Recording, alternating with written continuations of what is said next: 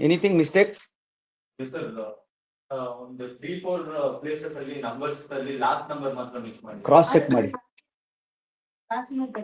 Okay. ಇಲ್ಲ last number check ಮಾಡಿ. Cross check ಮಾಡಿ ಒಂದ್ಸಲ.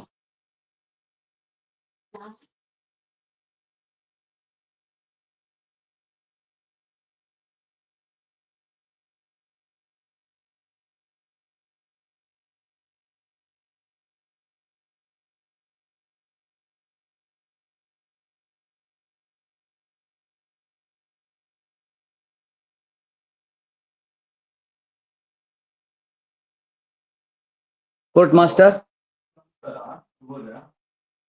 ಸರ್ ನನ್ನ ಹೆಸರು ಗೌತಮ್ ಅಂತ ಸರ್. ನಾನು ಅರವಿಂದ್ ಸರ್. ಹೇಳಿ ಸರ್. ನಮಸ್ಕಾರ ಮೇಡಮ್, ಇವತ್ತು ಸಿಟ್ಟಿಂಗ್ ಇದೆಯಾ ಮೇಡಮ್? ಇದೆ ಸರ್, ಇದೆ. ನಮಸ್ಕಾರ. Thank you. To hear or no implementing application. ನಮ್ ಕೋರ್ಟ್ ಅಲ್ಲೇನೆ ಡೇಟ್ ಅಸೈನ್ ಆಗಿರೋ ಮ್ಯಾಟರ್ಸ್ ಆದ್ರೆ ಬರೋದಿಲ್ಲ. ಆಲ್ರೆಡಿ ಡೇಟ್ ಬಂದು ಡೇಟ್ ಅಸೈನ್ ಹೋಗ್ಬಿಟ್ಟಿದ್ರೆ ಅದ್ ಆ ಡೇಟ್ಗೆ ಬರ್ಬೇಕು ಅಂತ ಡೈರೆಕ್ಷನ್ ಇದೆ.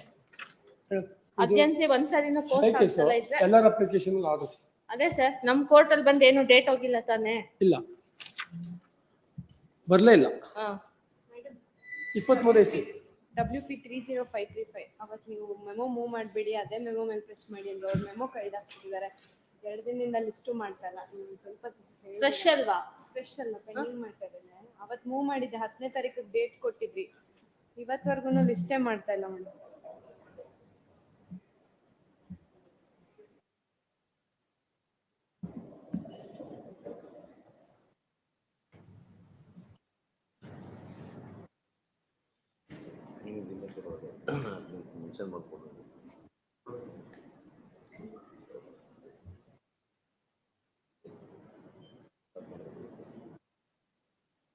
ಹಲೋ, ಟೋಟಲ್ 19 ಇಂದ ಇದು ನಿಮ್ಮ ರಿಟ್ GMCPC ಎಲ್ಲ ಇದು ಮೆಮೋಸ್ ಎಲ್ಲ ಏನೋ ಕಳ್ದೋಗ್ಬಿಟ್ಟಿದೆ ಅಂತ ಅಡ್ವೊಕೇಟ್ಸ್ ಬಂದಿದ್ದಾರಲ್ಲಪ್ಪ. ಯಾವ ಮೆಮೋ ಕಳ್ದಾಕ್ತಿದ್ದೀರಾ?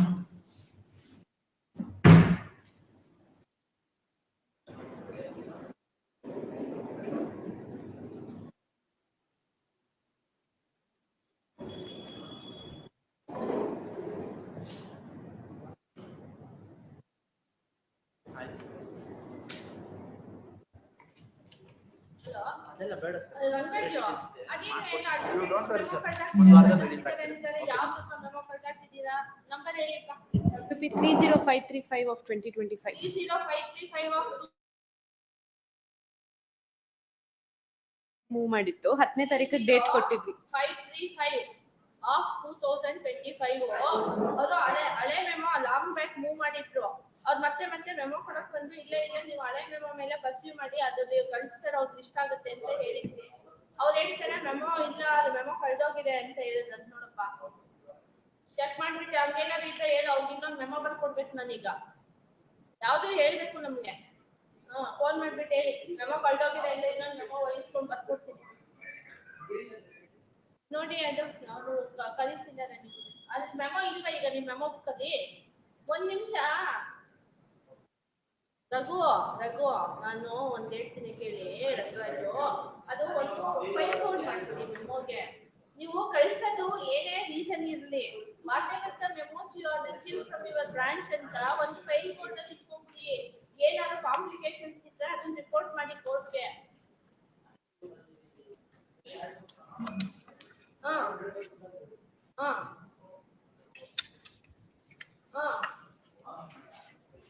ಈಗ ಒಂದ್ ನೋಡು, already date assign matters advanced ಆಗಿರುತ್ತೆ. ನಾವು ಅಲ್ಲಿ ಮೆಮೊನ ಬರ್ದಿರ್ತೀನಿ ನಾನು ಅಡ್ವಾನ್ಸ್ಡ್ ಅಂತ ಹೇಳ್ತೀನಿ ಅವ್ರಿಗೆ. ನಮ್ ಕೋರ್ಟ್ ಅಲ್ಲೇ ಡೇಟ್ ಕೊಟ್ಟು ಅವ್ರೇನಾದ್ರು ಸ್ಪೆಸಿಫಿಕ್ ಸಬ್ಮಿಷನ್ ಮಾಡಿ ಕೋರ್ಟ್ ಇಂದ ಡೇಟ್ ತಗೊಂಡ್ರೆ ಪಕ್ಕದಲ್ಲಿ ಕಾರ್ನರ್ ಅಲ್ಲಿ ಅಡ್ವಾನ್ಸ್ಡ್ ಅಂತ ಬರೀರಿ ಅಂತ ಹೇಳಿದೀನಿ. ಅವರು ಬರೀತಾರೆ ಮೆಮೊನಲ್ಲಿ.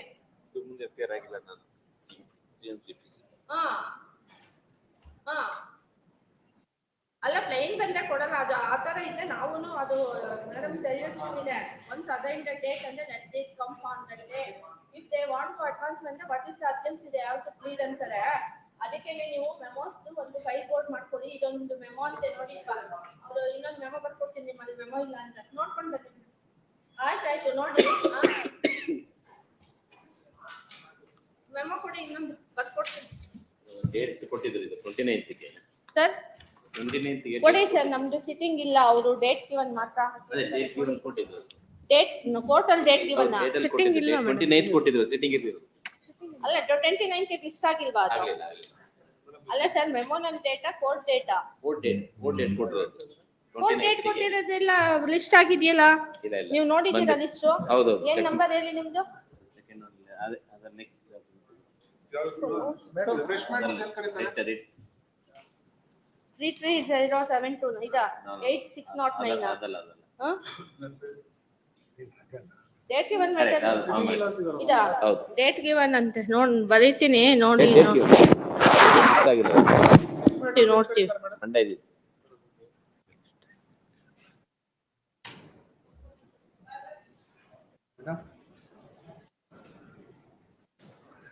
WP GMCPC ಇಲ್ಲೇನಾ? ನಿನ್ನೆ ಬಂದಿರೋದಿಲ್ಲ ಅಲ್ಲ ಸರ್, ಇನ್ಫಾರ್ಮ್ ಕೊಡಲ್ಲ ಆ ತರ. ಒಂದ್ಸತಿ ನಮ್ ಕೋರ್ಟ್ ಮುಂದೆ ಬಂದು ಅರ್ಜೆಂಟ್ ಆಗಿ ಹೋಗ್ಬಿಟ್ಟಿದ್ರೆ we are not having the rights to give dates. Submission ಮಾಡ್ಬೇಕು, ಅದನ್ನೇ ಮಾಡಿ. ಎಸ್ಟರ್ಡೇ ಇಟ್ ಇಸ್ ಲಿಸ್ಟೆಡ್, ನಿಮ್ ಸಿಟ್ಟಿಂಗ್ ಇಲ್ದಲ್ಲ ಇರಕ್ಕೆ ಅರ್ಜೆಂಟ್ ಆಗಿದೆ ಅಂತ ಹೇಳ್ಬಿಡಿ, ಅದನ್ನ ಹೇಳ್ಬೇಕು. ಆ ತರ ನಮ್ಗೆ ಕೊಡಕ್ ಬಂದಿಲ್ಲ. ಫ್ರೆಶ್ ಮ್ಯಾಟರ್ಸ್ ಎಲ್ಲ ಆಫ್ ಸಬ್ಜೆಕ್ಟ್ಸ್ ಕಂಪ್ಲೈ ಮಾಡ್ಬೇಕು. ಬಂದಿದೆ ಕರೀತೀವಿ, ನಾವು ಕೊಡಕ್ ಬರಲ್ಲ sir. I can't give the dates. Fresh matters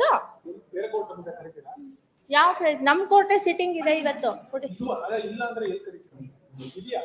ಇದೆ ಸರ್, ಯಾರಿಲ್ಲ ಅಂತ ಹೇಳಿದ್ದು? ಮೊನ್ನೆ ಇಲ್ಲ, ಇವತ್ತು ಸಿಟ್ಟಿಂಗ್ ಇದೆ.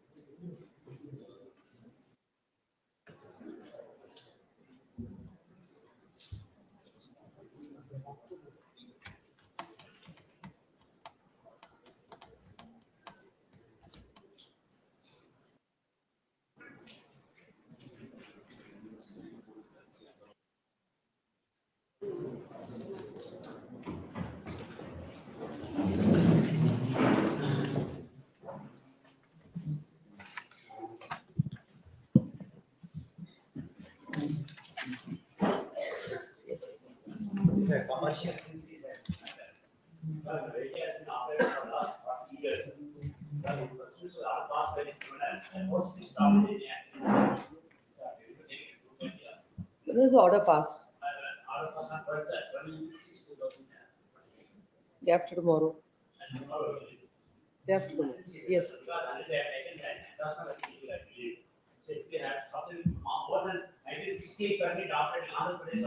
Tomorrow, yes.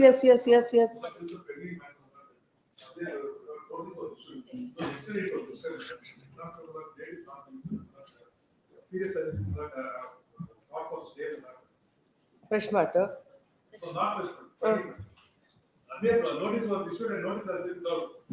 What is urgency now?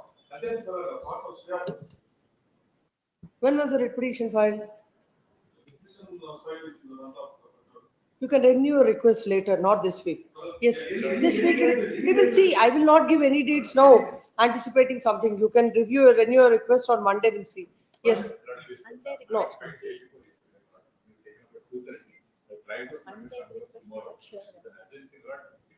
Let it come tomorrow in the first list, yes. Commercial court matters, my lord. Petitioners have taken an interim order filed vacating. Which year is that? 2025. Commercial court, my lord, it should expeditiously. No, dispose. 25, we are in mid of 26. You know how the matters are. So because the stay is pending, that cannot be the ground for me to take now. Commercial court, my lord. But I understand. I have seen commercial court matters which are Act pending that till is there 24. for us. We'll see, not now. Yes. My lord, urgency is, Don't give the memo now. We will, next week we'll see if time permits. my lord, Yes. trial court posted the case for judgments on 3/7. My lord, I have filed application for recall of the evidence and there is no chance for my argument and evidence, my lord, they directly posted for judgments. In the meanwhile, my lord, I am the defendant before the trial court. Plaintiff already filed a writ petition before this court and the same is pending till consideration, my lord. In the Is when? yes, my lord. 3/7 is when? Day after tomorrow is they posted for judgment, my lord. I request for 2:30, my lord. Tomorrow. Tomorrow at the top of the list, my lord, my chance. Please, we are grateful, my lord. Your Lordship, I filed a suit for permanent injunction, Your Lordship, and I also filed 39(b)(1) and 2 before the trial court, which has not been considered, Your Lordship. Emergent notice is been issued. Tomorrow. Your Lordship, the matter is for vacating the stay and the respondent in this particular case, Your Lordship. In the lower court, there is a. I'll come like this. Don't again join here. So that already people are waiting. Your Yes. Lordship, the stay needs to be vacated, Your Lordship. It has been, it has stayed the entire proceedings of. the Vacate stay court. petitions, for the reason that the stay is granted, I'm not taking up. Because there are 5,000 to 6,000 vacate petitions in my roster. So that's not the reason. Yes. Your My Lordship, lord, I'm for the petitioner in this matter. The respondents have not, they've not released the sanction load, though we have complied with all the statutory requirements. The electricity tower, everything else has been built, and due to that, we're not able to hand over possession, my lord. Petition. My lord, 26. When did you file it? My lord, it's filed on 17/4, my lord. What happened? Were never listed? My lord, it was listed. It's been listed for 21st, my lord. But there's a lot of RERA complaints that are being filed against us because we're not 21st able to. 21st of July, my lord. It will come. Yes. My lords, defendants, CPC matter, my lords. I am disputing his signature. I have sent it to forensic lab. That report says that it's a forged document. Not on the merits of it, I'm not hearing. What is when is the writ petition? My lords, I filed it day before yesterday, my lords. It will come. My lords, what has happened is it's posted for arguments, my lords. When? It's on 6th, 5th, my lords. 6th, sorry. List 6th. is matter on 5th. Sorry. I'm sorry. It's listed on 6th, my lords. Then Before it the will come trial. on 5th. Ma- 50 cent. Huh? 50 cent. Oh, I'm looking at June. Yes, ma'am. It's listed on Friday. I'm Yes. deeply obliged. Your Lordship, respondent on VC. 39 rule 1 and 2 came rejected, my lordship. There is an urgency pertaining. If 39 1 and 2 rejected, why are you here? MFA, sir. MFA. MFM. Yeah, sorry. WP. Against it, you file a WP. You can't, sir. You have to file an MFA. MFA ಬರುತ್ತೆ. Yes. There is a My lord, the trial court has not passed appropriate orders since 9 months, my lord. That's why I have filed a petition for direction for trial. For that also a memo. You file it, it will come. Yes. I am appearing for the petitioner in this case, Your Honor. We filed a petition suit before trial court. We filed a Writ petition of which year? petition 26 year, fresh matter. It will come fresh matters. Repeatedly, I'm saying, don't mention. Argument. Today for defendant argument, Your Honor. Kindly have it at When did you tomorrow. file it? In the month of June, sorry, Your Honor. We Never filed a- listed. No, Your Honor. We complied the office objection and all. I'll tell you, I'll just find out from them. In spite of complying with the office objections, if the matter is not listed, I'll deal with the registry. If it is, I'll dismiss your writ petition with exemplary cause for making the submission No, before you. yesterday only we complied the office objection. That's why I'm moving the memo. You keep quiet till you file the matter in the month of May. June, July, June, entire June, you keep quiet. And today it is urgent. I will not take up. Yes. Kindly No. have it tomorrow, Your Honor. No. Will not. Yes. My lord, the civil revision petition. Civil revision petition, my lord, the urgency is the plaintiffs have initiated execution proceedings wherein a delivery warrant of movables has been issued as against me. I had filed, it was not auto. That is arising out of which order? But the final order of the small cause suit, my lord. When did you file it? I filed it on 4th June. The reason was I had complied with the objections, but additional office objections were raised because of which You it have was not. you have to follow up. They have every right to raise the additional Because of which objection. it was not auto listed. Now a warrant has been issued in the execution proceedings, my lords. When was the warrant issued? A warrant was issued, in fact, in the month of June, first week of June. Now they have come and they're trying to attach the movables, my lords. That is the reason for tomorrow, my lords. No, when the party advocate is not vigilant, why should the court take it up? Out of turn is the question. I'm requesting for tomorrow. Whenever you feel the urgency, that is not the urgency. There's a sword hanging on my head, literally, my lords. That is the reason. That you should have realized before you were keeping quiet without complying with the office objections. Complied, my lords. Additional objections were raised. Even that earlier matter and this matter also tomorrow. Where is that earlier matter before you somebody was mentioning? Grateful. Yes. Lordship on VC. Please wait. My lords, Yes. this matter, an order was passed on 24th of June, my lords. There are some corrections. I appear for the respondent in this matter. Petitioner. Yeah. For being spoken to. Yes, please. ma'am. Tomorrow, take it up. In list one. Huh? We'll do it That's it. tomorrow. Yes. I'm sorry, my lord. I'm assisting the mentioning. Yes. That the matter, when it gets posted for, my lord, almost final arguments, a party comes and makes an application for, my lord, amending the plaint. The trial court, my lord, allows it. My lord, we object it because it's a Honorable High Court direction matter. No, when the writ petition is It is, my lord, a writ petition was filed on 27th of June. this month. Oh. My lords were not holding the sittings. Mm. My lord, the matter is kept today once again. Mm. The trial court closes, my lord, my opportunity for written statement because I say I have challenged the order. I don't want to agree with the order. Post the matter for evidence today. It's a dishonorable court's directed matter. This will take up tomorrow. Tomorrow. Your lords, for tomorrow, your lords, one matter where they posted for judgment on Saturday. When is the writ petition filed? Day before yesterday, ma'am. Yes, tomorrow. Tomorrow. My lord, I appear for the respondent in this matter, my lord. This matter was listed yesterday, my lord. Listed on? Yesterday, my lord. Since, my lord, there's no date given. My lord, the urgency is that, my lord, the Honorable Supreme Court upheld the injunction order granted by the trial court, this Honorable Court. Yet, my lords, I file an application for executing the Supreme Court order. My lord, the petitioner has filed this writ petition only in a pretext, my lord, that the Supreme Court order cannot be executed. And I just seek the urgency, my lord. Yesterday also they tried to evict me from my possession, my lord. That's the point, my lord. There is an urgency, though there is a Supreme Court order, my lord. Grateful, my lords. May I just seek the indulgence in the cause list 1, my lords? Grateful, my lord. My lords, I'm a respondent party in person. My lords, my kind request is to, I've moved a memo for listing, early listing. If my lordship can take up this matter on Friday or Monday, my lordship, just to request, they are not complying trial court order, my lordship, from last 4 months. I wanted to make my submission. Order you remedy is before the executing court, not before this court. I did, my lordship. This is a fraud on court observed by 11 judges, my lordship. I would like to make my submission. Last time, my lordship said you had to move a I will memo. hear this. I have no time to hear all these matters. There are so many other matters which are more important. We will see. Yes, call the list. List number 1, page-wise adjournments. Page 1, serial number 1 to 4.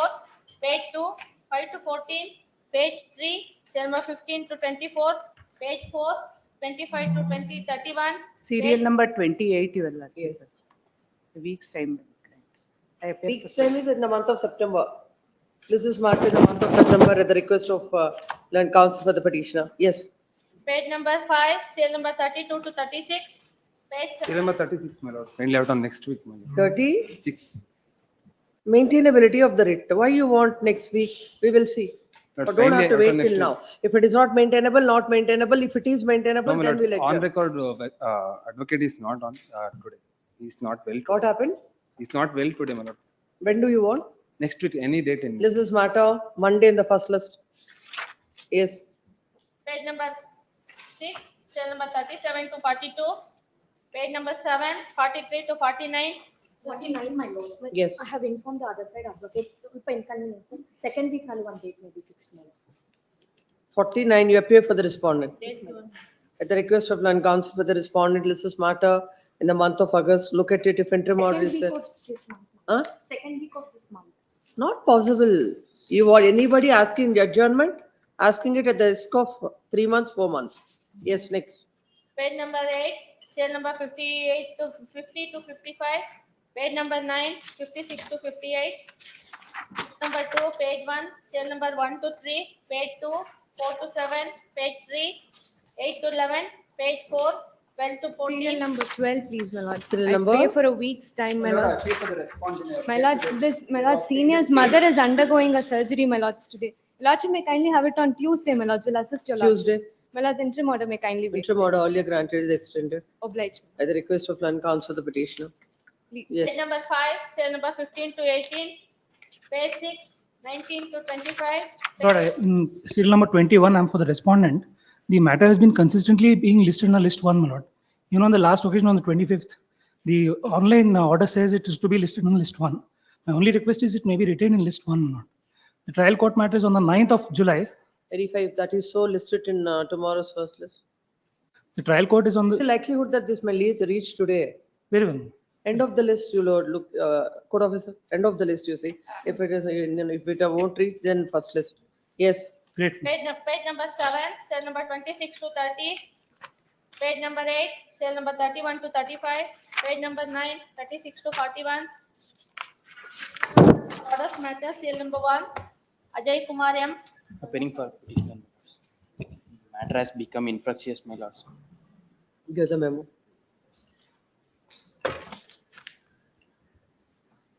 Memo is first seeking to withdraw the petition. Same memo is taken on record and dismissed as withdrawn. Cell number 2, Giri K. Cell number 2.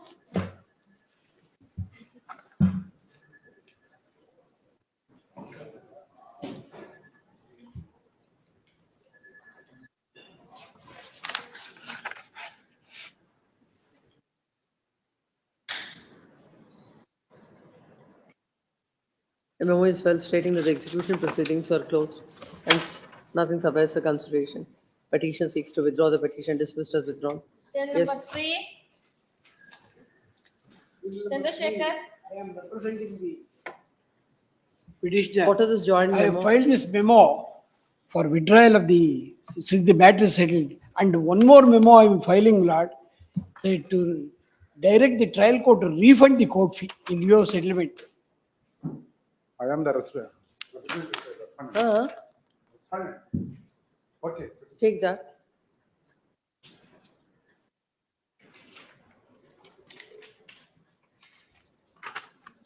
One memo is already filed.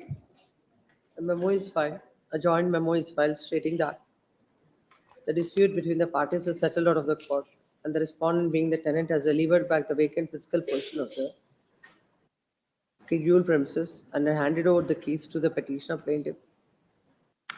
In the light of the same, the plaintiff wants to withdraw the suit pending before the trial court.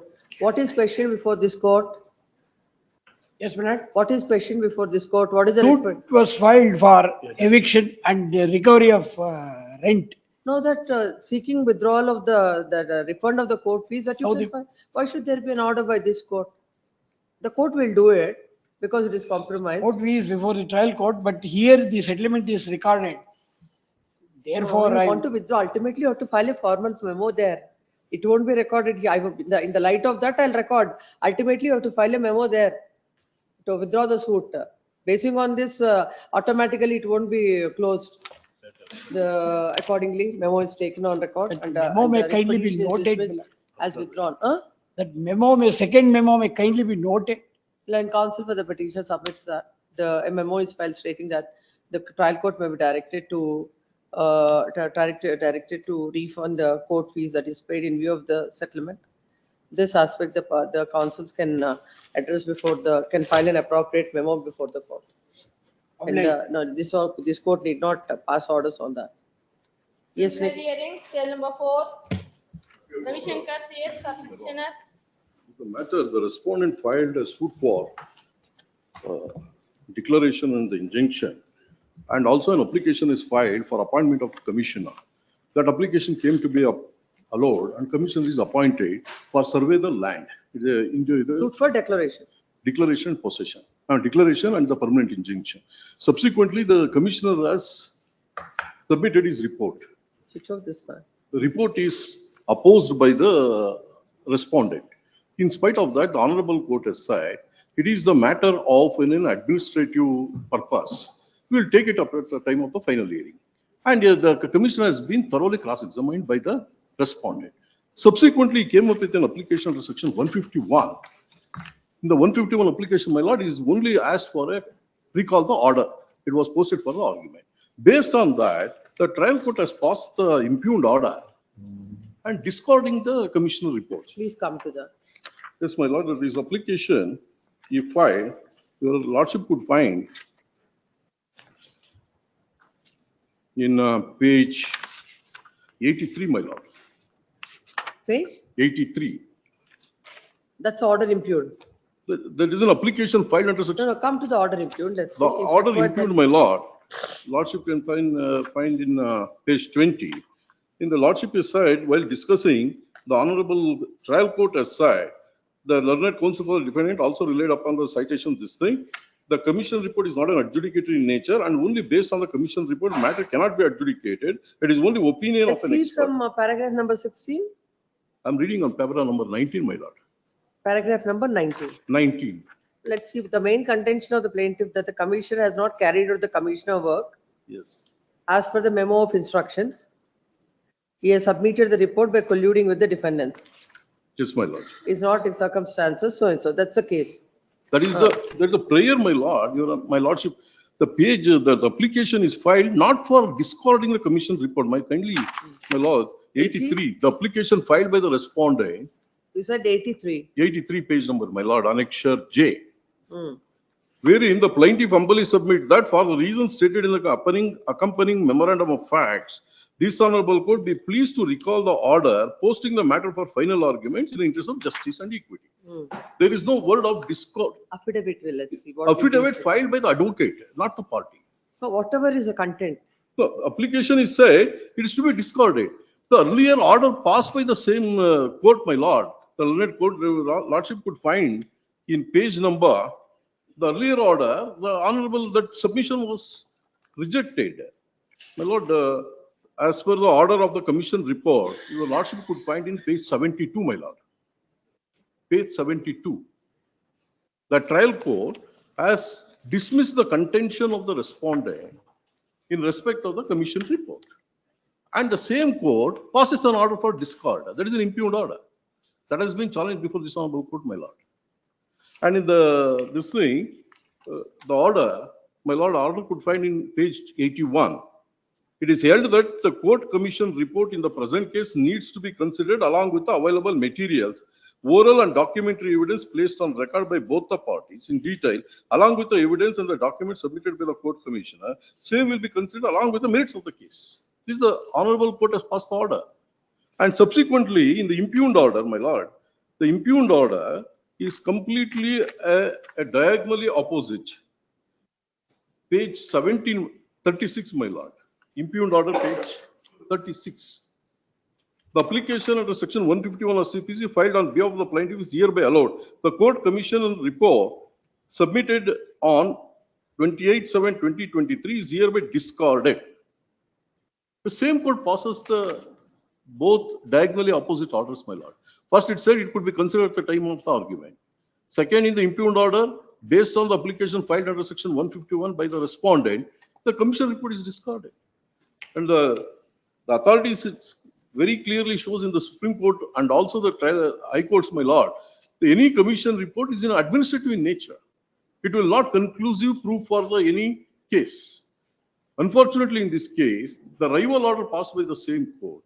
First, at the time of. What is the rival order according to you? According to me, my lord, the first order, when the respondent is opposed for the commissioner report, the order has been passed on 13/6/2020. I mean, the order has been passed by the trial court, whereby his contention is rejected. Your lordship can kindly see in page 72, my lord. Annexure H, 72. In page 72, comes to the order portion of it, my lord. It is held that. They sought recall of this order. No, before that, my lord, there is an order passed by the same. That's what I'm saying. Page number 72 is the order. Which Order, was passed. 81 is the operative. That order, they wanted it to be recalled now. That order, they never say in the application. Recall the order. You No, see, no. kindly see the application, my lord. There is nothing. Please come back to the application at 82. Yes, my lord. 83, my lord. What it That says. for the reason stated accompanying memorandum of facts, the honorable court pleased to recall the order posting the matter for final arguments. So in this order, only court has posted it for final argument. Come to the operative portion of this order, 81. In 17, my lord, the application of section 151 filed on behalf of the plaintiff is hereby allowed. The court commissioner report submitted on 28/7/2023 is hereby Are discarded. you reading at page 81? Not 81. That's the operative portion of the order. Yes, operative portion of the order. It is held that the court commission report in the present case needs to be considered along with the available materials, oral and documentary evidence placed on record by both the parties in detail, along with the evidence and the documents submitted by the court commissioner. Same will be considered along with the merits of it. This order is dated This order, my lord, dated 19th April 2025. 19th April 2025. 25. Then this application is filed when? The respondent. 6/20. Respondent on 13/6/2025. Uh, And on that, based on that application, the impugned order has been passed. The application of section 151 of CPC filed on behalf of the plaintiff is hereby allowed. Court commission report submitted on 28/7/2023 is hereby discarded. In fact, the respondent has cross-examined the commissioner at length and subsequently files an application. After this thing, commissioner report submitted to the court, he has been thoroughly cross-examined by the respondent, participated in the proceedings, and subsequently files an application. Please come. Then counsel for the petitioner submits that. Once the commissioner report is placed on record and the plaintiff has raised objection with regard to the said report, court has refused to entertain the same and posted the matter for arguments. At this stage, the present IA is filed and the court had by order impugned, had set aside the report of the commissioner by allowing submitted on 28/7/2023. And the court commissioner report submitted on 28/7/2023 is discarded. Then counsel for the petition submits that this order of the court is contrary to the earlier orders and even to the application that is filed before the court. Considering the same, there shall be stay of all further proceedings pursuant to the order dated so and so. Same hand summons and memo shall be filed by 23rd of July, or else the stay granted by this court stands vacated. Interim still, Stay. Cell number 5. the connected, my one submission, madam. Comment G. 6 and 7 are connected matters. 6 and 7 are connected matters. They are arising out of? Same order. There are 4 suits were filed. Yes, list along with so and so. And also another matter, my lord. These are all different suits. No, same suit. I mean, different suits. Parties are different, but subject matter of the suit is same in all the matters. In all the applications, Yes, I mean, in all the suits, same application. Same application. In the light of the interim order granted in WP number 9683 of 2026, where the similar application is filed in this application, in this suits also, in this also, they shall be stay of all further proceedings, same memo and notice to the hand summons to the respondents. Another petition is not listed. WP 10123 of 26, arising of the same matter. Give the number to the court officer. Yes. Yes. Cell number 5. Much obliged. Purushottam G. I'm appearing for petition, my lord. Petition filed by the impeding applicant. It is a suit for declaration and injunction filed by the respondent 1, my lord, against the respondent number 2 to 5, who are defended before the honorable trial court. My lord, the plaintiff claimed that suit schedule property has been purchased from DS Srikanth. No, who are you? You're the impeding applicant. Yes, my lord. What is your case? My lord, that the plaintiff claimed the suit schedule property based on the sale deed, which has been sold by DS Srikanth Dikshit, whose father has been already filed a suit for declaration and injunction. The sale deed of the plaintiff is when? In which year? 2019, my lord. What is the date of sale deed? 26/6/2019. What is your case? My case, my lord, my father is DS Srikanth Dikshit. Father has filed a suit for declaration, permanent injunction, and mandatory injunction against my father in 1974, 526, 13/8/1983, my lord, wherein the suit for declaration has been dismissed, with suppressing the fact these sale deeds came to be created. According to your father, he is the owner of the property. Yes, my lord. What is your document? My lord, my document is, my lord, on the basis of document mutation means my is ancestor property, my lord, based of which I am in the possession of the suit schedule property. Therefore, mandatory injunction has been. After that, no appeals were filed against that. Yes, my lord. So their vendor has lost a suit for declaration. Yes, my lord. Plaintiff's vendor has lost a suit for declaration. Plaintiff vendor presently filed a suit for declaration based upon the sale deed against the defendants number 1 and 2, who are no way concerned to the suit schedule property. Come to the order. My lord, in this case, my lord, para 3, my lord, the plaintiff did not file the objection statement to my application. Let's see the order. Please come to that. Para 8 is the reason. Para 7 and 8, my lord. Page number 15, my lord. The plaintiff has filed the above suit against the defendant for relief of declaration and the sale deed alleged to be executed by one Srikanth Dikshit and others 26/6/2019. The applicant, in support of their statement, have produced a judgment passed by OS number 526/1974, which was filed by Sundar Dikshit against Anwar Shop, which was dismissed on 13/8/1983. Further, he has produced the mutation extract at taxpayer receipt. Here in this case, plaintiff claiming relief for declaration with respect to the property serial number 76, property number 98/52, an extent of 180 feet. Further assessment extract kata and social property in the name of vendor of the plaintiff. The perusal available on record property claimed by applicant social property are entirely different. Furthermore, plaintiff claiming relief for declaration against defendant. Where is your application? Let's see. Application, Malana.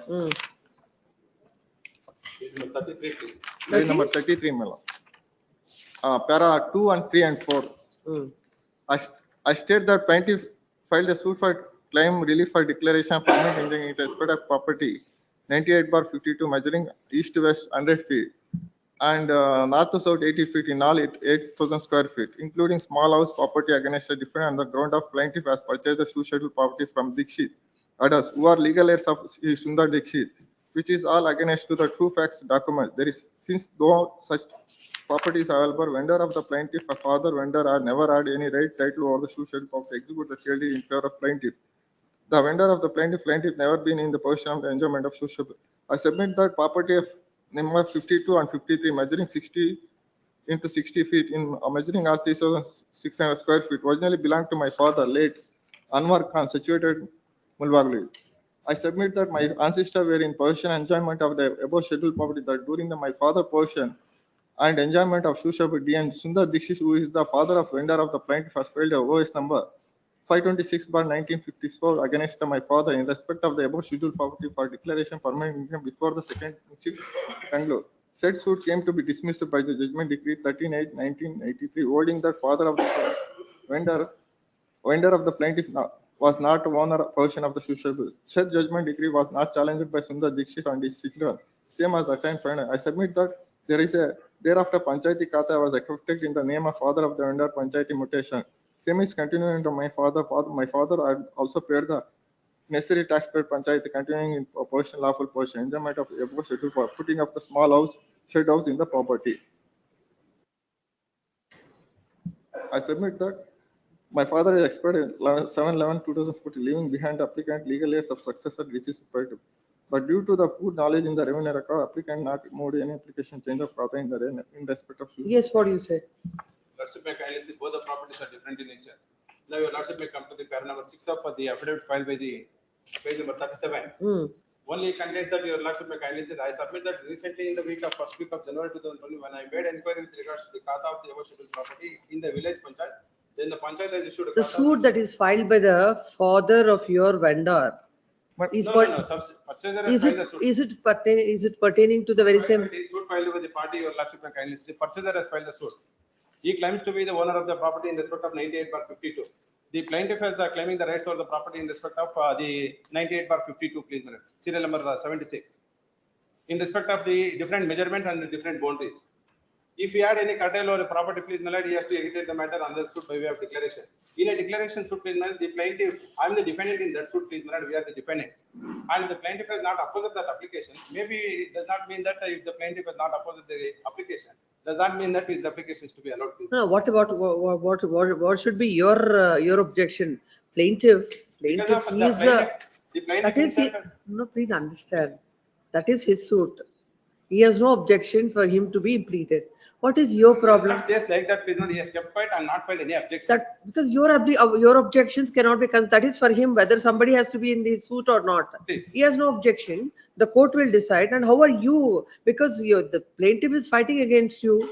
Somebody wants to add into that, he has no objection. The impleading application is assailing with other and he filed the suit and he come up with the application for impleading. Because of the plaintiff himself has no right for the property, because of that property belongs to my ancestral property. So what is, no, how are you aggrieved? That I am not able to understand. Because of the scheduled property claimed by the plaintiff here in That is for the plaintiff, that is his suit. Please. Please come. The present writ petition is filed agreed with the order passed in I number 2 in OS number 1266/20, 2764 of 2022. Old number, OS number 1266 of 2020, dated 16th January 2025, by the senior civil judge and JMFC Hoskote, the petitioner, complete applicant is before this court. The first respondent herein has filed a suit seeking declaration and injunction. First respondent? I am respondent number 3 to 5. That's what? Respondents 1 to 2 or the plaintiffs? Please. Respondents 1 and 2 herein has filed a suit for permanent declaration and injunction. In that, the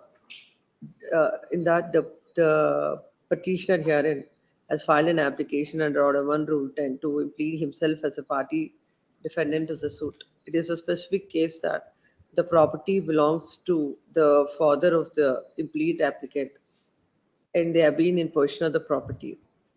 The plaintiff's vendor's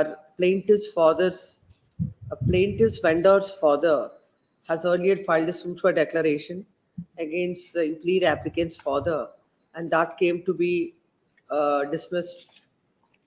According to the implead applicant, he is in possession of the property, and they are the father is the absolute owner of the property.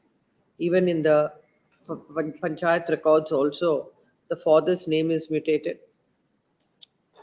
Next part. And as such, the same part, as such, he is a proper and necessary party to the present suit. Next part. The plaintiff has not filed his objections. You have filed your objections. The defendant number 3 to, your defendant 1 to? 3 to 5, please. Huh? 3 defendant 1 to 1 to 3, please. Not defendant 1 and 3, who are respondents 3 to 5 herein. 1 to 3, please. All the defendants we have appeared before the trial. Defendants 1 to 3, and here your respondents 3 to 5. 3 to 5. Respondents 3 to 5 have filed their objections stating that the petitioner, what the plaintiff is claiming and what the property the implead applicant is claiming are not one and the same. As such, he is not a proper and necessary party to the suit. No kata was standing in the name of the impleading.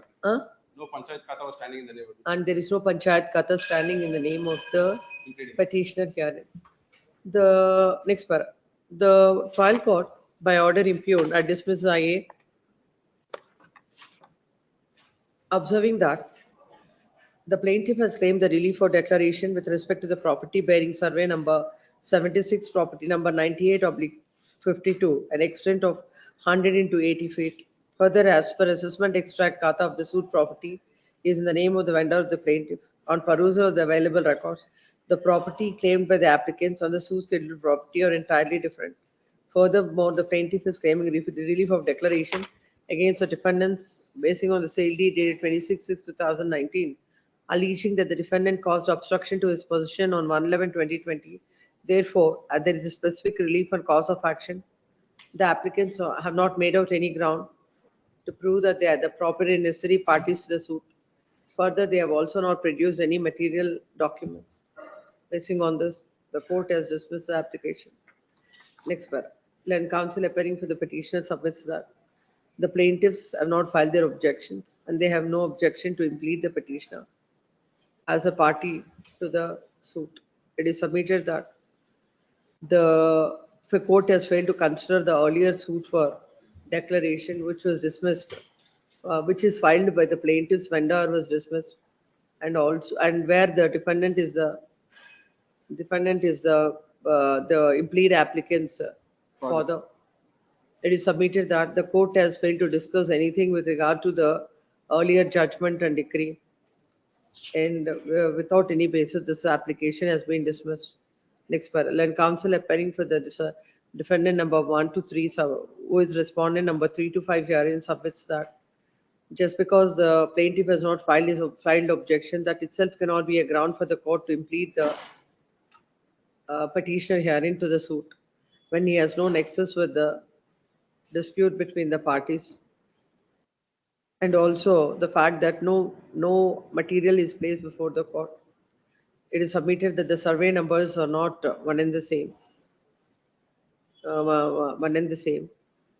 and no cogent material is Also placed. in the affidavit, he has not at all stated that how the relevant to the scheduled property. And in the affidavit is silent how is a proper and necessary party to the suit. Hence, it is submitted that the court has rightly dismissed the application and no interference is called for. Next, having heard so and so. The suit is for declaration and injunction, which the plaintiff has filed against the defendant. Plaintiff is a master of the suit, and he has no objection for the defendants to be pleaded in the suit. According to the implead applicant, he is in possession of the property, and in support of this, is relying on a judgment and decree which is passed against the plaintiff's vendor himself. If the petitioner is impleaded in this, as he is setting up a different title. He is setting up his own title, which is against the plaintiff's case. And the plaintiff has no objection to implead him as a party defendant. That apart, considering the earlier judgment, if the petitioner is is impleaded in this suit, the court will be able to effectively adjudicate the dispute with regard to this, the declaration with regard to the property. And there would be a quietus to the litigation in the light of the fact that the defendant has no objection. And this would put an end to the multiplicity of proceedings. This court is of view that the court ought to have allowed the application that's filed under Order 1, Rule 10. Accordingly, the writ petition is allowed by setting aside the order dated so and so, so and so. Finding a petition will not come in the way of the proceedings. Any of the observations made by this court while disposing of this matter, matter shall not be construed as an expression of this court, and the court has to deal with the case on the merits of it. Still number 8. Already Ranganath.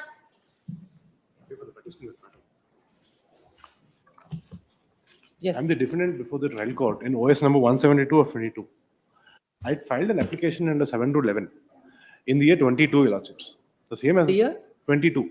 The same has gone for orders, again recalled for hearing more than 3 times, Your Lordships. I'm seeking for a direction for consideration of the application. Where is your prayer? Prayer is at page number 13, Your Lordship.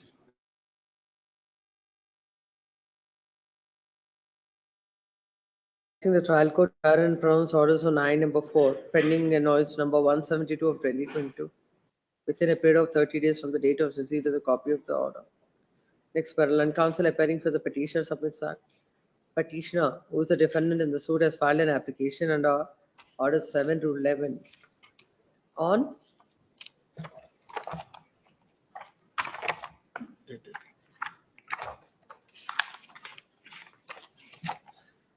On 21/6/23. on 21/6? 23. On 21/6/2023. And so far, no orders are passed on that application. Hence, the petition is before this court seeking a mandamus, considering the fact that this application is pending from 2023. This court deems it appropriate to direct the trial court to dispose of the IA in an expeditious manner. Accordingly, this court is passing the following order. The writ petition is allowed.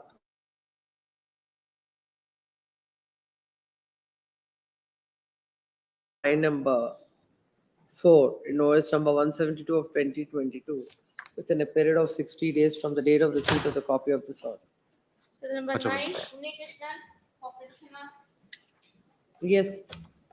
This matter pertains to execution proceedings before the Kunigal court, Millets. And the senior to argue in this matter, Millets, is unwell, so short accommodation in a week's time. When do you want? Let's week any day. In a week. This day after tomorrow. Yes, next. Still number 10. Sri Hari. Application filed by the petitioner plaintiff under 6 Rule 17 seeking amendment matters claim to be Suit rejected. is of which year? Suit is of the year 2011. When did you file this IA 25? I have filed in 2024. Kindly see my lord's order. What is the stage of the suit now? Suit, it was posted for arguments again on an application by the defendants to recall the PW1. PW1 was completed. Evidence is now it is at the stage of PW2 matters. DW1. Kindly see the order. Come to your application. Please.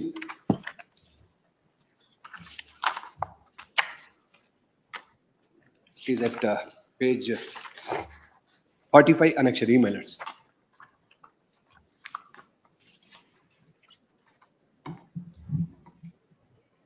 Let's see the affidavit. Please. 47. What has happened, Millard's plaintiff? No, we'll read your affidavit and understand. Please. Shall I read, Millard? Please. Second para. I submit that plaintiffs have filed a above suit for relief of declaration of their title over the suit schedule property acquired under family settlement dated 14/6/1992. I came to know that defendant number 2 suppressing the family settlement arrived between the defendant number 1 has filed a suit in OS number 13 of 2008 before the Honorable Court for partition and separate possession and obtained expert decree on 37/2011 in respect of the very same suit schedule property. I came to know only after the defendant filed a written statement. I submit that OS number 13 of 2008, which was tried ex parte and said defendant number 2 has awarded a decree against the plaintiff number 1 in the said suit. Furthermore, neither I nor the plaintiffs in this case have been issued notices or summons in the said OS number 13 of 2008, and the case has been tried. So, Please, madam. you want to incorporate something which is stated in the written statement way back in the year 2013. Please, madam. What has So happened? which your affidavit says that you are aware of it when the written statement is filed. Please. And you have not incorporated it. Now it should be done. Why should it be done? The reason, my lords. There is no reason for that. The reason given by the trial court before the trial court is that, my lords, the earlier advocate, it was a transferred brief to the trial court latest, who is presently present advocate. No, after the amendment, what you have to plead, in spite of due diligence, these facts could not be brought to the notice of the court at an earliest point of time. In the written statement, you came to know, you say. Please. What is the explanation in this affidavit? One more paragraph. As I have read it, read it. The reason given is that, my lords, they were not aware that the trial court, there was no proper advice, and later when the evidence stage it arrived, my lords, during During the course of evidence. Please. When the cross-examination and everything is done, when something is being to somebody's advantage and to your disadvantage, now you want to fill up those latches by filing this. Initially, there is a partition in the year 1992 itself between plaintiffs and defendant number 1 to 3. Defendant number 4 to 12 has sold the property. Had you filed your this additional pleadings at that time, basing on that, the court would have framed the issues, saying that whether an ex parte judgment and decree that is by or some other, you kept quiet. Why should we?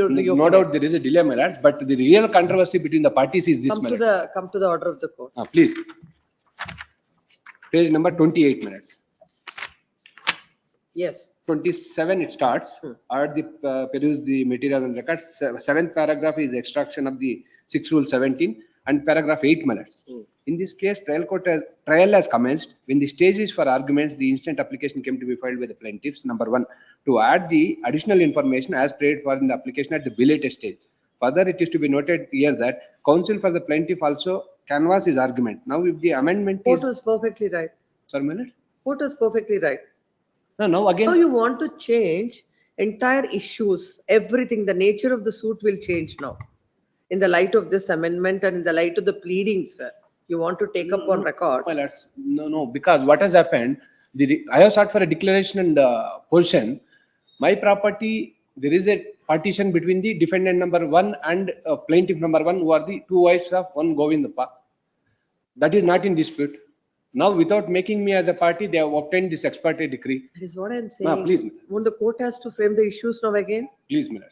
But that you will make the court to do what court started doing it in the year 2011. Suit of 11 or 13? 2011, but they have filed written statement in because the year it definitely causes prejudice to the defendant. Sorry, ma'am. At this stage, it will definitely cause prejudice to the other side. Now the stage is again, my lords, evidence. It is not that it is in the final arguments. My lords, it can be compensated through costs, but to decide the real controversy between the parties, my lords. The judicial time is very valuable. No, to decide the real controversy between the parties, my lords. Not necessary, because your suit for partition, there is an ex parte judgment and decree. You are aggrieved by that. You will go there, and that judgment you will take care of. This fact, which you are in your knowledge from 2013, you say in 2024 suddenly you realize that it is you have to seek amendment and you file application. No doubt, my lords, there is a delay on our part. I do admit, my lords. But it's a clear lapses and not being diligent, and court shall not come to the rescue of that kind of a litigant. Come, agreed with orders passed in I number 8 in OS number 226 of 2011 by the Senior Civil Judge and CJM Ramnagar, dated 10/3/2025. The plaintiff is before this court. The suit is filed in the year 2011, seeking declaration and injunction.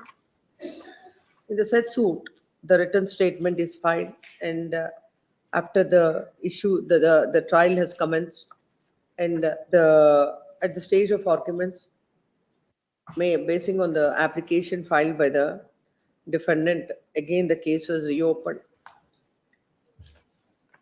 Now, the present application came to be filed under Order 6, Rule 17 by the plaintiff, seeking amendment of the pleadings.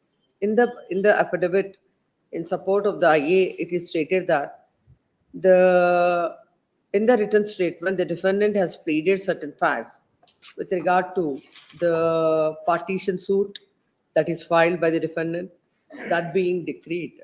According to the plaintiff, he was not, no notice was given to him, and without notice to him, such an order is passed. As such, he wants to bring those pleadings on record. And so he has come up with this IA, seeking amendment of the pleadings. Next paragraph. The court, the trial court, by order impugned, had dismissed the said application. Observing that the trial has commenced, when the stage is for arguments, the instant application came to be filed by the plaintiff. Number one, to add the additional information as prayed in the application at the belated stage. Further, it is to be noted here that the counsel for plaintiff also as to converse his arguments. Now, if amendment is allowed, entire case is going to be changed. And moreover, the case comes under the more than 10 years old case list. Therefore, this court is of the view that the applicant is not diligent in conducting the case and accordingly dismiss the application. Land counsel for the petitioner submits that by way of this amendment, the nature of the suit is not going to change, nor any prejudice would be caused to the defendants. It is submitted that due to lapses or communication gap between the plaintiff and the advocate, this plea could not be taken up. They could not come up with this application at an appropriate time. It is submitted that by imposing some cost, this application can be allowed by the court. If this amendment is not allowed, it would cause a lot of prejudice to the plaintiff. Anything else? Anything else? That's And hence the court has failed to consider all these aspects only on the ground that this is an old case. Court has dismissed the application. It is submitted that in the interest of justice, the application may be allowed. Next part. Having other counsel for the petitioner, but is a material on record. This is a suit of the year 2011. This court has perused the affidavit. As per the affidavit, the petitioner has to come to know about the partition suit and other pending partition suit and the judgment and decree after the written statement is filed. No doubt the written statement must have been filed in the year 2011 itself. 13 minutes. 2013.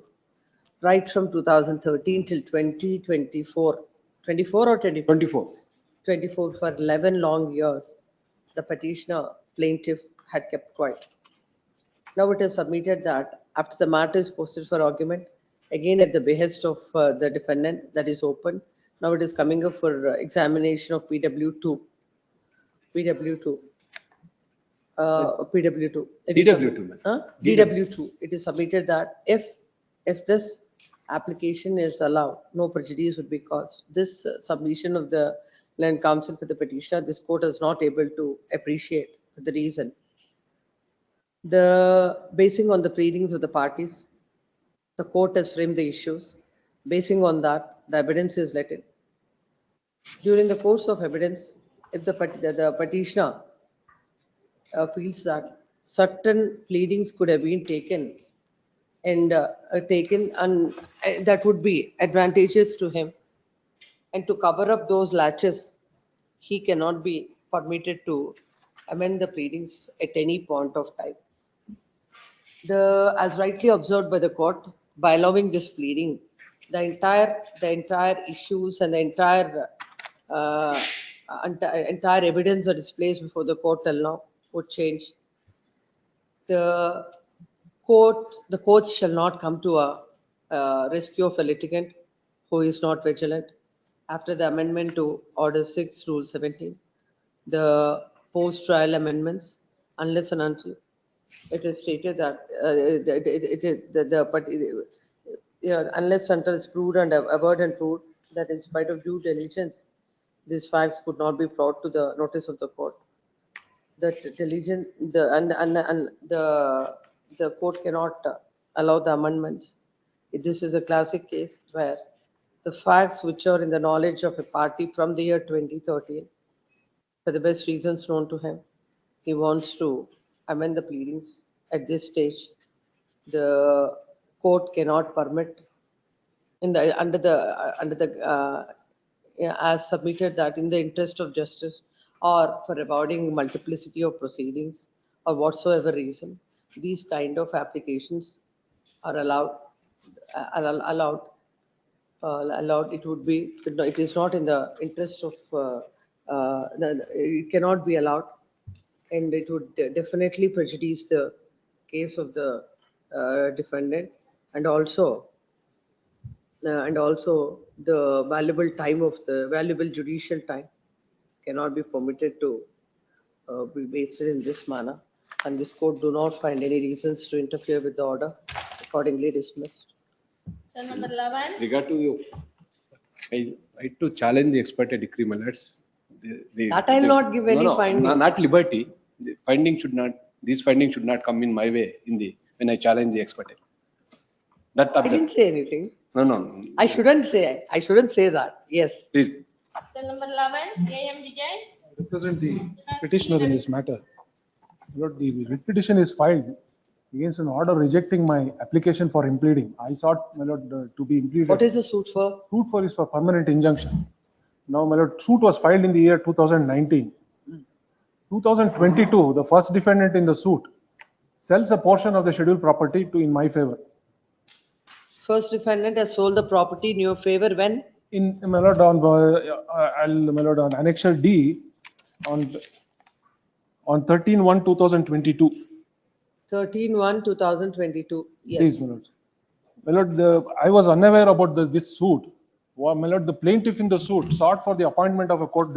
He had obtained an interim order of temporary injunction. My lord, my lord, he complained that he was not unable to enforce that order. Therefore, he sought for the appointment of a court commissioner. Court commissioner came to the spot, my lord. I noticed that even my land was being, my lord, the measurements were being taken. At that point, my lord, I filed this application for impleading. Now the trial court, my lord, rejects my application. My lord, therefore. Let's see your application. At Annexure E. Page number. Page 68. I'll go to the affidavit. May I start from the second paragraph? 69.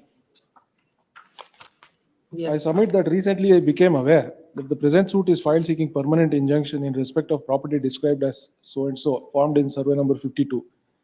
The fact of filing of the above case came to my knowledge after the plaintiff above named served a copy of a caveat petition mentioning about the pendency of the suit. I submit that one so and so was regranted 2 acres in survey number 52 on 23/12/83 under the provisions of the Village Officers Abolition Act. After his demise, the first defendant and 2 others, being the sons of the Purchase how much extent? 10 guntas. What is the sue schedule property? 1 acre 30 guntas. 1 acre 30 guntas. Huh? No, I'll complete, my lord, I'll clear this confusion. The suit A schedule, if my lord sees at page 36. Yes. A schedule is measures 1 acre 30 guntas. The permanent injunction is sought in respect of B schedule, which is supposed to be a site measuring 40 feet by 60 feet. Now, the problem is this, my lord, this is a revenue layout, my lord, wherein there is no layout plan. Now, the entire extent. We'll continue. We'll continue, yes. After his demise, the first defendant and 2 others, being the sons of Kenchappa, sold 1 acre 30 guntas in favor of one Satyanarayana under a sale deed dated 4/4/2003. Balance extent of 10 guntas out of the regranted land was retained by the first defendant and the remaining heirs of Kenchappa. I submit that the first defendant, his wife and children sold 10 guntas in my favor under registered seal deed dated 13/1/22. Since then, I am in physical possession and enjoyment of the said extent. Prior to my purchasing the said extent of 10 guntas, the first defendant obtained the conversion from agricultural to non-agricultural purposes on 18/2/2025. After purchasing the said extent, I have obtained transfer of kata to my name in the records of the BBMP. Recently, I have also obtained the e-kata from the BBMP, which has assigned so and so number to the said extent. I submit that the sale deed dated 13/1/22 was executed in my favor by the first defendant alone, along with his wife and children. The remaining children and grandchildren of Kenchappa executed a registered confirmation deed. Affidavit is which page? Page 70, Yes. 69, 70. Yes, yes. I am reading at paragraph 5, my lords. Such being the case, recently the plaintiff and the first defendant along with few others came to my property stating that this honorable court has ordered for the appointment of an advocate commissioner to conduct the local inspection of the property described in the plaint schedule. However, the plaintiff tried to mislead the learned court commissioner, urging him to inspect and measure the 10 guntas all around which I have constructed a compound wall. Despite my earnest attempts to convince the plaintiff and those who were present at the spot, the plaintiff and her supporters wrongly insisted that the present suit schedule property is situated in the 10 guntas owned by me. I apprehend that under the guise of claiming the property claimed in the... Please come to the impugned order. My lord, the impugned order, kindly turn to page 27. Yes. On perusal of the accompanying affidavit of the impleading applicant, objections and materials placed on record, the impleading applicant has contended that all the registered documents executed in his favor have come into existence subsequent to the filing of the present suit. He is a proper and necessary party in the present suit, and his presence in the suit would be necessary for the proper and comprehensive adjudication of the controversies involved, and the proceedings with the suit against the first defendant would be of no consequence, since the first defendant has no subsisting interest in the property sold in his favor. The plaintiff has contended that the impleading applicant who is claiming right through the first defendant, who has absolutely right. Yes.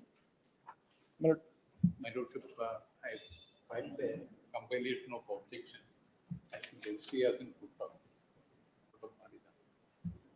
So anyhow, we can. I said I have an extra copy. I have the office copy. I served it to. Because no objections are required to be filed in No, this, that is because it, that is it. we'll only be looking Still- at what is the order of the court, nothing else, and the other material. That is what. Yes. My lordship, may kindly see. The petitioner herein, he claimed to have purchased 10 guntas of land from respondent number 2. How respondent number 2 acquired the title? How respondent number 2 acquired the title over the said property, my lordship, may kindly see. In that objection statement, at page number 38, annexure R3. No, but what you have to understand is. This is suit it's for not about- bearing. 1 minute. It's not about what are your objections to this application, how it is dealt with by the court, what are the reasons recorded by the court. Yes. Now, by looking at your objections, you cannot supplement the reasons in this order, isn't it?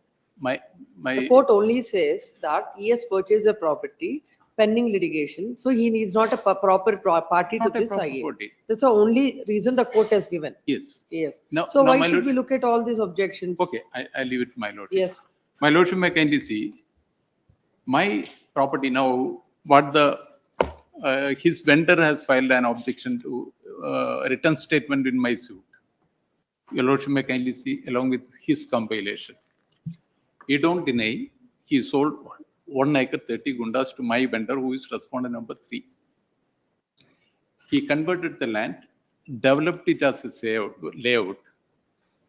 In 2013. No, whatever are the rights of his vendor, Yes. he is that will only, now, if the vendor has sold the property, which is already sold to you, or you are the owner of the property, it's the same order will follow. Court will not decide about anything else. Yes.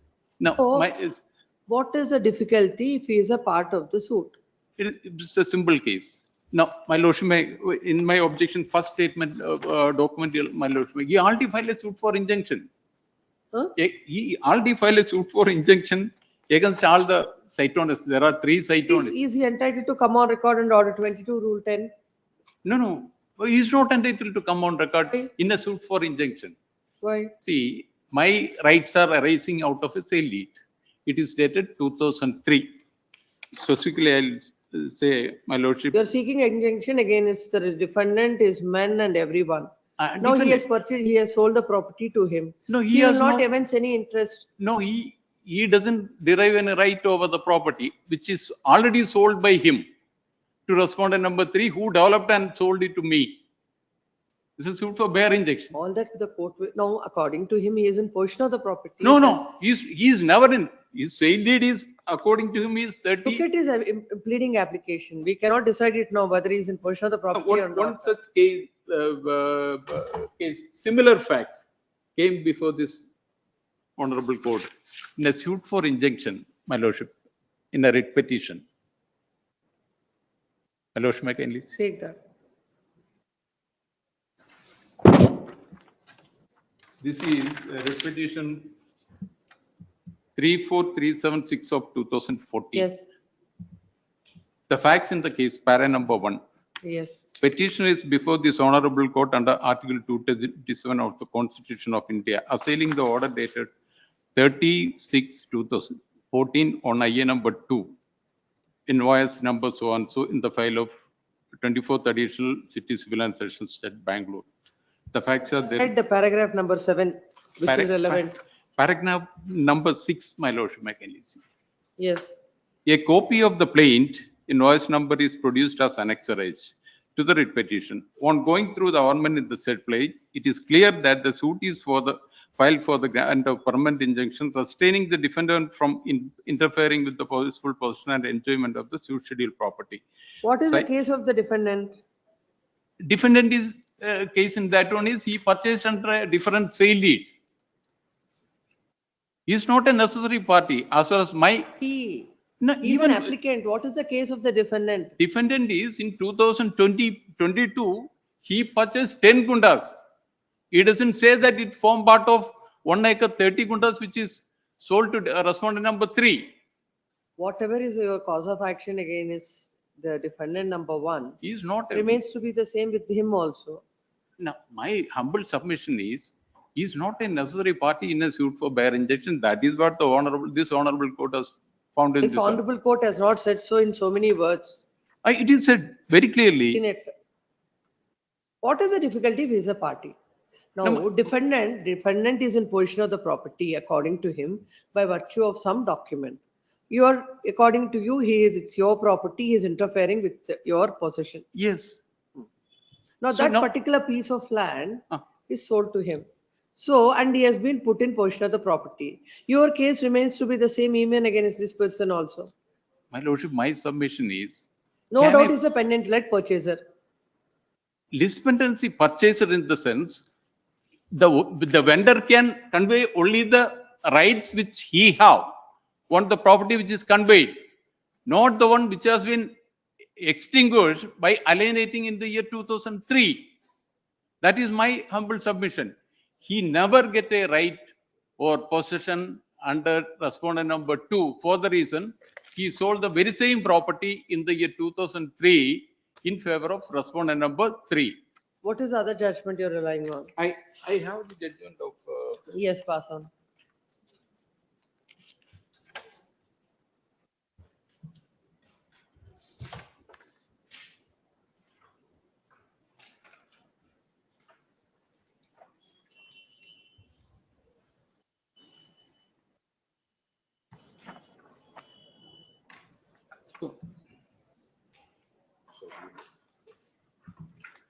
Yes.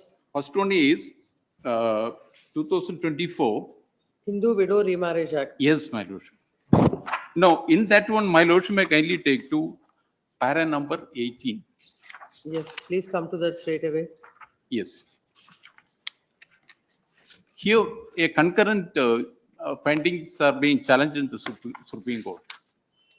In that one, the High Court as well as the Trial Court has held that since the deeds were proved, implying that Cheruti had the right to execute a lease deed on 14 July 1910, so far as the deed of release is concerned, and the same might entitle her to be beneficiary as a lessee also. But it would be tried to repeat that even if subsistence of a deed is proved in evidence, the title of a executing person in case charity does not automatically stand confirmed.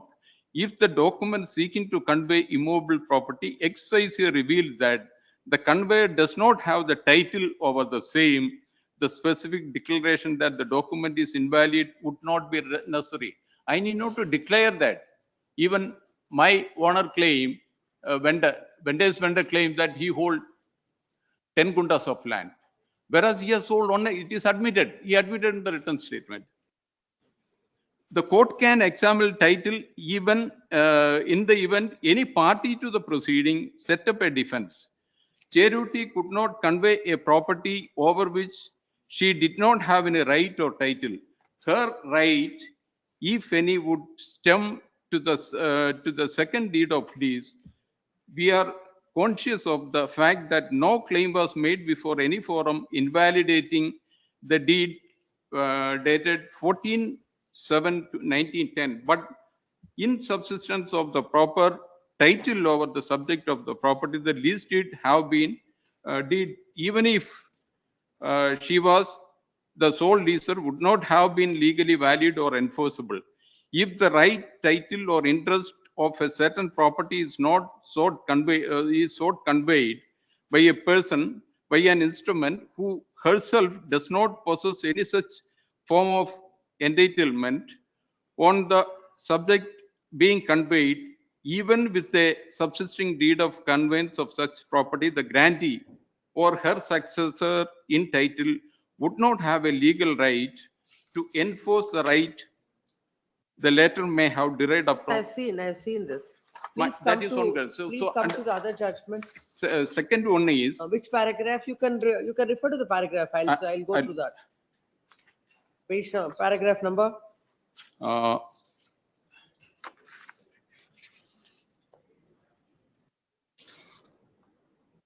para number 5.5. My lordship, my ladies. Yes. Yes. I'll go through that. Yes. Okay.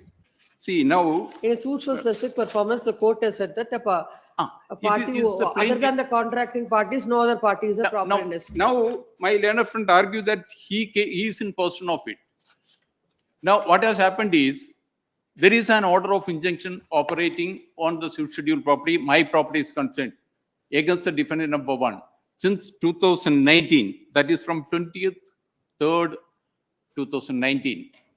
What has happened is, while the order is still operating, on 31/5/2025, the defendant number 1 trespassed into portion of suit schedule property as well as the neighboring 4 sites. He put a compound wall all around. Now he claims it is a converted land. He wants he don't deny the title in favor of my vendor's vendor, that is respondent number 2. Now, my lordship may kindly see. Now, what is the remedy available to me? Since it being urgent, since 31/5/2025, the land has been maintained in the status quo position. That has been violated by respondent number 2 herein. My lordship may kindly take one document which in my compilation. Or I am moved, see now this urgent this thing has come. We moved a writ petition. 3 site owners moved a writ petition before this honorable court.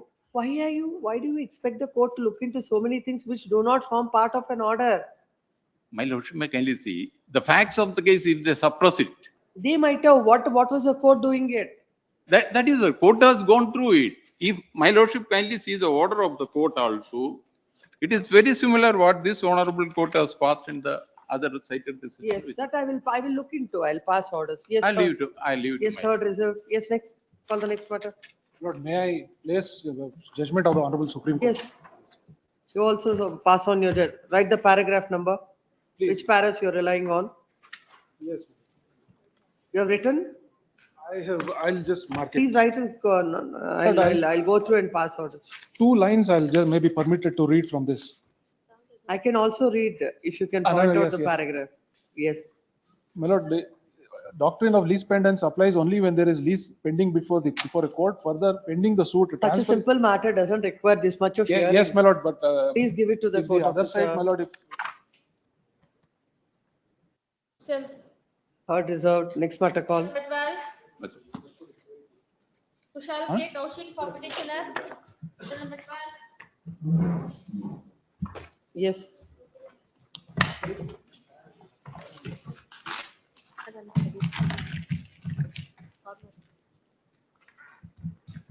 My lord, for the petitioner in this matter, my lord, what has been challenged is the order of the learned trial court dated 4/4/2026, whereby the respondent number 1 was impleaded into this particular suit, my lord.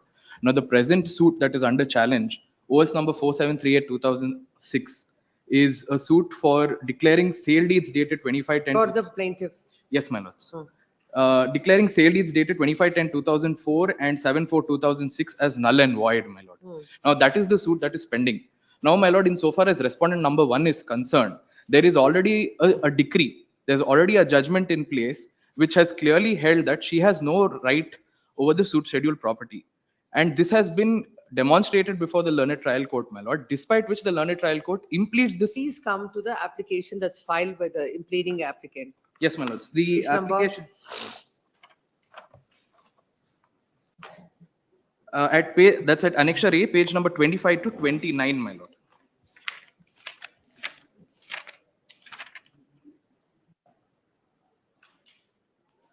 My lords, on perusal of the entire application, my lord, more specifically the affidavit that's it. Let's look at it.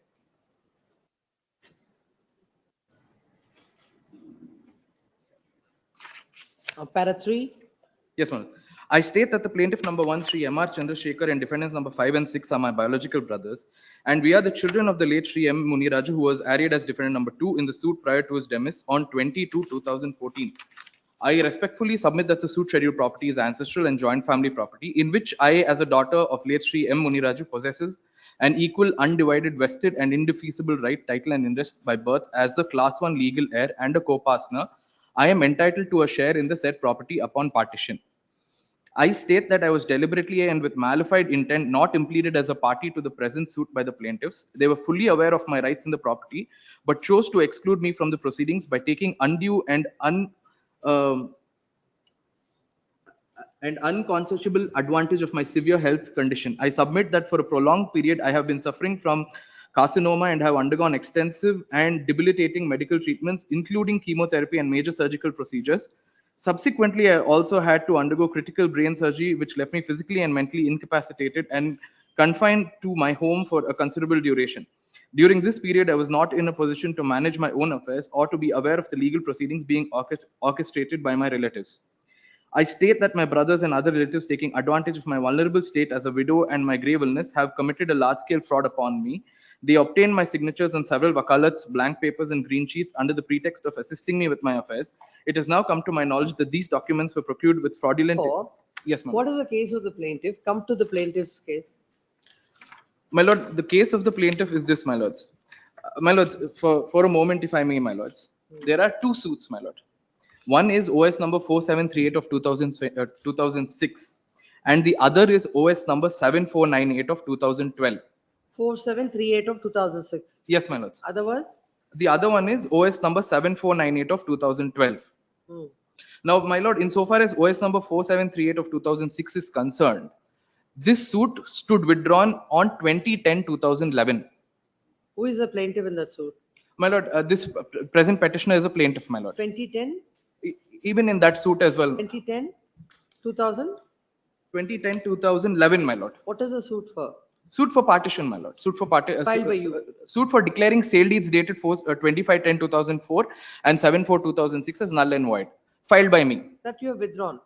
It stood withdrawn. With the liberty? Yes, my lords. With the liberty to file a fresh suit? Yes, my lords. And then what happens is, my lord, in the interim, another suit came to be filed. That is 7498 of 2012. Seeking relief for? Partition, my lord. Partition of all the suit scheduled properties by you, by this respondent number 1 and the plaintiff number 1 and 2 in this writ petition. Petitioner number 1 and 2. Complete applicant is also a party. Yes, my lords. She is arraigned as? She is arraigned as defendant number 25, my lord. Then what happened to that suit? In that suit, my lord, after an elaborate hearing, the court goes on to hold that she has no right insofar as this suit scheduled property is concerned. And in Share was allotted to no her. share was granted, my lord. And Where that is is on that? record, my lord. That's at page number. Annexure D, my lords. Hmm. Page number 61 onwards. Come to the decree. Yes, my lords. Insofar as the decree is at page number. Counterclaims were rejected. Yes, my lords. At page Annexure E, page number 92. And more specifically, my lords, at page number 97, Hmm.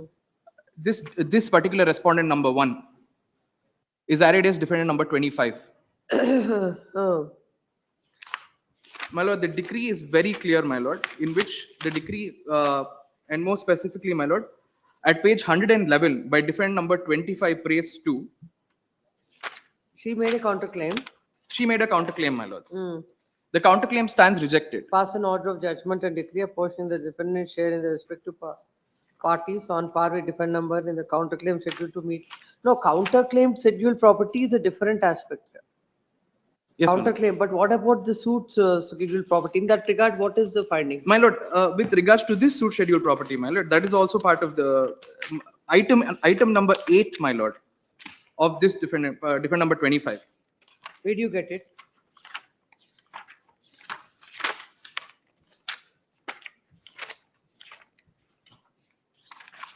My lords, page number 128.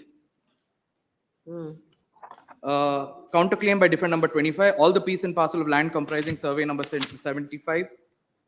All this by way of a counterclaim, she must have set up some more properties. Yes, my lords, and that is a different aspect. There are suit scheduled properties. This property is also part of that. Yes, my lords. In that regard, what is the finding I'm asking? In that regard, my lord, the court goes on to hold that especially this. What are the shares allotted?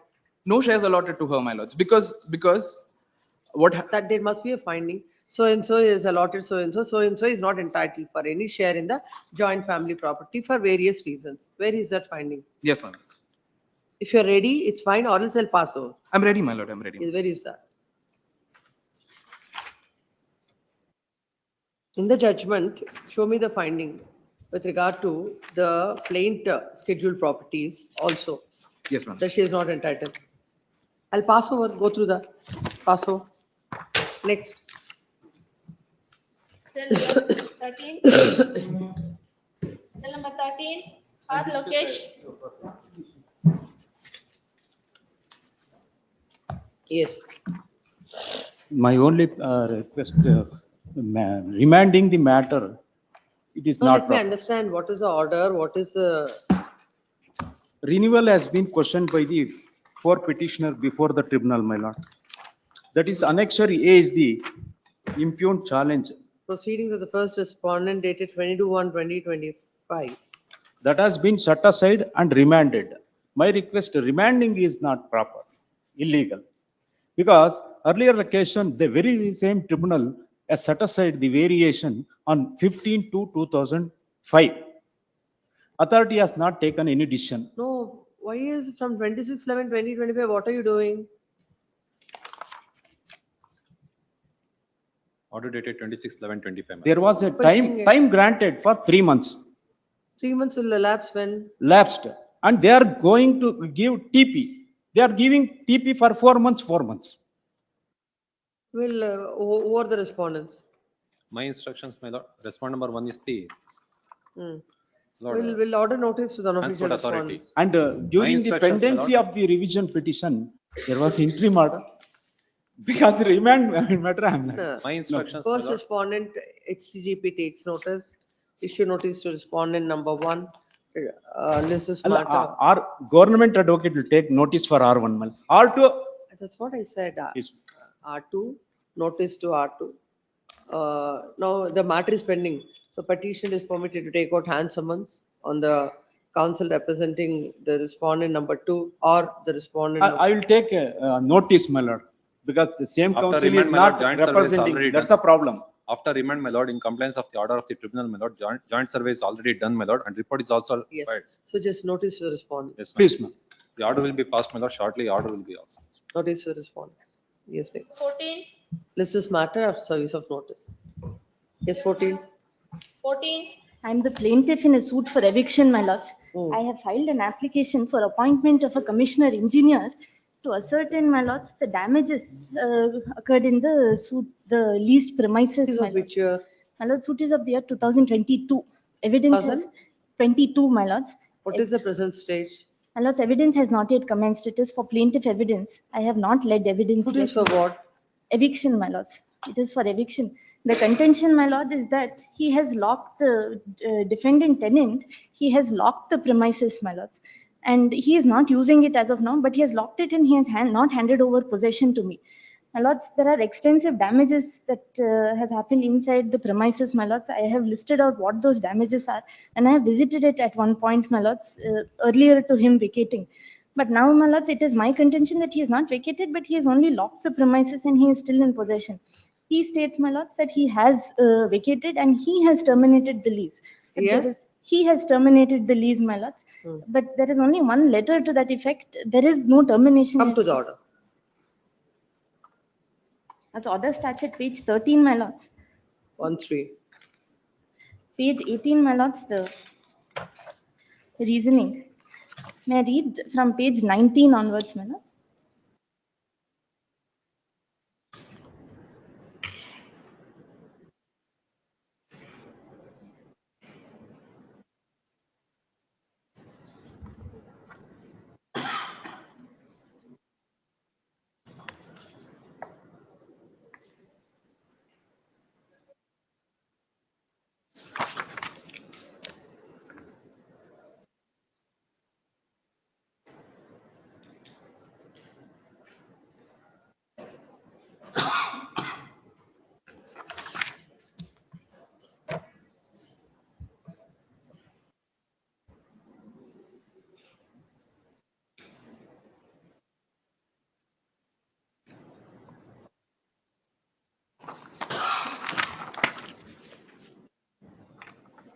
Come to page number 18. Paragraph number 2. Yes, my lords. May I read, my lords? The suit of the plaintiff is one for directing the defendant to quit and deliver vacant possession of the scheduled premises to the plaintiff, to direct the defendant to carry out the repairs in the scheduled premises, to restore it to its original position, to pay the arrears of rent, to pay the damages for inquiry into mean profits, etc. Lords, now issue is cast, a burden is cast on me, my lords, to prove these damages. Let's read it. Already in the present suit, the defendant entered appearance and filed written statement, and issues have been framed by the court on 28/7/2023. Later on, when the case was posted for evidence of plaintiff has come up with this application to appoint a commissioner to ascertain the damages which was alleged by the plaintiff caused by the defendant. On perusal of the plaint averments, as well as the contentions taken in the application, it is very clear that para 11, 12, 14, and 9 clearly shows that whatever the contentions taken in the plaint averments are restated in the affidavit. Further, if you peruse the written statement averments, it is very clear that the defendant has denied the allegations made against him with regard to changes, damages, and also shifting of the meter of the BESCOM, putting up walls, etc. So, as rightly contended by the defendant, all these damages which are alleged by the plaintiff are already averred in the plaint affirmance itself. Even if we see the relief claimed in the suit, it is not only for possession of scheduled premises, but also directing the defendant to carry out the repairs in the scheduled premises, restore the same to the original position, damages, arrears of rent, Correct etc. order. My lords, Our last para. if we peruse the issues Page number 20, last para.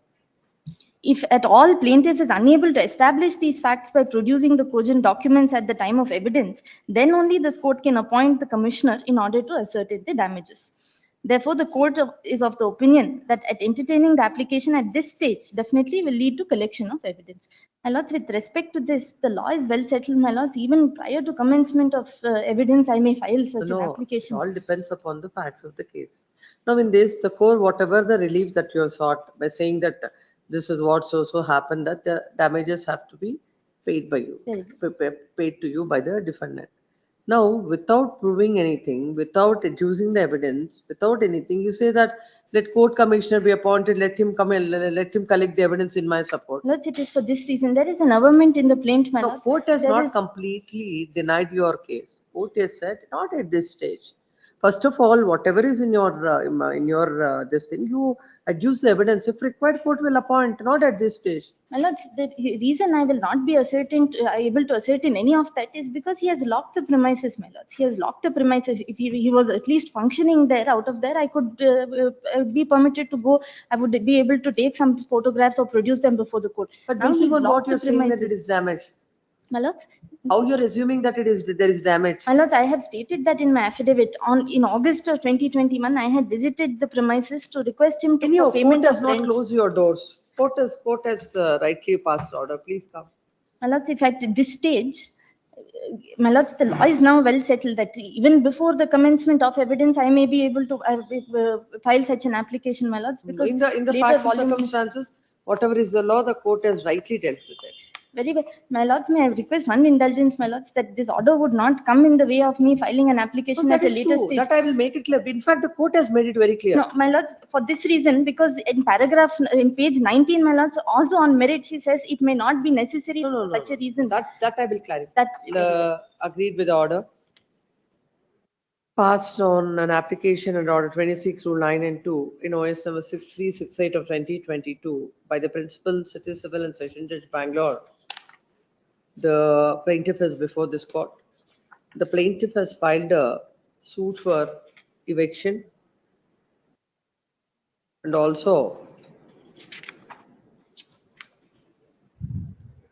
suit for eviction and to deliver the vacant possession of the so-scheduled premises, direct the defendants to carry out the repairs in the premises, to restore it to the original position, to pay the arrears of rent, to pay the damages for inquiry into the mean profits. In the said suit, the present application came to be filed under order 26 rule 9 and 10 to appoint an engineer to ascertain damages caused to the property and to give a report regarding the same. That came to be dismissed by the court, observing that the suit is one for ejectment and for other consequential reliefs. The entire terms and conditions in between the parties are based on the lease deed itself. If at all, the defendant violated the terms of the lease deed, the plaintiff has got every option in order to act in accordance with law. Here also, the damages caused to the scheduled property, restoring the same to the original position, internal changes in wiring, shifting of the BESCOM meter, putting up of the construction in the wall, further blocking the access to the scheduled property are all matter of trial.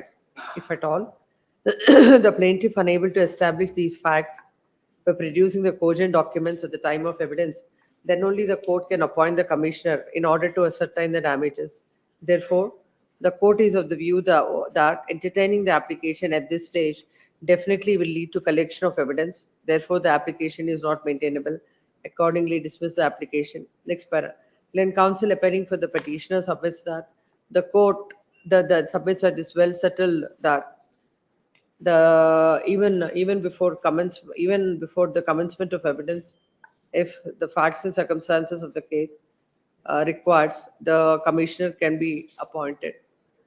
In this case, the property is closed, and which is in lock and key with the defendant. As such, the petitioner plaintiff could not ascertain what is the damage to the property.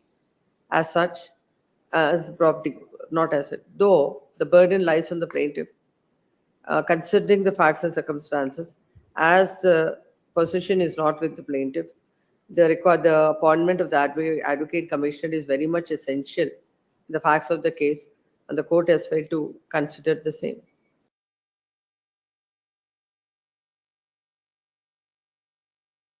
Sequential reliefs.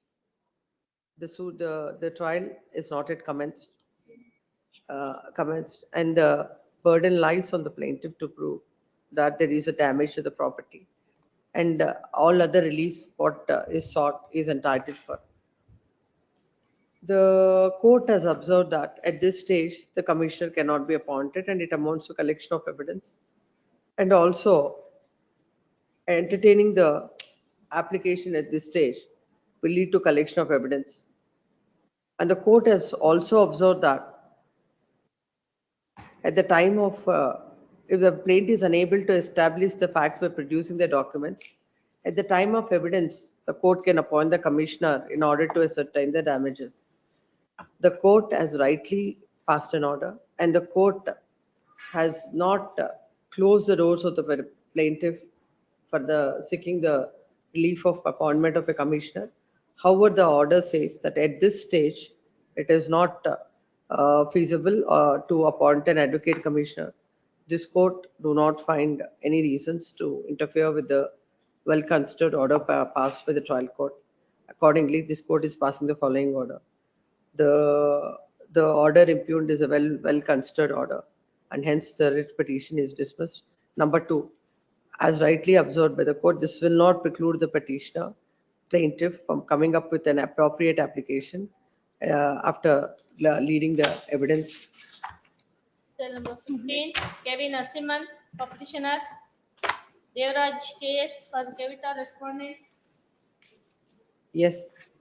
For the petitioner, my lord, I'm against the section 10 application, my lord, which I had filed, being dismissed by the trial court. What is the suit for? My lord, there are two suits. My lord, the first suit is OS 4910 of 2023. My lord, it is fundamentally, my lord, seeking a relief of specific performance of the agreement to sell, dated 23/2021. My lord, it is contended in the said suit that, my lord, there were. What is the other suit? The other, my lord, is for recovery of the amounts that is stated to have been due under a registered mortgage deed. That is OS? That is OS number 4910 of, 2924 of 2024. 2924 of 2024. My lord, the prior, my lord, at page number 49, may I request my lord to kindly take that. This is the first suit, my lord, that I am making reference to, 2023 suit. What is your relationship with those parties? My lord, now the contention that is set up is, my lord, I have executed a mortgage deed and agreement to sell in the favor of the plaintiff. My lord, I have denied the transaction. The first suit comes in the That is OS number 2924 of 2024. My lord, 2924 of 2024 is a relief that is claimed on the mortgage deed. Against you? Against me. You are a defendant in the suit? Yeah, I'm defendant in both these. OS number 4910? It is, my lord, seeking specific performance of an agreement which they contend that I have executed in their So you favor. are a defendant in both the suits? In both the suits. What is the present suit? My lord, the first suit, 2023 suit, my lord, I'll just take my lord to the prior, my lord, page number 49.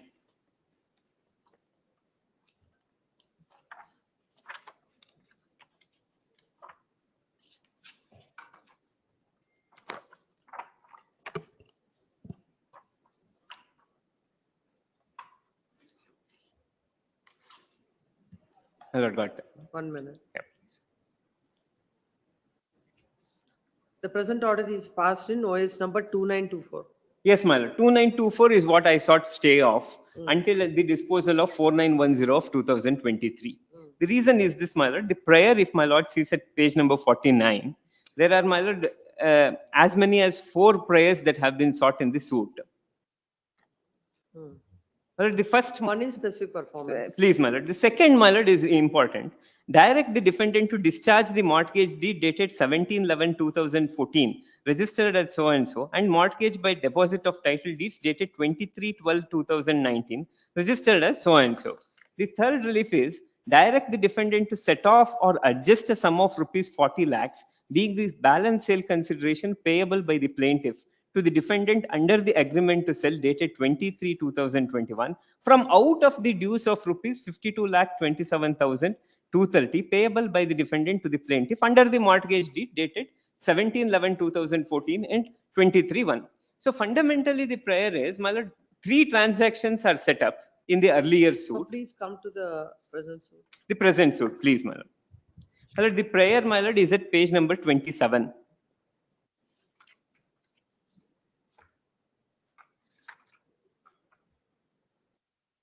Yes. Please, my lord. The first prior, my lord, is to declare that the plaintiff is due of a sum of rupees 20,000 and reliance is specifically made, my lord, concerning the mortgage deed dated 17/11/2014. Now, the B prior is for recovery of 20 lakhs and with reference to, my lord, the mortgage deed at 17/11/2014. The third prayer is for 17 lakhs recovery. The mortgage, my lord, that is made reference to is 23/12/2019. D, my lord, is concerning the interest. And E, if at all I default, then to bring the property to the sale. The property in both the suits, my lord, are one and the same. Now, in the specific performance suit, the specific averment that is made is, under the mortgage, I am due to pay some amount that shall be adjusted towards the balance sale consideration that he has to be paid with under the agreement to sell. And alternatively, my lord, for recovery of the amount. So that is the principal comprehensive suit. He succeeds in that suit, my lord, he gets the ownership, and also, my lord, gets a set off concerning the alleged mortgage deed, out of which, my lord, I need to pay him. Only, my lord, in the event of he fails in that suit, my lord, consequential, please. Lord, I'll just point out the issues, my lord, before I come to the order. My lord, page number 75 and page number 76 are the issues that are being framed in both the suits. 75, my lord, annexure E. Yes. My lord, fundamentally, my lord, the issues dwell with the proof of execution of the mortgage deed of 17/11/2014, 23/12/2019, and whether he is entitled for recovery of money. Now, as far as 76 is concerned, my lord, two issues are relevant. Issue number 3, my lord, whether the plaintiff proves that the defendant is liable to adjust a sum of rupees 40 lakhs towards the balance sale consideration under their agreement dated 23/2021 out of the due amount of rupees 52,27,230 payable by the defendant to the plaintiff under the mortgage deed dated 17/11/2014 and 23/12/2019. My lord, issue number 6, my lord, in the next page, page number 77, whether the plaintiff is entitled for direction to the defendant to discharge the mortgage deed dated 17/11/2014 and 23/12/2019. This is the specific issue that has been framed in the earlier suit, that is the 2023 suit. So all that I sought is, let this recovery suit be stayed until and unless the specific performance suit is decided. 4910 of 2023, filed by the second plaintiff in OS number 2924 of 2024, my lord.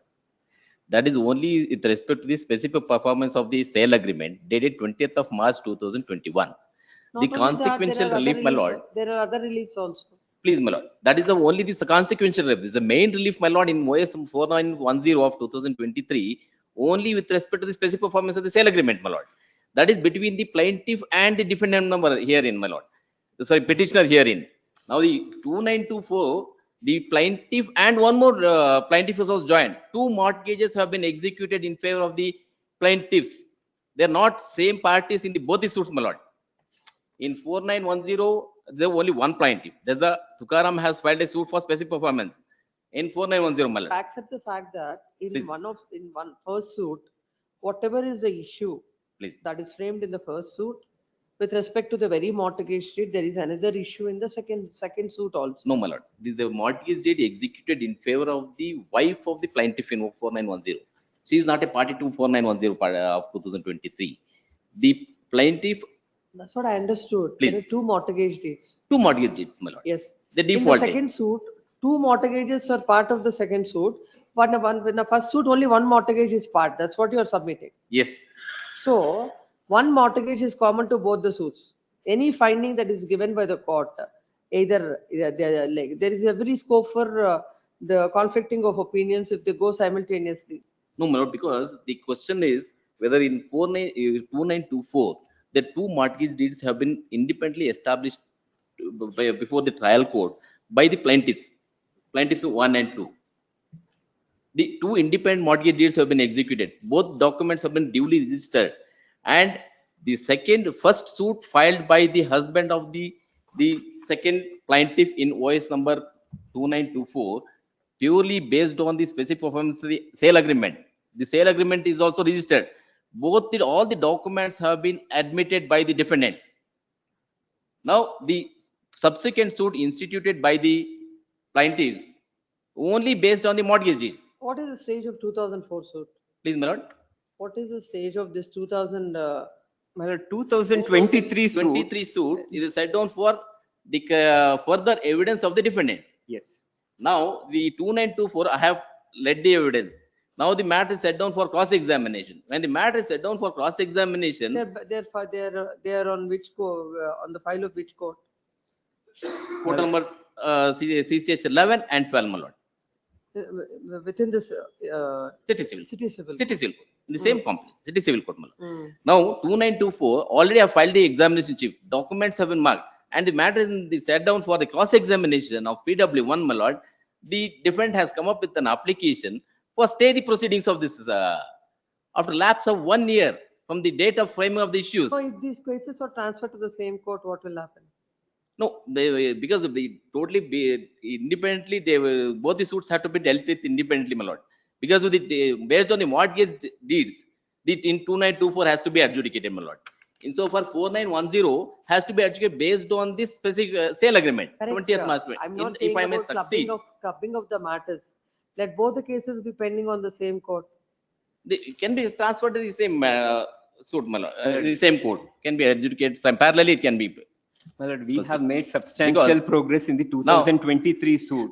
2023 suit, my lord, his evidence is already over and it is for my evidence. My lord, I lead the evidence and it is complete. According to you, why the proceeding should be stayed? What is the reason? My lord, the reason is two prayers, my lord, which has been asked in the earlier suit Correct. are There would be identical to what has been sought, my lord, in the conflicting subsequent of suit. opinions by both the courts. That is where I'm saying, since the evidence, my lord, has Let already. let all the matters go to the same court. Both the matters, let it be in the same file of the same court. But the difficulty is, what I'm saying is, my lord, once I lead my evidence, my lord, arguments, and that is the only stage, my lord, the entire trial gets concluded.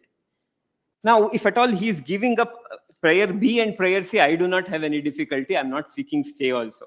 He is seeking set off, my lord, concerning the alleged mortgage money. If at all he is granted with that relief, my lord, the second suit, my lord, would be rendered infructuous. Nothing more needs to be done there. Only, my lord, if he fails in the first suit, my lord, then whether there is a mortgage deed, whether he is entitled for the mortgage money or foreclosure of the suit should. Both the matters are dealt with by the same court. You can't have any apprehension. My lord, what happens is, I'm not on the aspect of, my lord, being transferred to the same court. All that I'm saying is, even then, my lord, let one suit, my lord, What I'm saying be stayed. is, why do you want the matter to be stayed? What is the reason behind But it? the reason is, my lord, if at all he gets all the reliefs, my lord, that he has sought in the 2023 suit, which is primarily, my lord, on the proof of the mortgage deed, it's Admittedly, the discharged. plaintiffs are not one and the same in both the cases. My lord, his wife, my lord, is only the Wife or additional husband, plaintiff. there are two different people. But on both the mortgage deeds, my lord, the relief is sought. As it is not as though, my lord, learned senior submitted. On both the mortgages, my lord, 2023 suit is being contested. 2014 mortgage deed and 2019 mortgage deed. Is it correct? no, my lord. Well, it's specifically page Lordship, 49. I do not Lordship, get into the kindly see debate. the prayer in. No, come to Please see the. page number 49 Lordship, itself. kindly see page Come number to the 75. issues. Issues. May kindly see. 49, Lordship. my lord, the prayer is concerning the discharge of the mortgage deed dated Come to the 17. issues in both the Issues. cases. Yes, my lord, please. 75. Yes, my lord. My lord, page 75, my lord, it covers both the mortgage deed. So, my lord, in page number 76, issue number 3. 25, there is no dispute. He also says that it Yes. covers both the mortgages. Please, page 76, my lord, issue number 3. It proves that the defendant liable to adjust to his balance after under the agreement dated. Where do you get that? Payable by the defendant to the plaintiff under mortgage deed dated 17/11/2014 and 23/12/2019. Yes. And the next issue, my lord, issue number 6 is also concerning the discharge of the mortgage. Page number 75, my lord. That is with respect to the first mortgage, 17/11/2024, executed by the petitioner in favor of the first respond herein. No. That is independently, I am entitled, whether I am entitled to interest on that mortgage, whether he has paid the entire mortgage interest. 2024 suit, two mortgages or one mortgage? Two mortgages. Two my lord. mortgages. And 2023 suit, two mortgages or one? No, we have to adjust the payment payable by under the mortgage deeds. The first agreement to sell, my lord, I have paid 40 lakhs. Total consideration was, my lord, for 80 lakhs. I have paid. You tried to make a distinction when your submissions that in one suit, in issue is only one mortgage suit. In the other suit, there are two mortgages. Look, that's why I'm asking you to look at 75 and 76. Both refers to both the mortgages. Both the mortgages. So you cannot say the relief in one suit is restricted to only one mortgage and the other is for two mortgages. No, madam. The mortgages have approached the court for foreclosure of this mortgage deeds in OS number 2924. Therefore, Lordship kindly see the issues framed by the trial court in OS number 2924 of 2024, whether the plaintiff proved that the execution of the mortgage deed 17/11/2014 by the defendant after receiving an amount of rupees 20 lakhs. Next. This mortgage Next. deed, Lordship, this mortgage deed executed in favor of the first respondent herein. And the second issues, my lord, whether the plaintiff further prove execution of the mortgage deed dated 23/12/2019 by the defendants after receiving the amount of 17 lakhs. This mortgage deed has been executed by the petitioner in favor of both the respondents. Come to page 76. Please, my lord. The first prayer, my lord, whether the plaintiff, No, not required. that is the main prayer I sought in this 4910. Issue number 3. Please, madam, whether the plaintiff proves that the defendant liable to adjust a sum of rupees 40 lakhs towards balance consideration under their agreement dated 20th March 2021 out of the due amount of rupees 52 lakhs 27,230 payable by the defendant to the plaintiff under the mortgage deed 17/11/2014 and 23/12/2019. And You have to answer to this. please, my lord, in continuation of this, my lord, in the 75, whether plaintiffs are entitled to recover mortgage money with 18% interest per annum from 17/12/2014. No, before that, whether the plaintiff is entitled for direction to the defendant to discharge mortgage deed dated 17/11/2312. That is the precondition under the sale agreement. Please come. That is the precondition under the sale agreement. Where is, Lordship, I am where is the order? My lord, please. Come to the order. Yes, ma'am. Lord, Page number. page number 93, my lord, paragraph number 9.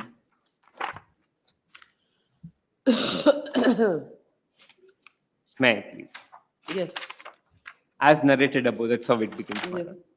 As narrated above, OS number 4910 of 2023 has been filed by plaintiff number 2 to enforce the agreement of sale dated 23/2021, which appears to be in respect of the same property which is subject matter of the suit herein.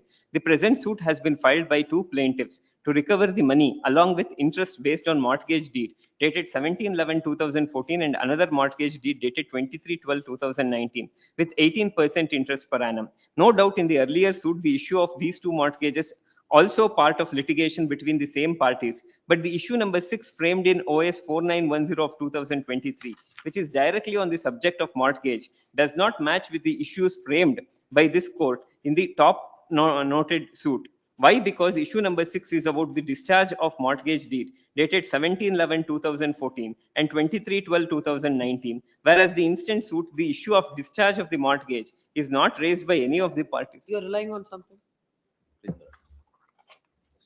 Before that, the provision of section 10 is very, if the issues between the same parties, if the subject matter of the identical and substantial issues involved, then stay has to be granted with respect to the subsequent suit, my lord. In with regard to that, I'm relying upon Take the.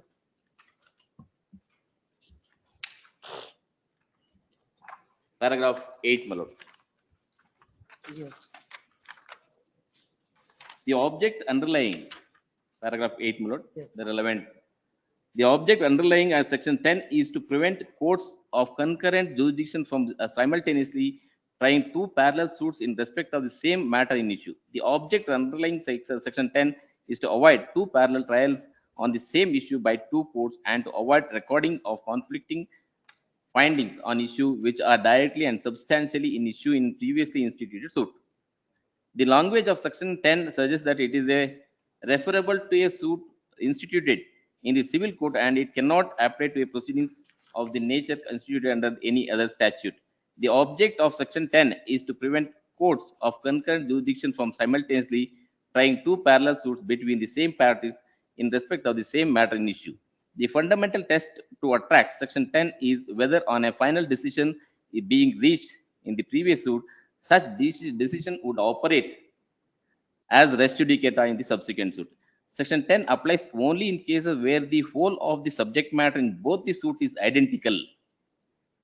The key word in section 10 are the matter in issue is directly and substantially in issue.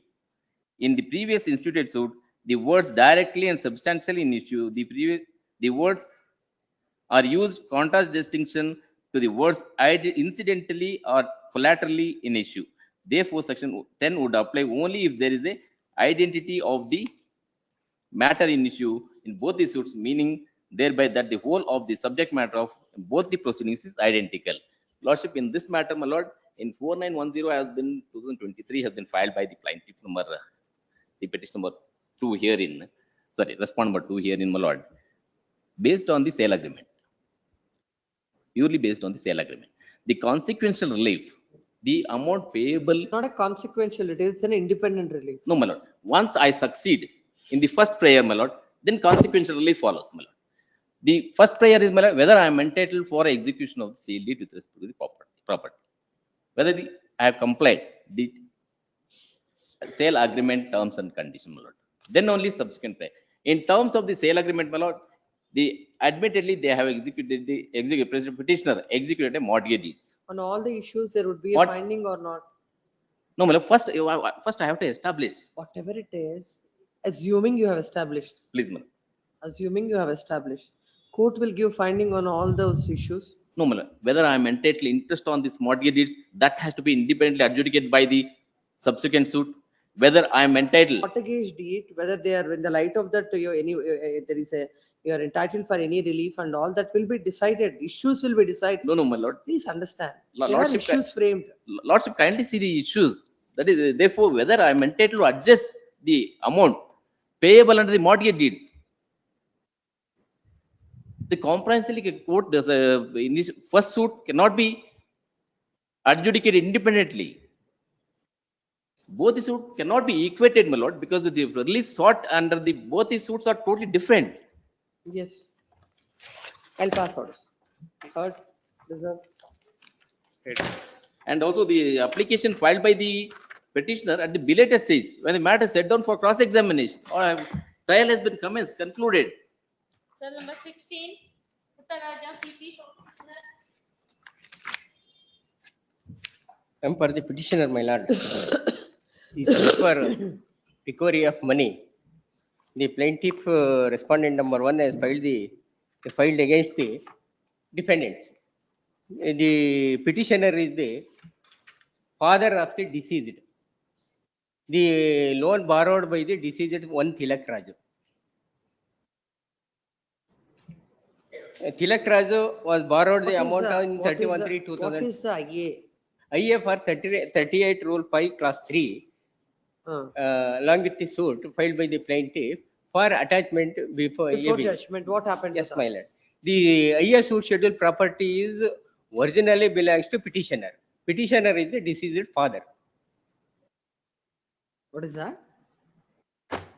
Property belongs IA to the schedule property belongs to petitioner. This petitioner. Petitioner is the father of the deceased. Father of the deceased. The IA schedule property. So making it so complicated, come to the order. I'll understand from the order. Order is page number 37. In page number 37. Yes. Third Learning Council for the plaintiff, IA number 2, filed under section 38 Rule 5 Class 3 read with section 151 of CPC, seeking conditional attachment before judgment of the amount pending disposal of the case. The suit for recovery of money, and it is the apprehension of the plaintiff that the defendants are trying to leave jurisdiction of this court with an intention to cheat him and have wrongful gain. The Learned Counsel for plaintiff submitted that the defendants are trying to sell the suit schedule properties to defraud the plaintiff and hence sought to attach the application schedule property. On perusal of the affidavit amendments, it appears that defendants trying to dispose the IA schedule property and it will obstruct or delay the execution of any decree that may be passed against him.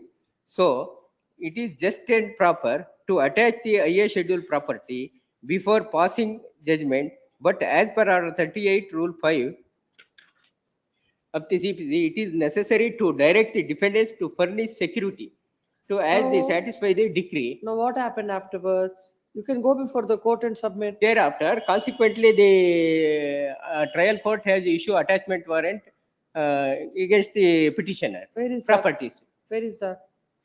Page number 44. What did you do after 38? Have you filed your objections? I have the detail, sorry, written statement have filed. No. The common written statement. Court has issued notice on IA number 1 and 2. Have you filed your objections to IA number 1 and 2? In the trial court, the petitioner and other respondents have not filed the objection. Then what do you expect the court to do? And the court has issued a notice to you and asked you to respond on that. The first of all, the petitioner is the not the legal heirs of the. Who will tell the court that?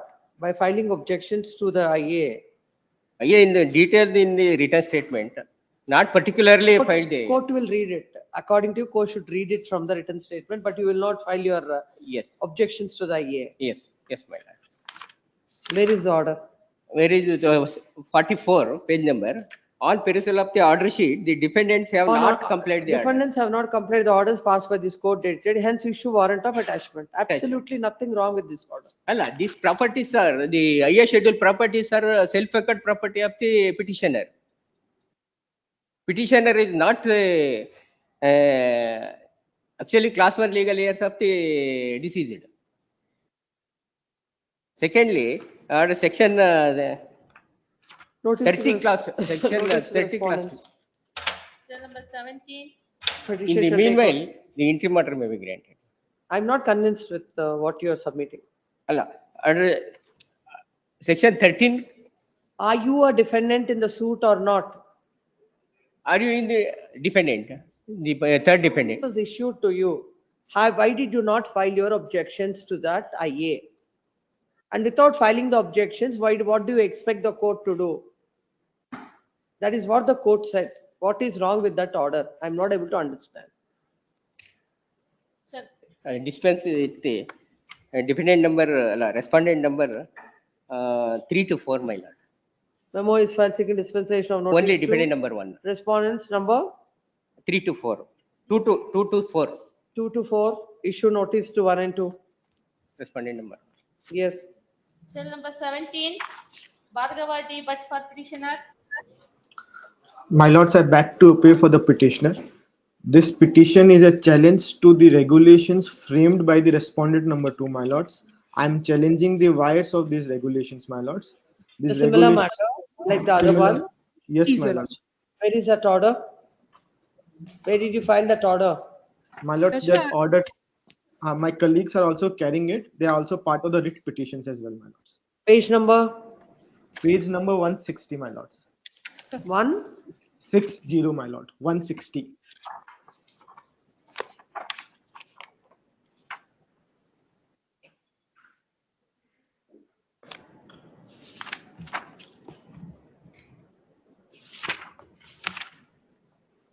Is it the other day like Himlaker? Yes. yes.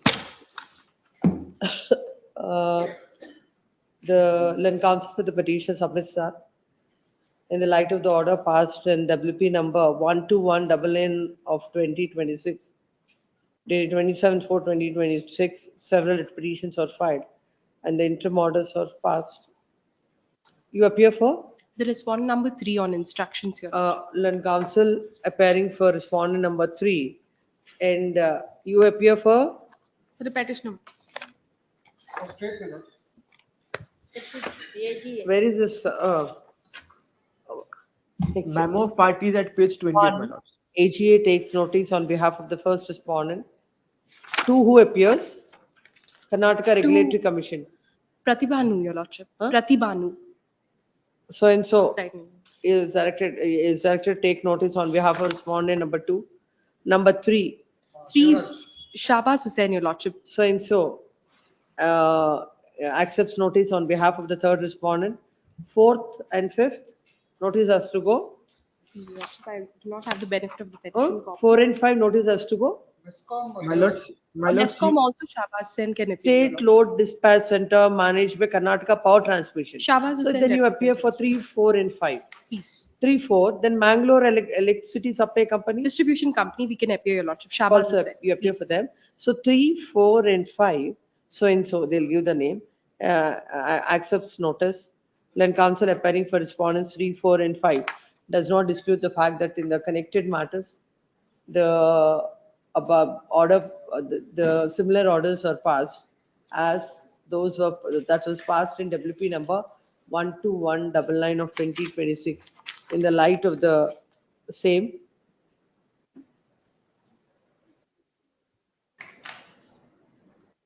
the respondents are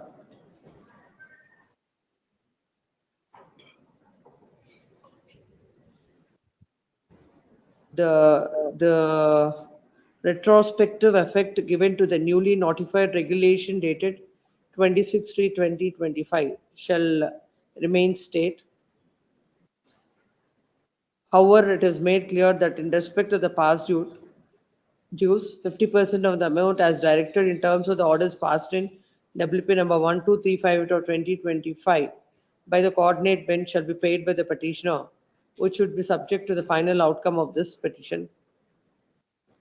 It is clarified that in the event petitioner has paid more than 50% as ordered by the coordinate bench, the respondent shall refund the same. And the petitioner shall continue to pay the amount prospectively pending adjudication of this writ petition. Yes. Next per list along with WP 12199 of 2026. Grateful, Your Lordship. Yes. Obliged, my lords. Raman, MV. Lord, appear for the petitioner's counsel. Yes.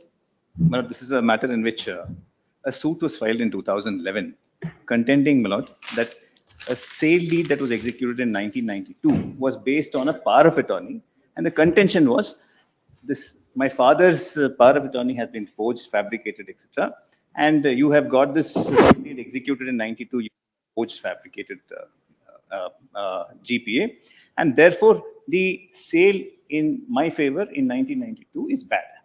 And then, my lord, the further contention was, out of the land that I got, I sold a portion to defendant number 3. Subsequently, that sale is also bad because the sale in my favor is bad. The sale in favor of the subsequent purchase is also bad. So therefore, my lord, 2 reliefs were sought. If my lord kindly looks at the plaint, it's at page 36. At page 47, my lord will get the prayer. Yes. Kindly look at prayer B at the bottom of page 47 to declare that the sale deed executed on 21/11/92 executed by defendant number 1 in favor of defendant number 2 in respect of the suit scheduled property to an extent of 2 acres so and so is collusive, created one, and amongst themselves to grab valuable scheduled property, etc. My lord. And then, my lord, C is, my lord, to declare the purchase of 1 acre from out of the 2 acres bad. So these are the 2 things. Now, my lord, during the pendency of this, may I request my lord to kindly now look at page 130.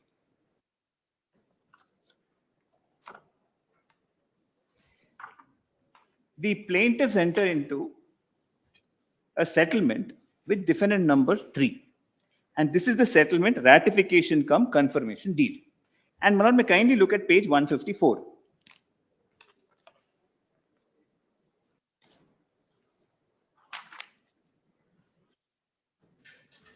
No, before going to the facts, please come to the order impugned. Lord, Then you can tell me the facts. I see that. My lord, the order impugned is an order to amend the plaint.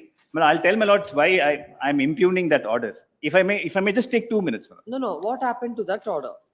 Because that's the way we can fastly understand the facts and able to dispose of the matter. So, my lord, when this IA number filed by the plaintiff under order 6 rule 17 is allowed. Yes. Please come to the application that's filed by him. Under this. My lord, the IA that is filed is at page 163. Yes. My lord, if I can give the sequence, it will make it easier. My lord, No, this is the my lord, may place some I'll not waste 1 minute of my lord's No, time. this is the way I understand better. So please argue in the way I understand. Very well. So please come to the affidavit. If my lord looks at the IA for amendment, it is filed on 23/11/2017. Yes. Now, my lord, the reason why I am before this court is, my lord, this is IA number 3 filed in 2017. My lord, I have filed an IA for rejection of this plaint on the ground that the suit has been settled and compromised in 2014, which is IA number 2. IA number 2 comes to be heard, reserved for orders, but orders is not passed on IA number 2. Subsequently, my lord, this IA is filed for amendment. And now, my lord, an amendment to impugn, my lord, their own memo to say that the matter is settled. That is allowed, which is what I am agreeing with. Yes, That is why I said, if my lord gives me 1 second, I will just kindly take my lord to 154. I will not trouble my lord's, waste 1 minute of my lord's time. Please look at 154. I showed my lord the prayer in the plaint. Now I'll point out from 154 that they have expressly given up. They have said this is correct. I am confirming, ratifying that this power of attorney is correct. The sale deed in your favor is correct. Still, we will read the affidavit first and then go to that later. Very good. My lord is on the affidavit of IA for amendment. Yes. Yes. Please look at the affidavit for IA for amendment is at page 168. How did the office pass this without asking for a typed copy? Probably it's a certified copy, probably because of that. Can I just read paragraph 3, my lord, at the bottom? Yes. I submit that subsequent to the filing of the suit, defendant number 3, who claims that she has purchased 1 acre of land, which is now described as Schedule B to the plaint, we have settled the matter amicably, and we have also executed and registered deed in their favor by giving up our claim in respect of the said land on receipt of consideration amount. So we do not want to pursue the suit against defendant number 3 in view of the settlement between us. I submit that for better understanding of void unnecessary complications with regard to identification of portions of suit property by us, as described, total property, A scheduled property, and portion of the property which is given up by us in favor of defendant number 3 is described in B scheduled property. The portion of the property now claimed by defendant number 1 and 2 in respect of as C property, I further submit that the remaining extent of land which is not at all claimed by defendants in any manner, which is absolutely belonging to us, is described in D. I submit that at the time of filing of the suit, due to the lack of knowledge with regard to revenue records, we could not be able to file the correct details with regard to the entire 3 acres and 5 guntas. I submit that we are innocent and having proper knowledge without revenue and survey documents. Recently, we have secured a copy of the survey sketch. On verification of the same through our advocate, we came to know that the entire 3 acres is divided a road which moves in between 3 acres and 5 guntas, and to an extent of 2 acres of land is situated on the northern side of the road, and the remaining 1 acre is situated on the southern side of the road, which is absolutely belonging to us. And at the time of giving the boundary to the property, inadvertently we have mentioned the southern boundary as road, and now on verification, clarification, we came to know that the portion, I think it's portion situated on the southern side of the road to an extent of 1 acre 5 guntas, which is in our possession, is Yes, no I've way. seen that. Now, please come to the order.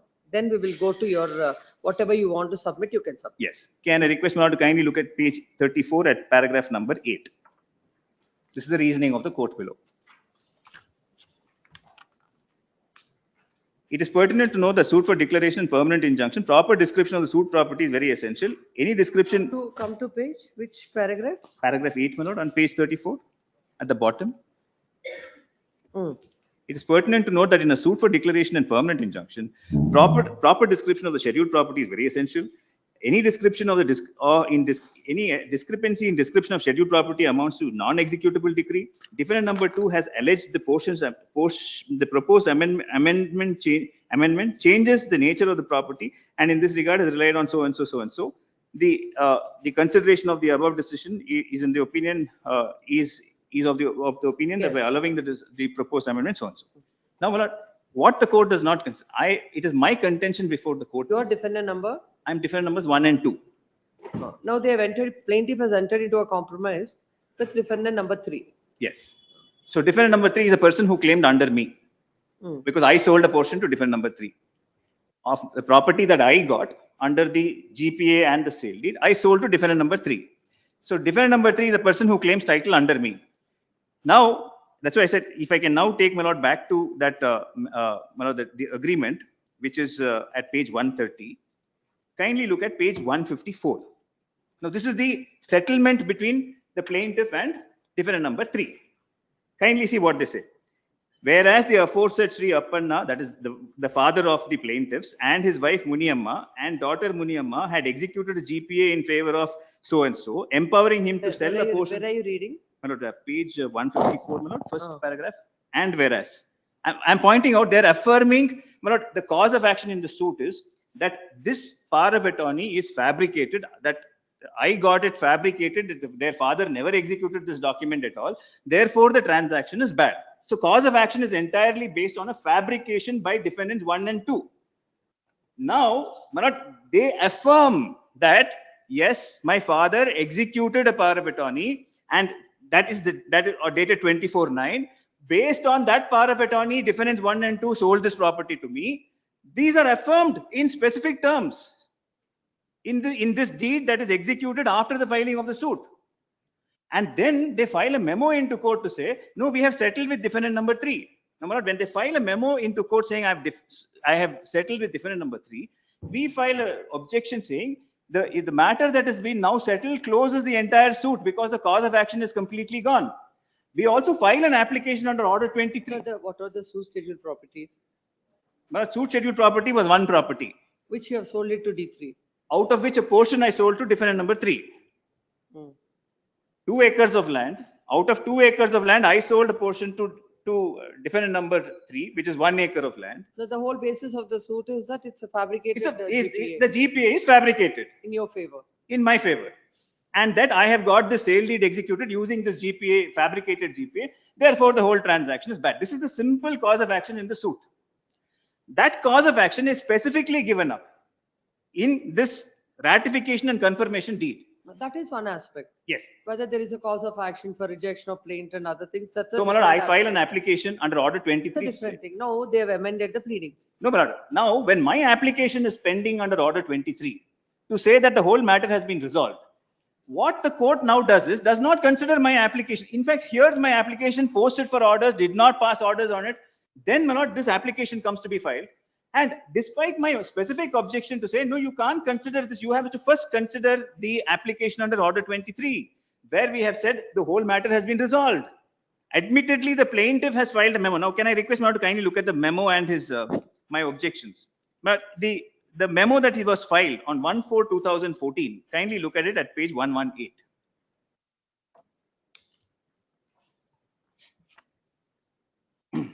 Yes. The counsel for the plaintiff above named submits that the subsequent to filing of the suit of the above suit, the plaintiff and defendant number 3 have settled the matter amicably amongst them out of court in respect of 1 acre of land claimed by defendant number 3, and hence the plaintiffs are restricted their claim in respect of remaining extent of suit property against 1 and 2. Accordingly, the plaintiff will make necessary amendment of the plaint. Then kindly see my objections, which is at page 119. Yes, please come. Land counsel appearing for the petitioner submits that the court by order impugned has allowed an application that's filed under order 6 rule 17. It is a case that the suit is filed by the plaintiff against the defendants 1 and 2, stating that there is basing on a fabricated GPA. They have executed a part of the said land in favor of defendant number 3, and during the pendency of the suit, they have entered into a compromise with defendant number 3, and in the memo that is filed, in the settlement that is arrived at between the parties, they acknowledge the fact that the GPA is executed in favor of the petitioner. Hence, then the petitioner has filed an application stating that in view of the same, no cause of action survives for consideration, and also another application seeking rejection of the plaint without considering all these aspects. The court has allowed this application under order 6 rule 17. Considering the submission, there shall be stay of all further proceedings. Notice to the respondent. Petitioner shall take out hand summons on the counsel appearing for the respondent. Shall file a memo to that effect by 23rd of July, or else a stay granted by this court stands vacated. To the counsel, Manoj. Number 9. The counsel. Wait. 19. Tiranga TN of petitioner. Yes.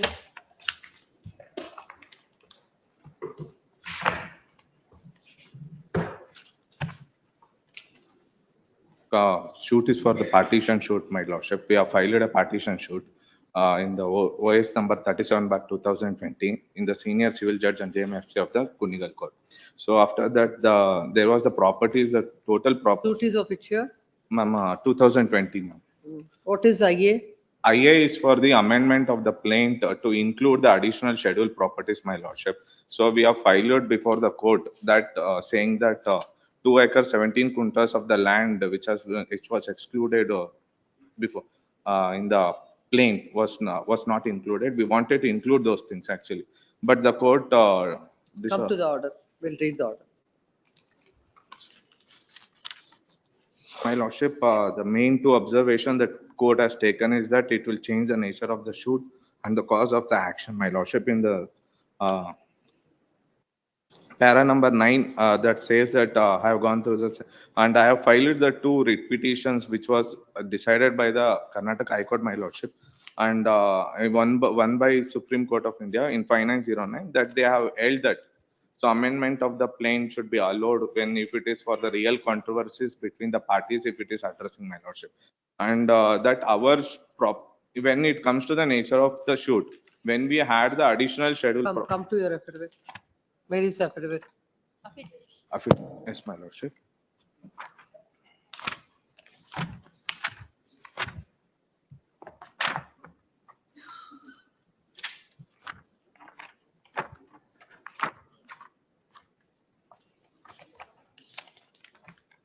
My lordship, in the affidavit, the grounds like that, I am the member of the joint family property. Where is the affidavit? I want to look at it. Page number in support of Page the number IA. 1004, my lord.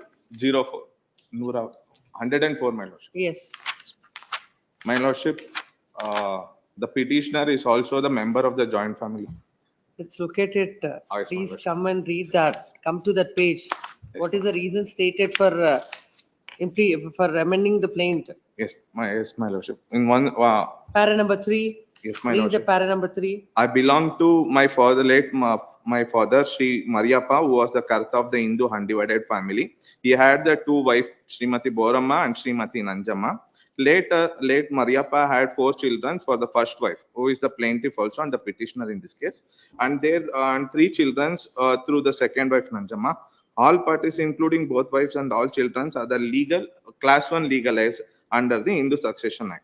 So the Mariappa died in state in 2/2/1997, leaving behind the shoot scheduled property measuring 7 acres 3 quintas. When he died, he had that much property, my lordship. Upon his death, the entire estate devolved equally among all 7 legalized, including myself, giving each one an equal 1/7 undivided share.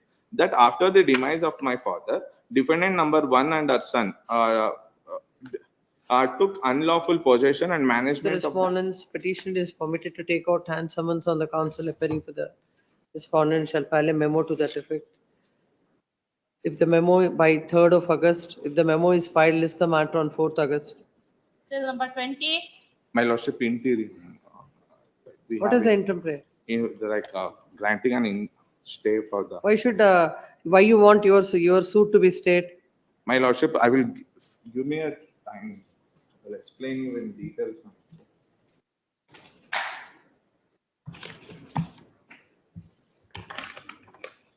My lordship, please. Permit me to, I will tell you few things, my lordship, so that it will be helpful for the to decide the matter, please. I am not deciding the matter. When once a respondent comes, we will decide. I will not grant stay now. Yes, ma'am. Yes. Till number 20. Keshav M. Datar, first petitioner. This is the plaintiff's writ petition against the non-consideration by the trial court for an ad interim injunction, my lords. When the matter is posted to? Lords, the order sheet is at page number 49. Matter is posted to 8/7/2026. No, it's coming up. Lords, now the respondents have not been served despite the We best. do as without service of notice to the respondent. Lords, can let I the court just, decide. I just say this, my lords, because whenever matters of some importance is brought before the court, if your lords were to see page 51, at least some reasons are to be assigned as to That's why. what we will tell them. We will not sit here and do the work what they are supposed to do. We'll tell them whenever the matters are there, don't issue suit summons. You have to decide it either ways. That should be the order. That's That should what be I'm the- consistently passing. Please come. The present writ petition is filed. Agreed with the orders passed by the court. In I number 1 and 2, wherein the court has My apologies. Can I seek your lordship's excuse me, lord, sir? My other matter is. Yes, Great. the item number 1 and 2, wherein without hearing the application that's filed for seeking ad interim injunction, posted, the court has issued notices to has issued suit summons returnable by 8/7/2026. The senior counsel appearing for the petitioner submits that when an application is filed seeking ad interim injunction, the court has to consider the same on the merits of it and pass orders, but the court cannot issue suit summons. The relied on a judgment. It's there with Prabhu, take it. There is he relied on a judgment passed by coordinate bench of this court in so and so. Considering the same, this court is passing the following order. The writ petition is disposed of, directing the so and so court to consider I number 1 and 2 on its merits within a period of 1 week from the date of receipt of the copy of the order, notwithstanding the fact that the summons are not served on the respondent dependent. No notice is issued to the respondents as the matter is on an ad interim injunction. Yes. Wait for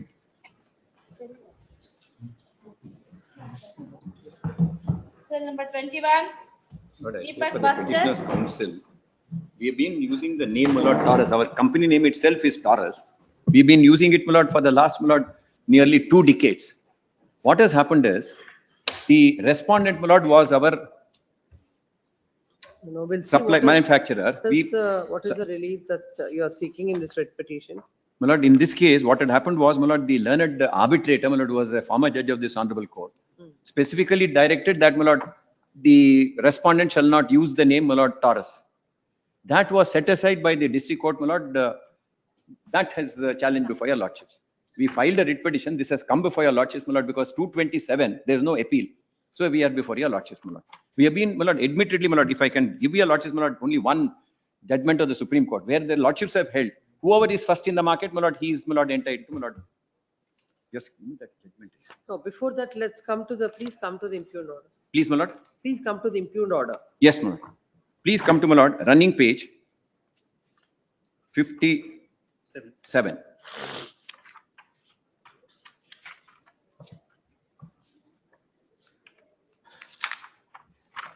Yes. The learned. 15 at page 73, my lord, if your lordships come to.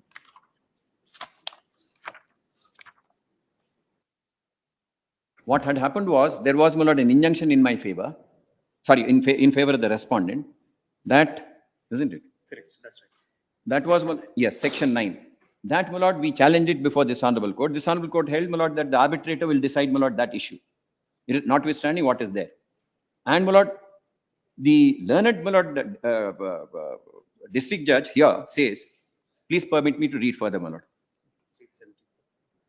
Page 74, if your lordships come to, my lord. Yes.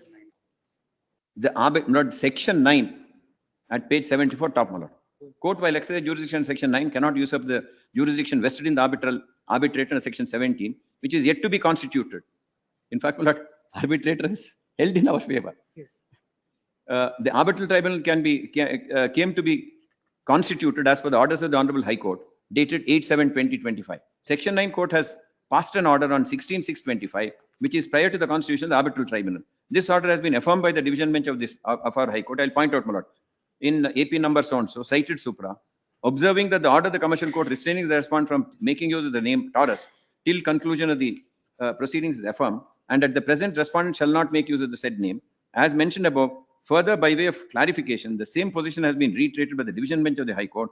Though before the learned sole arbitrator, the order of the Honorable High Court dated 13/8/2025 has been brought to the notice, it has been observed that the claimant using the Taurus mark, MKS, would amount to diluting the protection afforded to the present respondent by the Honorable High Court. My lord, can I pursue? What is your name?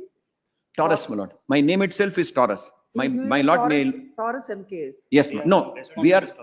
No, the other person. Other person started using the name Taurus MKS. We are Taurus Powertronics, my lord. It's registered from 1985. Now, my lord, please look at, my lord, the order, the learned, my lord, the High Court order, 235, my lord. No, we'll complete this order. Please, my lord. So Oh, para sorry, 16 my lord, my also apologies, my lord. The impugned order, my lords get at the last, my lord, I was reading. This is one of that also. 16. The impugned order, the tribunal has restrained the claimants from using the name Taurus as part of their branding and promotional material, which runs counter to the injunctive relief earlier granted in section 9 and affirmed by the High Court, making clear that the present respondent cannot make use of the name Taurus. Thus, when there is already an injunctive relief being granted under section 9 of the court and affirmed by the Honorable High Court in the appeal, which has reached finality, there could not have been a counter injunctive order by the tribunal under section 17 of the Arbitration Conciliation Act 1996. The impugned order of the tribunal, Where is the order of the? High Court, my lord, please come to my lord page. No, arbitrator. Arbitrator, my lord, yes, my lord. Filed by you. Yes, my lord. Please come to my lord, running page 77, my lord.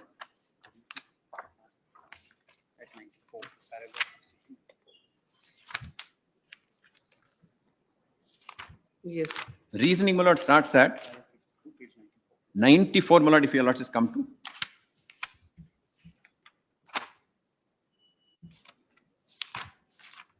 Page 94, para 62, my lord. Last unnumbered, yeah. It is seen, my lord, as on a close consideration of rival contentions and the material on record, tribunal proceeds to consider the above said IA2 hereunder. It is seen at the outset that the respondents have been using the trade name Taurus since the year 1985. Prima facie, it is seen on a perusal of a copy of the certificate of registration under the Karnataka Sales Tax Act 1957, dated 31/1985, Taurus Marketing Agents Shimoga produced at pages 40 to 41. Copy of certificate of the same date and in the same name as above, issued by the Commercial Tax Department, all in our name, my lord, Shimoga, produced at pages 42 to 43. Copy of the certificate issued by the Department of Industries and Commerce, issued in the same name as above, dated 28/10/1991, in respect of its factory units at Bangalore. All the above are produced as part of the written submissions dated 15th of February 2026 in these proceedings. Claimants have not disputed the above. The claimants are, my lord, the respondent before my lords. Nor have the claimants produced any document to demonstrate that the trade name Taurus was in prior use by them. In any event, on the contrary, from the pleadings it is evident that the claimants seem to have established themselves in the year 1990. It would also appear that there are contradictory claims by the claimant, that's my lord respondent, having commenced operations under the name Taurus in the year 1989 and elsewhere as being in the year 1993 and also as 1990s. My lord, they are taking contradictory stand. And a further contradiction in their notice dated 29/11/2021 as to its operation having commenced in the year 1999.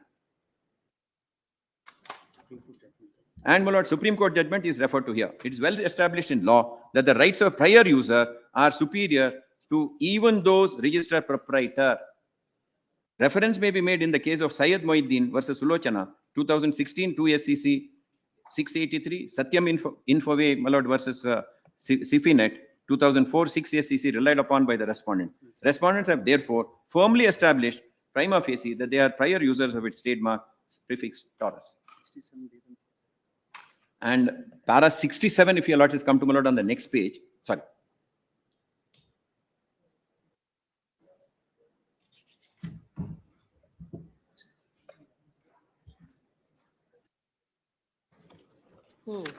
Yes. Then why was the court going on the earlier orders passed in the? My lord, it can't be, because if you look at the order passed by this honorable court specifically said go before the arbitrator. Page 232, my lord, at 233.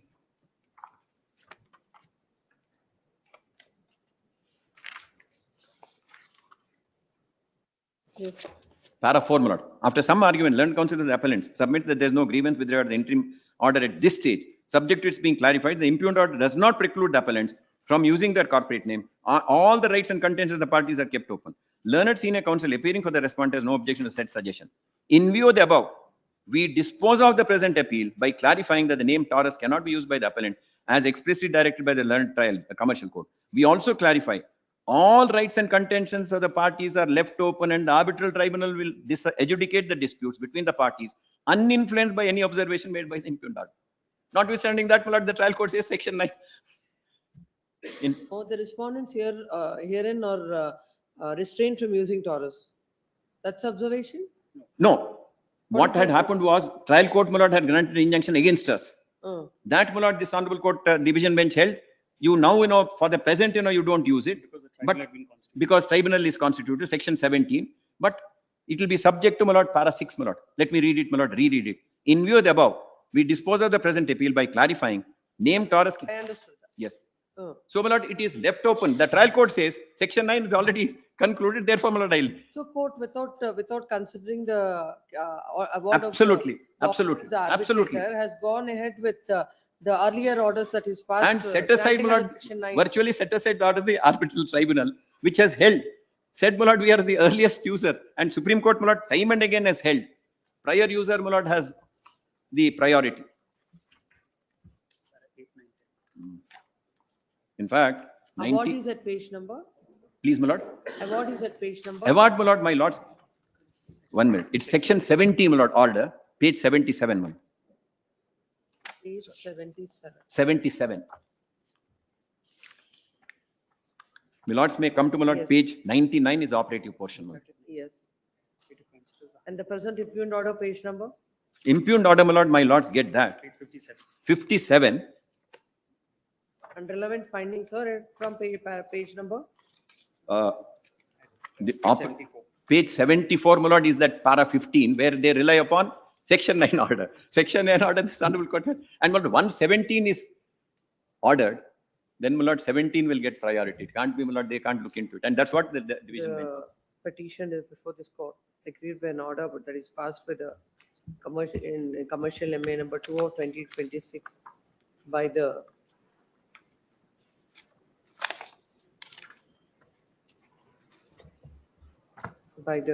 so-and-so judge at Bangalore, dated 6th of June 2026.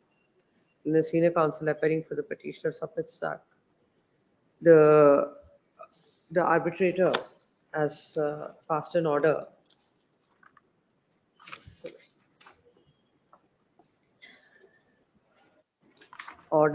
This order is dated My lord, 27 to 2026, my lord. 27 to 2026. Holding that, the respondents have, the petitioners herein have made out a case, prima facie case, and there is no factor on it to consider whether or not the respondents are entitled to the relief prayed for in the IA, and the tribunal issues an order of injunction restraining the claimants or anybody claiming through them from acting in furtherance of the settlement deed dated 28th December 2021, and consequently from using the name Taurus as part of their branding and promotional material until disposal of the proceedings. Agreed thereby, the matter was carried in appeal. The court, commercial court, has passed the impugned order wherein the court takes into consideration the orders that are passed under section 9 on 16/6/2025, and also the orders that were affirmed by the High Court on 8/7/2025. And accordingly, the order passed by the arbitrator is set aside. Then senior counsel appearing for the petitioner submits that the court has failed to consider the legality or otherwise of the order that is passed by the arbitrator, but had gone more on the premise that the earlier order under section 9 is affirmed by the High Court, and those cannot be the considerations while considering the MA that's filed against an order passed by the arbitrator. This court having perused the order and the submission of the senior counsel, there shall be stay of all further proceedings pursuant to the order dated passed in commercial MA number 2 of 2026, dated 6/6/2026. My lord, an injunction has to be issued, my lord, restraining them. That's what was. Yeah, and automatically that order will come into play. It will not be, my lord, because I don't want them to say that, only stay is granted. Your Lordship will have to clarify it. In the light of the order, then we'll suspend this order. There is no stay. If this order is suspended, that order will come into force. Only thing, my lord, that if it is The order clarified, passed by, in the light of the same, the order passed by the Arbitrator. commercial court in MA number so and so is suspended till the next date of hearing. arbitrators about, my lord, arbitrators order to, my lord, will be given effect to. I don't want, my lord, tomorrow any. In the light of this, it is made clear. Actually, that's not the way we do it. No. Once the No, only consequences should follow any order. Once this order is suspended, whatever is the order, that will prevail. Why should we clarify it? Only thing is, my lord, parties will not understand. I don't want that to happen, that's all. No, if they don't understand, they will be doing it at their own cost. Yes, the notice to the respondents. In addition, petition is permitted to take out hand summons on the council appearing for the respondents before the arbitral tribunal. Arbitral tribunal and shall place a memo in that regard by 23rd, or else a stay granted by, or else the interim order granted by this court stands vacated. Yes. Cell number 22, B. Keshav. Proceedings before the tribunal, your Lordships have not stayed, my lord. Proceedings before. No. I said hand summons. No. I'm sorry, my apologies. Previous sentence, your Lordships have stayed the proceedings before the arbitral tribunal. No. Only the order of the. Order of the Correct. MA, order Commercial. passed in MA Please, number so and so, it's stayed. Grateful. My lord, when we start getting aged, we start getting doubts, my lord. Your Lordships will have to pardon us. Yes. Especially, my lord, when the younger ones start saying, oh, there's some problem, there's some this thing. Pardon us, my lord, for that. Yeah. Grateful. Cell number 22, B. Keshavamurthy, for petitioner. I appear for the petition, my lord. Yes. This is a plaintiff petition. My lord, petitioner are the plaintiff number 2 and 5 before the trial court. What is the suit for? Suit for declaration recovery of money. My lord, the plaintiff number 1 and plaintiff number 3 are approached this court in WP number No, what is 1040. IA? IA for Article 7 to 11, for Article 6 to 17 for amendment of plaintiff. Is dismissed. That can be dismissed before trial. That was challenged by the plaintiff number 1 and plaintiff number 4 before this court in WP number 10408 of I said, what 2020. is the present IA? Present IA, that is the amendment petition. Amendment application was rejected by the trial court that has been challenged before this court. It is remanded. Not, No, you're saying about a writ petition. writ petition is pending and the plaintiff number 1 and plaintiff number 3 was also challenged the same order. In that case, this court has granted interim order. It may be ordered to post along with this petition. WP number 10408 of 2026. 10408 of 2026. Post along with so and so. Please. Write on a paper and give, otherwise unnecessary confusion. Yes. 23, I appear for the petitioner, my lord. The respondent number 1 is the stepmother of the petitioner. It's the plaintiff's writ petition. What is the suit for? Suit for partition. What is IA for? IA for direction to the respondent number 1 to deposit the amount which belonged to my father. What had happened is that before the institution of the suit, the petitioner had. Continue after. Yeah. Yes. Code officer.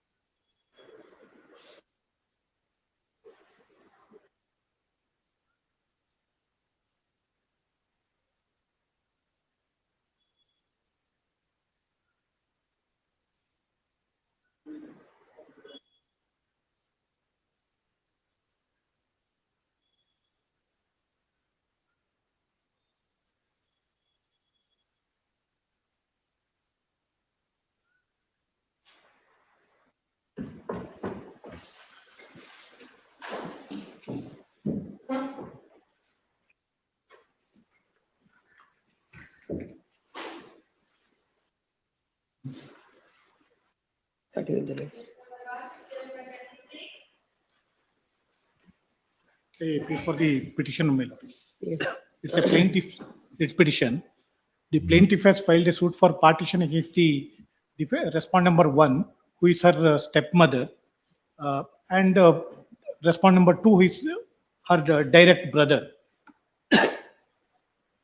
The suit was filed on 26/5/2022. All the documents, property documents, everything, all are in the custody of respondent number 1. She files written statement on belatedly on 10/2/2025. In that, she doesn't disclose anything about the memorandum of understanding entered into by her with the respondent number 2. That she files it in the court on, Lordship may kindly turn to page number, annexure E at page number 56. During the pendency of the suit, she files it 18/9/2025. Annexure E1 is the memorandum of understanding registered, entered into between the respondent number 1 and 2.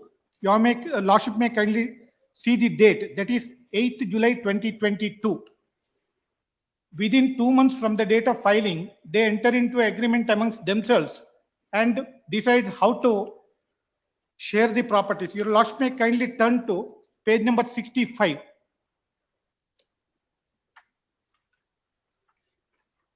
Clause 6, my lord, wherein she says that first party assures the second party to remain custodian of the share of the Srimati Priya Krishnamurthy, that is the petitioner, and assured to pay her share within 3 months of her legitimately seeking such claim. Already suit was pending. The Lordship may kindly turn to the written statement at annexure B. Let's not go into all that. First, please come to the IA that's filed in support of the. Now, during the pendency of this suit, there are several FDs have been withdrawn by the respondent number 1. Therefore, I had filed an application which is at annexure H at page number 81, seeking a direction to the respondent number 1 to deposit the amount which was held by my deceased father in the court. The Lordship got it, my lord. Various fixed deposit amounts.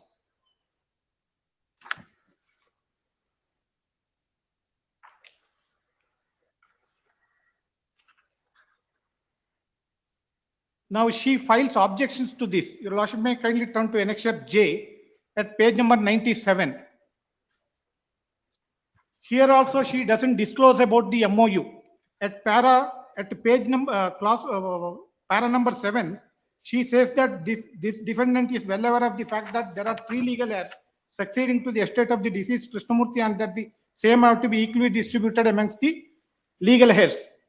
Subsequently on, she doesn't disclose about the MOU already entered into in the year 2022, neither in the written statement nor in these objections. Subsequently on 21/9, she produces it before the court. Now your Lordship may kindly turn to the impugned order. May request your Lordship to annexure K, page number 100. Relevant portion is at page number 107, my lord. Therefore, page number 105 may kindly be perused. Paragraph number 7, my lord. I'll read only 4 lines. In this case, first defendant has not denied the existence of movable and immovable properties belonging to deceased R. Krishnamurthy, the father of plaintiff, that the first defendant has filed memo dated 18/9/2025 and has produced the registered memo of understanding dated 8/6/2022 entered by the first defendant with the second defendant, wherein she admits that I am entitled to share. Now the page number 107, my lord. Therefore, after final adjudication of the dispute, if the plaintiff is entitled for a share in the movable properties, then the first defendant can be called upon to deposit the amount towards the share of the plaintiff together with the interest. Therefore, at this stage, it is not proper to direct the first defendant to deposit the entire money to the court. Defendant number 1 and defendant number 2 both admits that I am entitled to share. The only dispute was the suit schedule property involved my mother, deceased mother's property, as well as father property. So the ratio of entitlement would differ depending on the section 8 and section 15 read with 15 and 16 of the Hindu Succession Act, applicable to males as well as females. Now, with effect from this agreement, respondent number 1, defendant number 1 encashes all the FDs, enters into a agreement with the defendant number 2, and they are enjoying the money. They are not even depositing my entitlement. She doesn't say in the written statement she seeks for dismissal of the suit, nor even acknowledges that. Suit may be decreed according to the, your lordship may kindly turn to page number 52. The prayer in the written statement is to reject the, dismiss the plaint. So my humble submission to your lordship is that the petitioner has a minor child also. If the entire money is to be with them, my interest will be jeopardized. Tomorrow to recover it, it will be a Herculean task. At least. Will order notice, let other side come, will decide. Notice to the respondent. Petition is permitted to take out hand summons on the counsel appearing for the respondent before the trial court and shall file a memo to that effect by 4th of August. With 1 and 2 I will serve. They are the contesting defendants. They are, only 1 and 2. 1 and 2. Rest of them are banks. Then file a memo.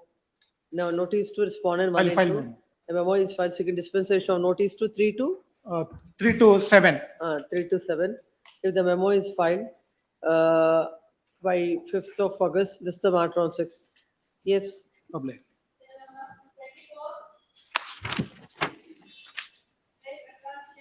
I beg to appear for the petition. Yes. Petitioner is respondent in an RA, regular first appeal, wherein the impugned order is rejection of my objections filed to the commissioner's report and acceptance of the commissioner's report at the appellate stage. What is the suit for? Suit initially was, one suit was for injunction, my lord, filed by me. That is annexure B. OS 330 of 2006. What happened to that? That decree, that is decreed in my Okay, favor. so the appeal is filed. Against that appeal is filed by the respondent. There was another suit, that is annexure C, my lords, which is OS 578 bar 2010, which is filed by the respondent against me and several other parties. That suit is dismissed. My counterclaim is allowed. As against that also, 2 appeals are filed by the respondent herein. There was a commissioner's report filed in the trial court. Suit ended in dismissal. My suit was decreed. His suit ended in a dismissal, as against which RA was pending. During the course of argument, they filed an application for appointment of a commission, saying that it was advocate commissioner who examined, was a commissioner in the trial court. So please appoint ADLR, that is Assistant Director of Land Records. The court appoints ADLR. After hearing me, appoints an ADLR. But spot inspection is done by a town surveyor who is totally subordinate and different than ADLR. I filed statement of objection saying that 2 aspects I challenge, my lords. One is that ADLR himself has not visited the property. It is only a town surveyor who has come, who is nowhere attached with the ADLR department, which survey is not competent. He is not competent to measure the property. Only ADLR is competent. The second contention is, my lord, he measures my property and respondent's property in this OS. But there are other respondents also, properties who are neighboring properties against whom another suit is filed, where this RA, another RA is connected. All these RAs clubbed together. All 3 RAs, my lord, are clubbed together. But he does not go to measure the other properties of other respondents therein. Come to the impugned order. Please, my lord. Come to the impugned order. Please.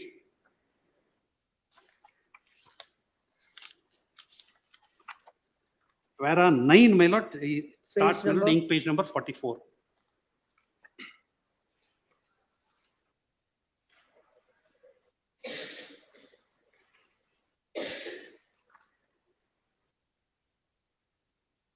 My lord's got it. It starts at. It's not 44. It's an OS judgment. I'm sorry. Inc. page number 13, my lords. I'm sorry. 13. I read the other number which is mentioned. Inc. page Yes. number 13. Para 9, my lord. Yes. On careful perusal of the materials on record, Commissioner's report, order sheet, and order appointed court commissioner, this court has appointed the court commissioner by allowing IA number 1 by order dated so and so. Thereafter, Commissioner has filed the report on 3/7/2022. Again, IA number 3 was filed 1/8/2023 to appoint ADLR as a court commissioner, which was allowed on A6/2/24, appointing a ADLR as a court commissioner to make a decision, a division of the scheduled properties as pleaded in IA number 2 and 3.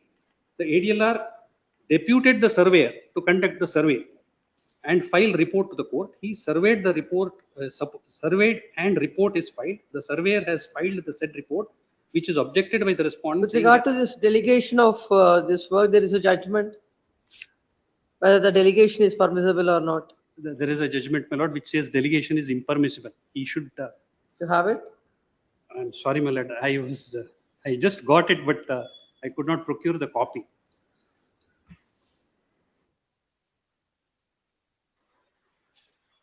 The ADLR delegated his power to surveyor who executed the commission warrant and filed his report. When such being the case, it cannot be said that ADLR himself visits the property and conducts the survey. On careful examination, the surveyor is qualified person to conduct the survey of the property. And the The court is referring to some judgment, WP number 1005 that is to. It is held that whenever ADLR is appointed, it cannot be said that he personally carried out the survey. Yes. Whether ADLR is appointed. Where is this order at least? Can I just place it, my lord? I'll just download it. That's tomorrow in the Please. first list. Yes. Sir, number 25. My lord, I beg to represent the petitioner. My lord, your lordship may kindly accept my apologies. I couldn't make it personally to the court. My lord, it's a simple matter. In a section 9 petition, my lord, interim order was granted, directing the respondents to not to alienate the properties. My lord, the interim order was being extended from time to time because the other side was taking time to, my lord, respond. And my lord, on a fine day for no good reasons, my lord, the learned judge vacates the interim order. Your lordship may kindly see the impugned order, my lord, which is at page number 31. And I just want to show to your lordship's page number 30 also, the last order of extension, page number 30, my lord. On 24th April 2026, the Honorable Court, my lord, extends the interim order. No matter the last paragraph, the learned counsel for the applicant under IA 151 of CPC seeking extension of ex parte TA heard, perused the same, application is allowed, order of TA granted earlier is extended. Now kindly go to the next page, my lord, it is the impugned order, page number 31. Matter is called out, counsel for the appellant is present. No, we were present, we were the appellants. Both sides counsels are present. Counsel for the appellant prays time to address the arguments. However, this is an arbitration application. This is an arbitration application filed under section 9. As such, ex parte TA granted earlier, he stands vacated as of now. But for no reasons. If the court at least had said, no, I am not going to allow you time or whatsoever, therefore you are taking time, therefore I am going to extend, my lord, it's fine. Without any reason, my lord, it gets vacated. And we pray the court, please recall and restore. That is also, my lord, refused.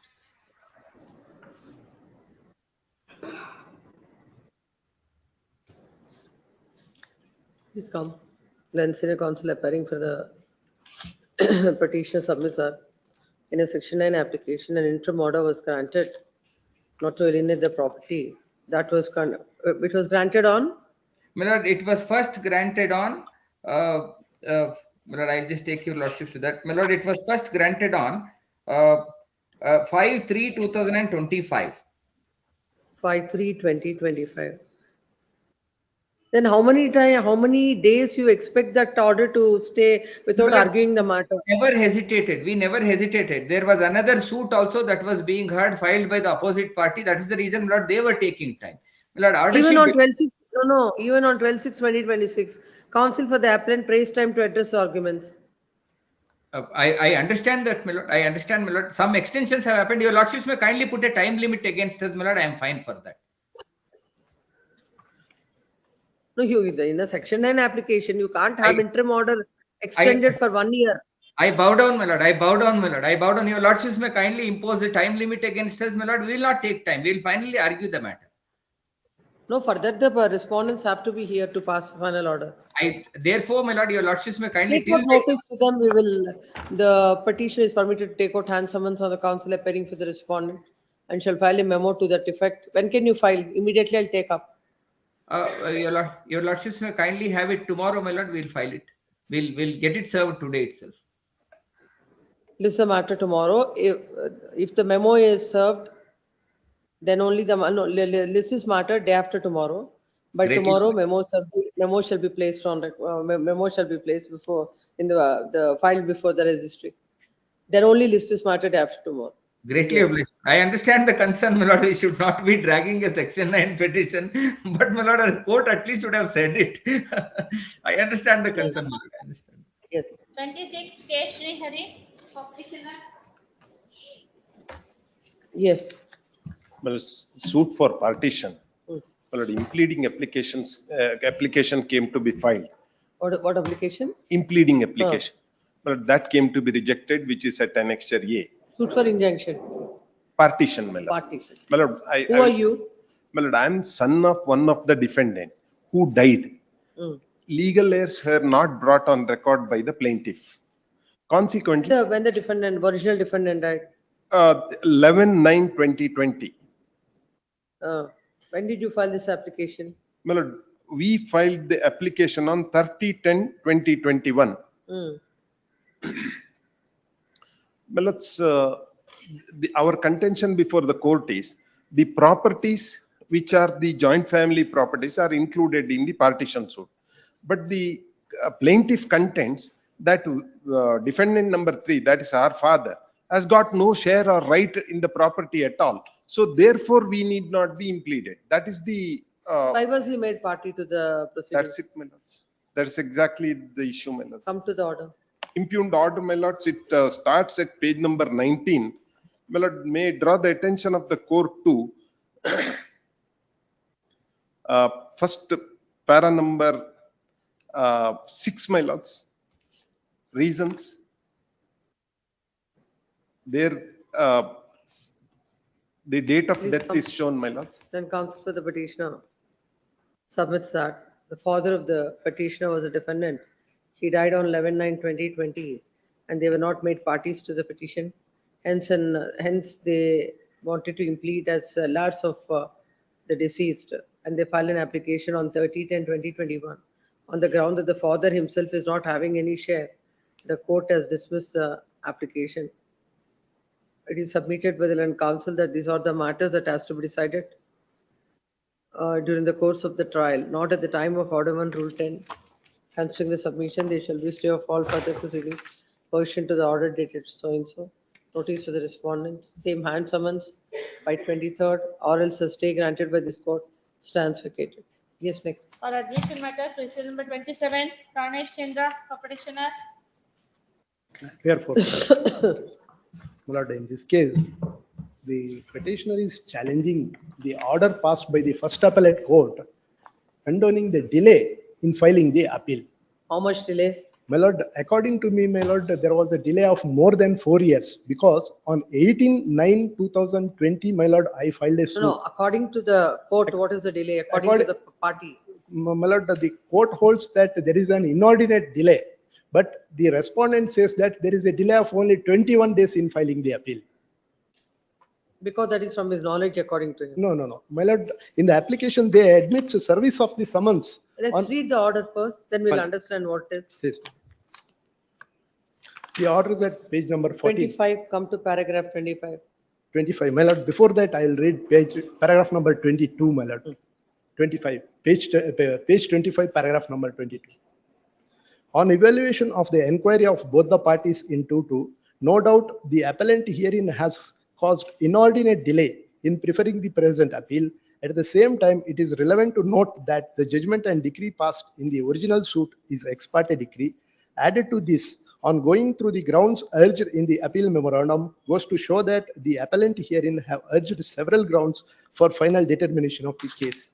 Thereafter, the judgments are extracted, my lord, page 25, paragraph number 25, page 27. In the light of the aforementioned provisions on provision of the materials available on record. When was the judgment and decree? My lord, the judgment and decree that is on 1/9/2023, the suit was decreed. On 9? 1/9/2023. RA is of 28 of 2024. 26. When was this IA filed? My lord, this IA is at page number, IA is filed on, at the time of filing the appeal, RA filed on 26/9/2024. 26/9? 2024. Let's see the affidavit. My lord. Affidavit, section Affidavit 5. at page number 56, my lord. Page 56, affidavit is at page number 57. It starts in unnumbered paragraph number 3. I was served with the suit summons on 18/9/2020 and the first hearing date was on 30th/9/2020. On 30th/9/2020, due to COVID-19 SOP was in force and I was also taking treatment for my old age illness in my native place at Neralagutte village, Chalkere Taluk, and I was prevented to engage the council by coming to the Shivamogga. Subsequently, the SOP was in force and I was not served with any suit summons or notice intimating the date of hearing in the said case. I was served with the notice in execution number 4 of 2024 to appear in court on 3/7/2024.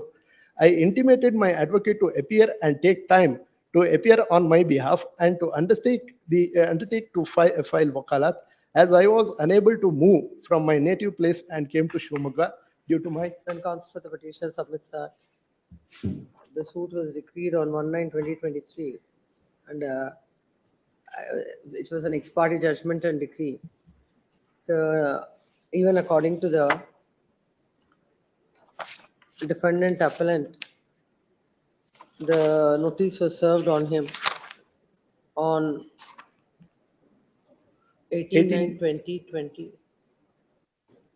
and without giving any reasons for not appearing before the court and filing the appeal with delay, an IA is filed and the court, without considering any of the issues involved between in any of the reasons, without considering the objection that are filed by the petition herein, has allowed the IA. Consider it is submitted that such an inordinate delay ought not to have been condoned by the court. Considering the same, they shall be stay of all for the proceedings in so and so till the next date of hearing. Same hand summons, memo 23rd, or else a stay granted shall be vacated. Yes, next. Serial number for order, serial number 30. Serial number 29. 29, Shivakumar K. It's petitioners. That's the respondent is the plaintiff before the trial court. Let's file the suit for partition and separate possession, and we are the defendants before the trial court. The defendants have appeared. Let's file the written statement and also file the application under order 7 to 11A and D of CPC to reject the plaint. As there is no cause of action, already the partition was effected among the family members. Plaintiff brother has already filed the suit that is pending before the other court. In the year 2013 he has filed. He is the party to the suit, and as properties of the father is already filed. That is going on. Intentional in the 2020-25, the very same plaintiff filed the suit in respect of the defendant's properties. Did he mention about the other suit filed by the brother? Yes, he has not mentioned, but I have produced the copy of the plaint. He is also party to the suit. He has already admitted the previous partition and the elevations have been made. You have to tell the court about the scope of order 7 to 11. Yes, I have brought to the notice of the court that it is frivolous suit has been filed. That too, left out all the family members. So according to you, your documents have to be looked into by the court. Yes, documents have to be looked into. Even not even discussed with regard to these documents of the defendants are concerned. When the plaintiff brother himself. While rejecting the plaint, the court has to look at the documents filed by the defendant. Yes, defendant and law says that. The law says, the Supreme Court says, along with the plaint governments and documents has to be looked into while rejecting the plaint is concerned.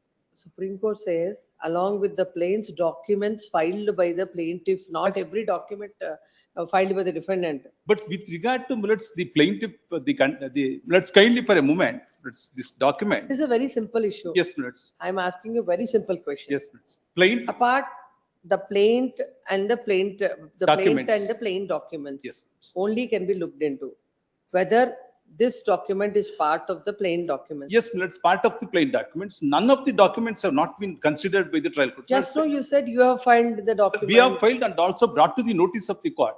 But along with that, let's, he has filed the documents of the plain defendants, not even considered by the trial court. That's all the revenue records in respect of my properties, let's, he has produced. Will the court consider your documents, Mr. Counsel? Let's, my doc, Show me the law. Just now you're saying Supreme Court said so. Show the law. the judgment, let's, There justice. can't be no judgments of that. List is matter after 2 weeks. It's next week. You're relying let's. on, no, this way. Can't waste the court's So time. let's, If you frivolous say suit that has there is been filed. judgment, you should have come along with the judgment. Let's, this And you're frivolous saying suit has some been filed. proposition which is contrary to law. That's all suit is, another suit is Show me going the on. judgment which says that Please. the written, while rejecting the plaint, the documents filed by the defendant shall be looked into. Please. That judgment you please place, list after 2 weeks. Yes. Cell number 30, Bharatnath HS for petitioner. Only short passover matter is held up in No, it's await service of notice in respect of 9, 12 and 13. one application is filed for interim stay that is pending. In a 25 matter. No, we will not look into that. No time for Kindly that. pass over, madam. List this matter after service of notice on R9, 12 and 13. Cell number 31, Shivakumar. Yes, letter for extension. That is for the petitioner.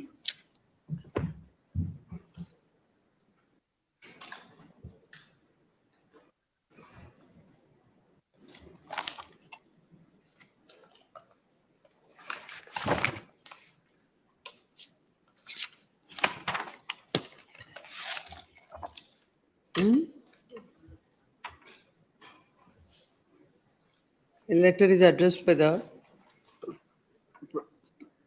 Principal City Civil and Sessions Court, Bangalore, seeking extension of time.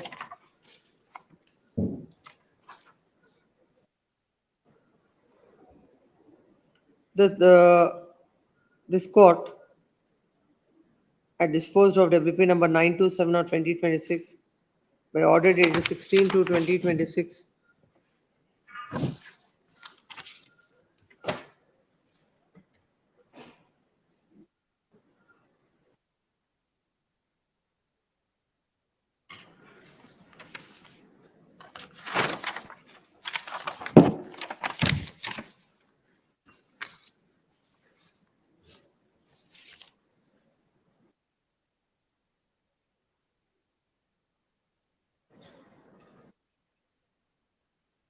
And as per the same, by 5th June 2026, orders have to be passed.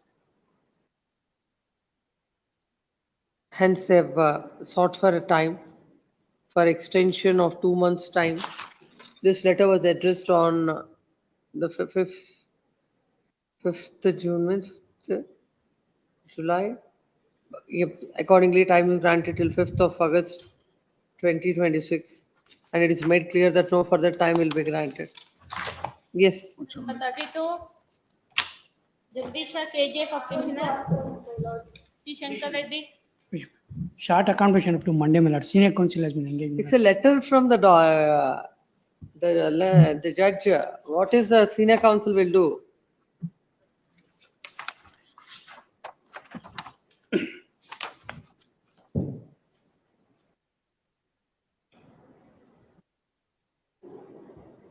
A letter was addressed seeking extension of time.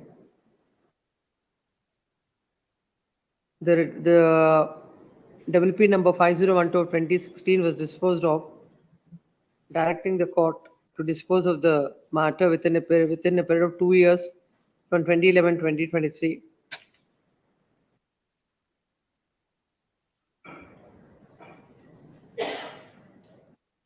Earlier, no. In SLP number 25175 2023 and orders were passed to dispose of the matter, same like within the.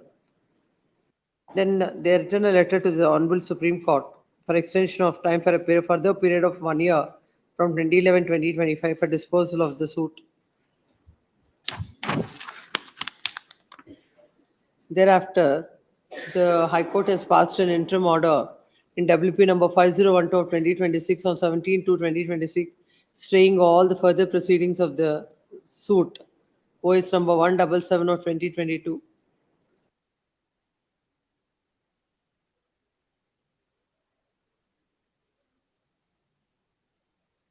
Where is the senior counsel? Madam, Monday, my lord. Why He- Monday? He has some personal inquiries today, that's why I'm requesting.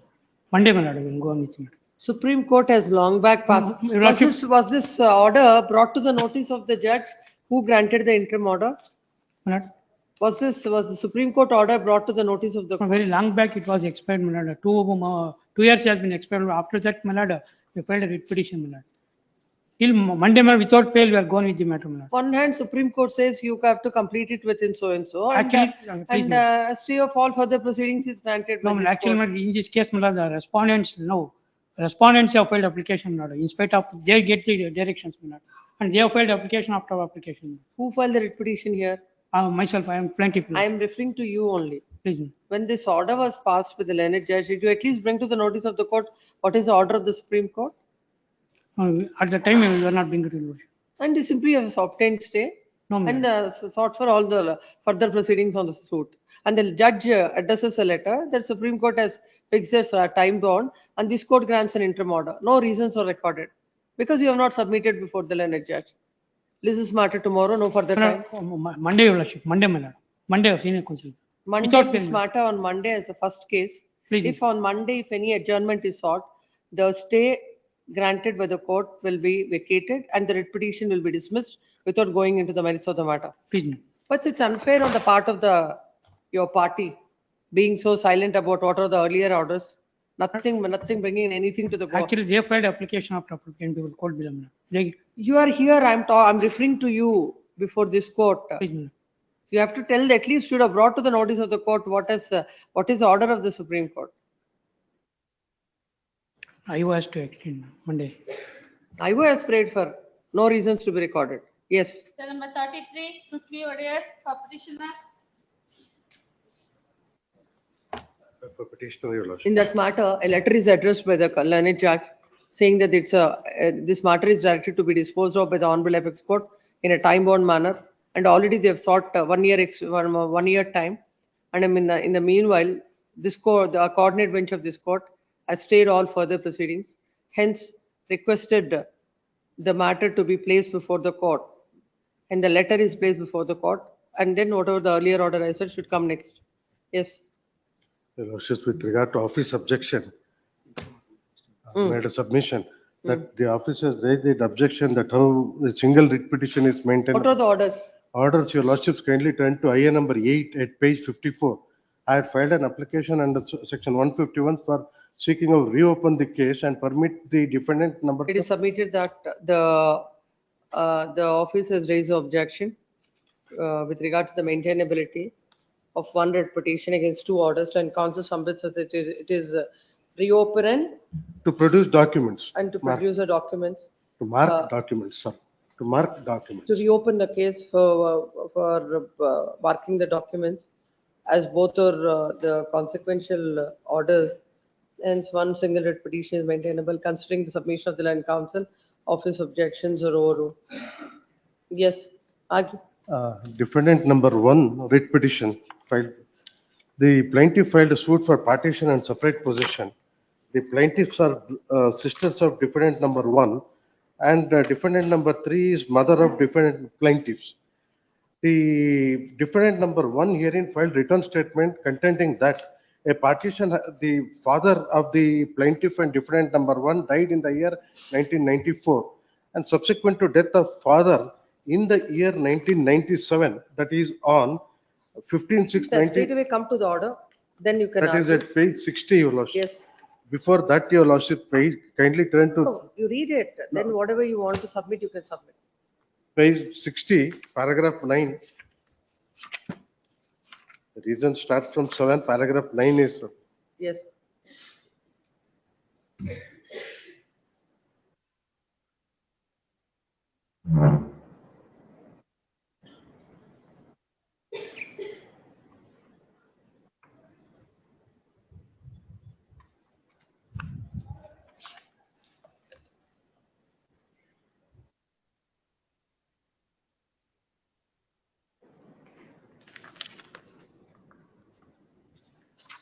What are those documents? registered by the partition deed, which was not registered. Xerox copy of the partition deed was requested to be marked. The contention taken by the plaintiff in the plaint was that in the year 1998 and 1999, a mutation came to be entered, No, which the was issue is whether the document can be marked or not marked. that my respectful submission is that your lordships kindly turn to page 27, the issues framed, issue number 4. Issue number 4 is that whether first defendant further proves that the suit schedule properties are already divided among the joint family members by way of Paul Parikat dated Correct. 15/6, Whether it 1997. is Xerox copy of it can be marked or not. For However, how you prove your case is your problem. For A document collateral, can be marked or not is a question to be decided. for collateral purpose, it can be marked. It's That not is your my, collateral purpose. That is the main purpose. because collateral purpose is that your Why did lordships. you say so? We can't infer all that. You should have said, this particular document can be marked for the collateral purpose. My main purpose is this, collateral purpose is this. Without saying anything, you said this document to be marked, which is a compulsory registrable document. And the court said no. Perfectly right. Your lordships, if that is the case, your lordships, I may be reserved liberty to file one more application, making all those amendments and requesting the court. Court, you are advising your client. The court is not here to advise your Because that client. was the contention taken by both the plaintiff I and will not give any of those, plaintiff. whatever it is, this Xerox copy, whatever, whether the court is here to decide whether that order is correct or not. It is a correct order.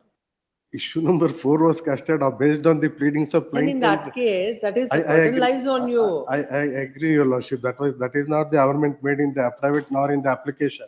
Take But notice, my- we will see when notice is served. Notice to the respondent's petition is permitted to take out hand summons. If the memo is filed by 11th of August, list it on 12th. Your lordship, 3 to 6 were dispensed because they are sailing with File the this memo. The defendant. memo is filed seeking dispensation of notice to respondents 3 to 6, same dispensed with. Notice to 1 and 3. 1 and 2. 1 and 2. 1 and 2. Much. Then number 34, Ashwath CM, set out the memos. Petitioner, Yes, what are the office objections? my lords, with respect to office objection, in fact, what had happened is before the trial court had made 2 applications. One is seeking permission for filing of the written statement, and another one, unfortunately, for reopen and recall, which was not required, my lords. So the office has said that 2 applications are not. Those are two different applications. So I'll be Two restricting only petition- to IA number 9, my lords. Make the corrections and counsel for the petition submits that. My lords, one more submission, my lords. The matter has been listed for 6th for the argument. Tomorrow I'll take up, you write it. The land counsel appearing for the petition submits that he is restricting his prayer to I number 9, my lords. I number 9. Office, hence, the office objections and he'll carry out the necessary amendment of the correction to the, in the red petition. I'll take up this matter tomorrow or day after. Tomorrow, my lords. In the Tomorrow. meantime, office has raised Give one more that, objection. give it to him. Any corrections he can make, let him make and. One Yes. more objection has been raised by the office that I had not furnished the typed copy of a particular portion. I'm not relying on that, my lords. I just furnished the entire order. We'll see that later. Grateful. Tomorrow come up with that. Then Yes, number 35.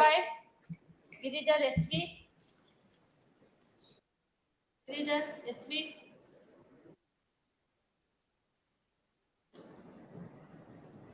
No representation for dismissal.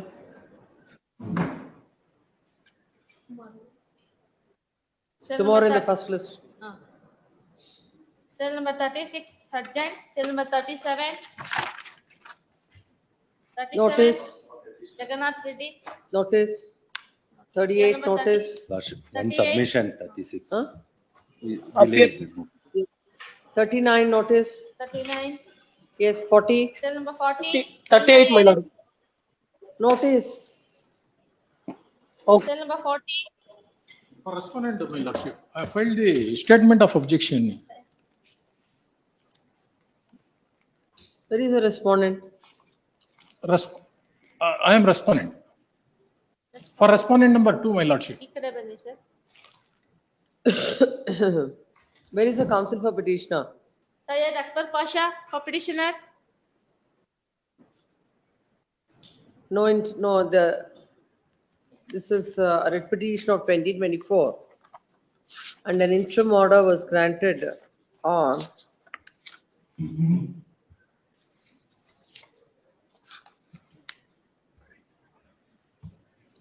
28/1/2026. Today when the matter came up, in a 24 writ petition, 26 interim order. When the matter came up, there's no representation on behalf of the petitioner. List this matter for dismissal. You have on the next, in the next week. Yes. May I make one mention? Extreme urgency, otherwise I wouldn't interfere. One matter for end of the list. There is a delivery warrant that has been issued and the police and the court dafedar are sitting on the property which is developed. I'm a developer. Mention is not made in the morning.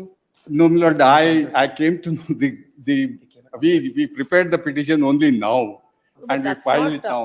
No, the difficulty of the court is, court cannot make any exception to a particular advocate. Very true, or lord. whether it's a senior advocate or otherwise. I would Because not, when I would not. When I am following a uniform procedure, that should be applied to everyone uniformly. I And completely vote. I do not entertain a mention at 1:30. Question of 3:30, I know. taking a matter out of list will not It's arise embarrassing at for all. me also, my lord. It's embarrassing for me also to mention middle of the list. But given the urgency, I had no option. Because now the police are troubling there. No, there is an order passed. You must be knowing when is the order passed. No, my lord, we came to know about the order today and we immediately, my lord, we came to know it yesterday. We moved the trial court only for the vacating of the interim order. The trial court said the other side advocate avoided issuance of notice. And today they came to know that I have already moved an order 21 rule 97 application as an objector. They have gone to the property to take possession. And 1:30 I come to know and immediately I prepare a writ petition and come before the honorable court. Extreme. Even this way in trial court also it will not happen. Trial court yesterday and No, the no. matter is there tomorrow. In our court, it has to be either there is a procedure. No, I'm not even a party. I'm not even a party to the suit. No, you're not a party. Either it should happen in the morning, it should happen in the afternoon, not at 3:30. I have no. Ready, if you're making it ready, you should have come in the morning and made a mention at least 1:30, not how will I take it up at 3:30? I'm sorry, the clients came to us. I'm sorry. That this is what is happening. I'll not entertain those kind of requests at all. If you want, I'll take it up tomorrow. I'll not take it up today at any cost. Your lordship may kindly take the memo and I'll at least comes up tomorrow at 10:30, my lord. Tomorrow you can make a mention. I'll take it up tomorrow morning. Tomorrow morning I'll give you the time. But Again, not it now. goes end of the list tomorrow, my lord. That is why. Huh? Again, it goes end of the list tomorrow. If your lordships. Because I will be completing every day this list. List 1 to will complete every day. It's 58. I'm not for a minute saying anything. No. Tomorrow you file it, let it come in the list. I will take one, but you make a mention saying that this is the urgency. I will take up the matter. That's why I've been doing it. Yes. Cell number 41, R. Srinivas Gowda. Obliged. Extremely sorry, my lord. Yes. Yes. Nikhil D. Kamath for respondent. For petitioner in this case, Miller. Suit for partition, Miller. I'm the defined number, I'm the petitioner herein. The fourth defined in OS number 5747 for 2005, suit for partition.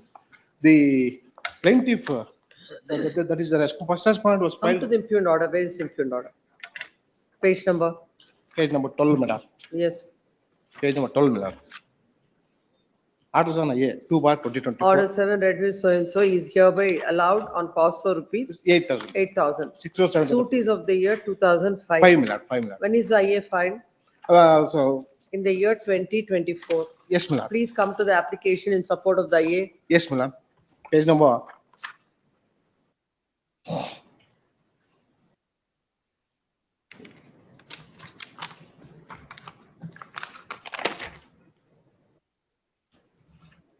Page number 134, my lord.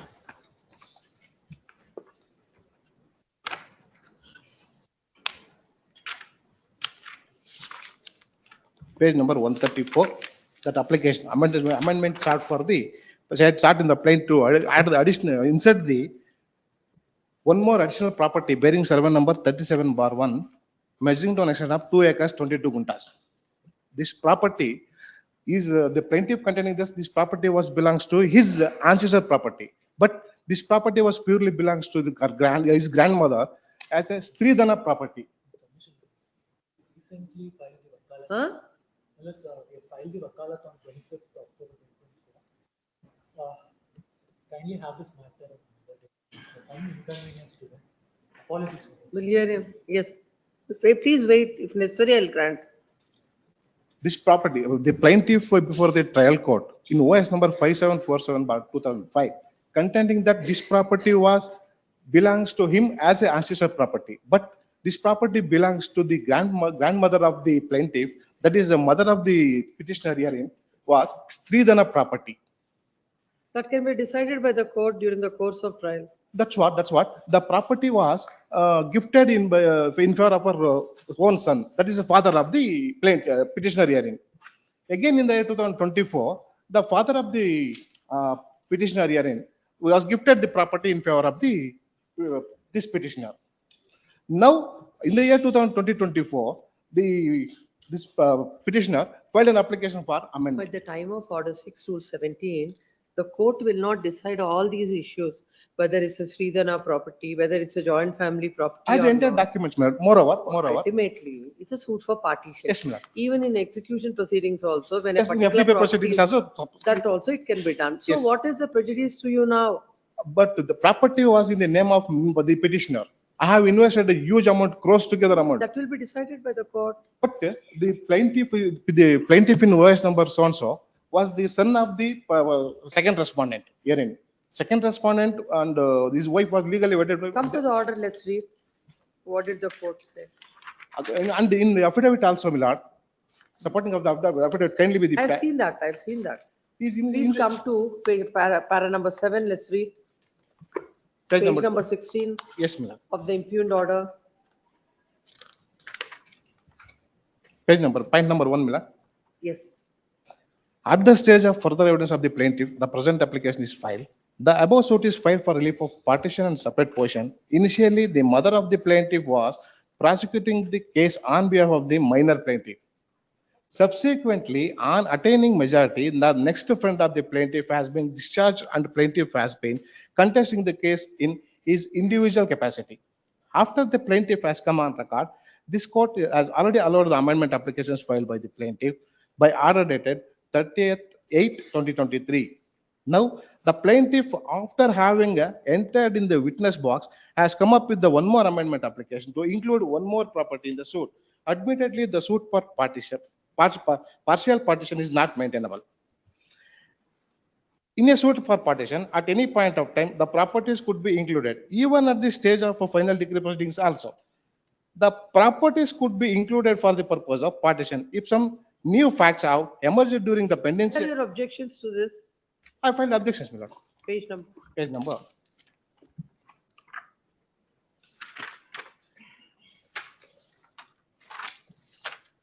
(137), my lord. That is annexure F. I have narrated the entire details in the. 1 minute. Yes, my lord.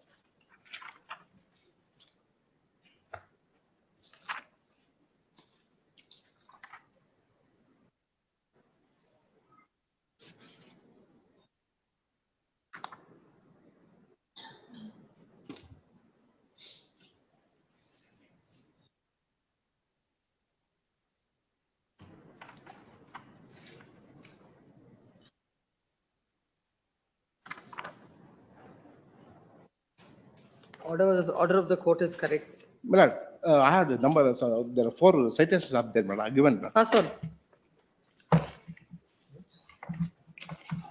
And my party is intended to engage a designated senior counsel. Kindly, I will list this matter on Monday, my lord. Then why did you argue? My colleague also are seeking time, no, that's what, my lord. This is matter. There is no interim order. This is matter in the month of September. No, Monday, Millard. At Yes, least 42. first week, Name is not reflected. my name also. Anyhow, there is no interim order. What is the urgency for you? If the matter is pending, how does it make any difference? It's not there. Millard, my name is also not showing Millard in this list. Huh? In causeless, I understand that. I'm saying, if I adjourn it to September, what is the difficulty for you? No, my lords, not with regard to adjourning. Your voice is so low. I'm not even able to understand what you're saying. It is not, I'm Sir, not sir, open disputing the with regard to. Switch on the mic. My lords, I'm not disputing with regard to the date given, my lords. I'm only requesting your lordship to uh, take my senior's name in the cause list, my lords. What is the Direct the senior's office, name? R. Nagendra Nayak, my lords. So and so. This is the name of so and so for the respondent. Yes, next. And my name also, Millard. My name also Respondent not reflected. in What the- is your name? How will Lokesh I Babu, know? Lokesh Babu. So and so for the petitioner. Yes, Millard. Yes, next. Cell number 42. Give it the citation, Millard. No citations required. We'll see when the matter 42 reaches. Vijay AM for petitioner, Raghavendra NR for respondent. Yes. Lord, President, the petitioner, the application. There is a counsel for the respondent. No representation on behalf of the respondents. Interim order earlier granted is extended. May I This is- request for next week? Manoj? Huh? May I request a date in next week? Because, This, you have an interim order. please, This is matter on 2nd of September. Interim order earlier granted is extended. Yes, next. Lord, Number this, 43. may I make me one request? Lord? This, the problem is the interim order is only in respect of, I have been implemented as a party, only that order is stayed, but the suit is proceeding. My Lord, my application, I sought for deletion of my name from the array of parties. List on 18th of August. Cell number 43. My lords, for the M. petitioner, Gautam senior is on his legs, may kindly be My passed lord, this over is or the some- sixth adjournment that they've sought continuously after obtaining say, and even the order, if your lordship was your coordinate bench in December, when the matter was posted, has List noted is this. matter tomorrow on the top of the list. Grateful. Please. It is made clear that no further time will be granted. And if at any time is sought, the writ petition will be dismissed on the ground. Cell number 44. Please, please. Interim order may kindly be. Interim order earlier granted is extended. Cell 44. number 44.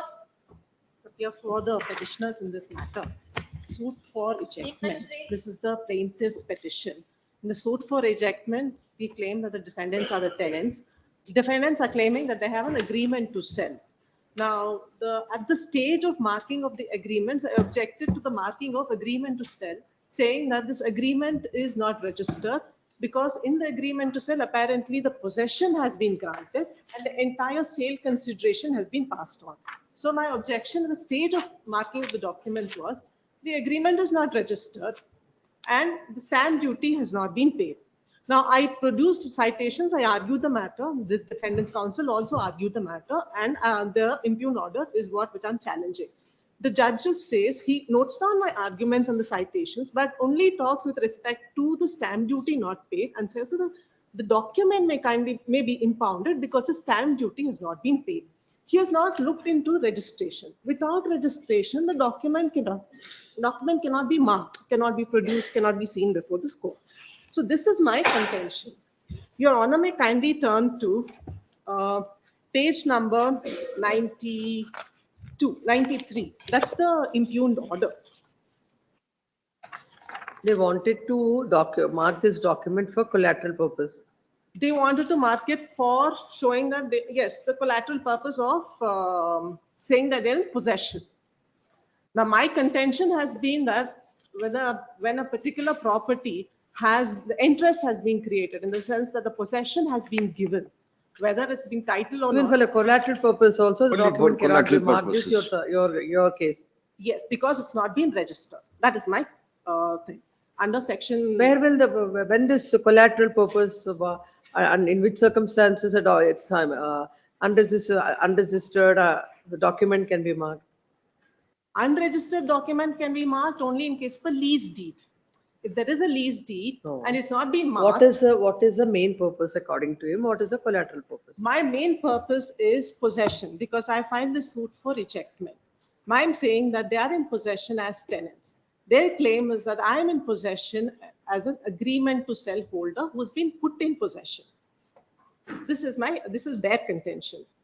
My contention is that because they are put into possession, any property has been parted which is worth more than 100 rupees has to be registered as per section 17(1) of Registration Act and also 17(1)(a). Come to paragraph number 2. Yes.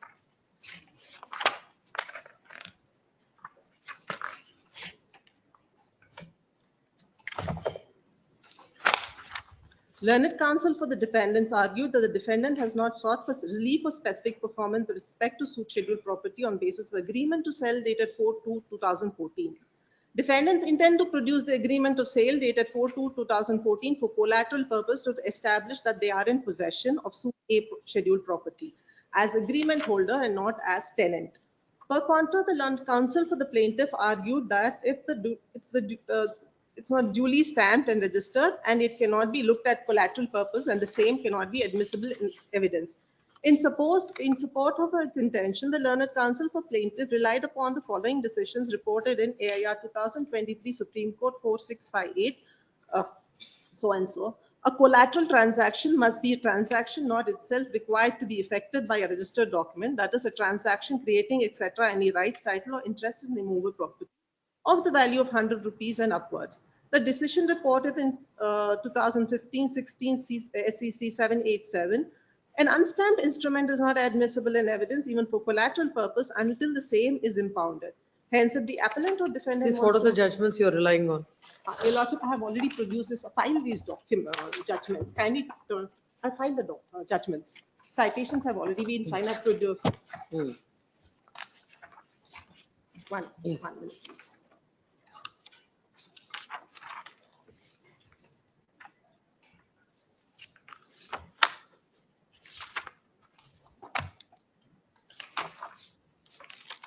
Kindly turn to page number 10, the memo of citations.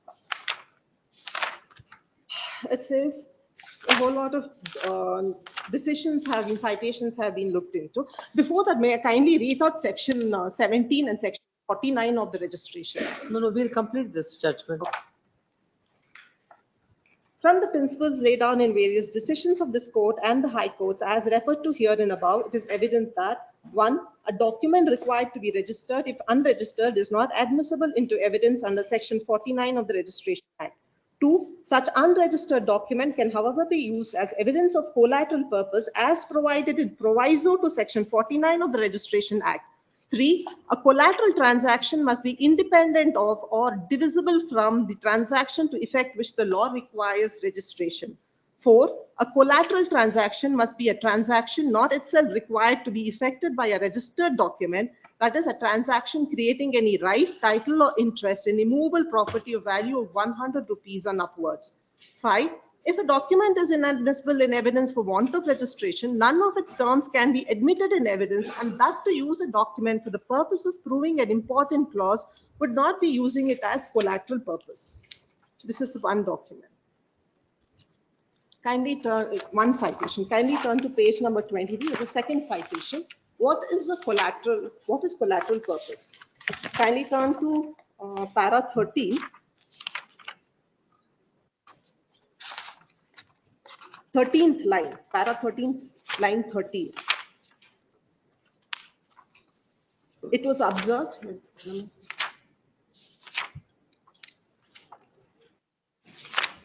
Yes.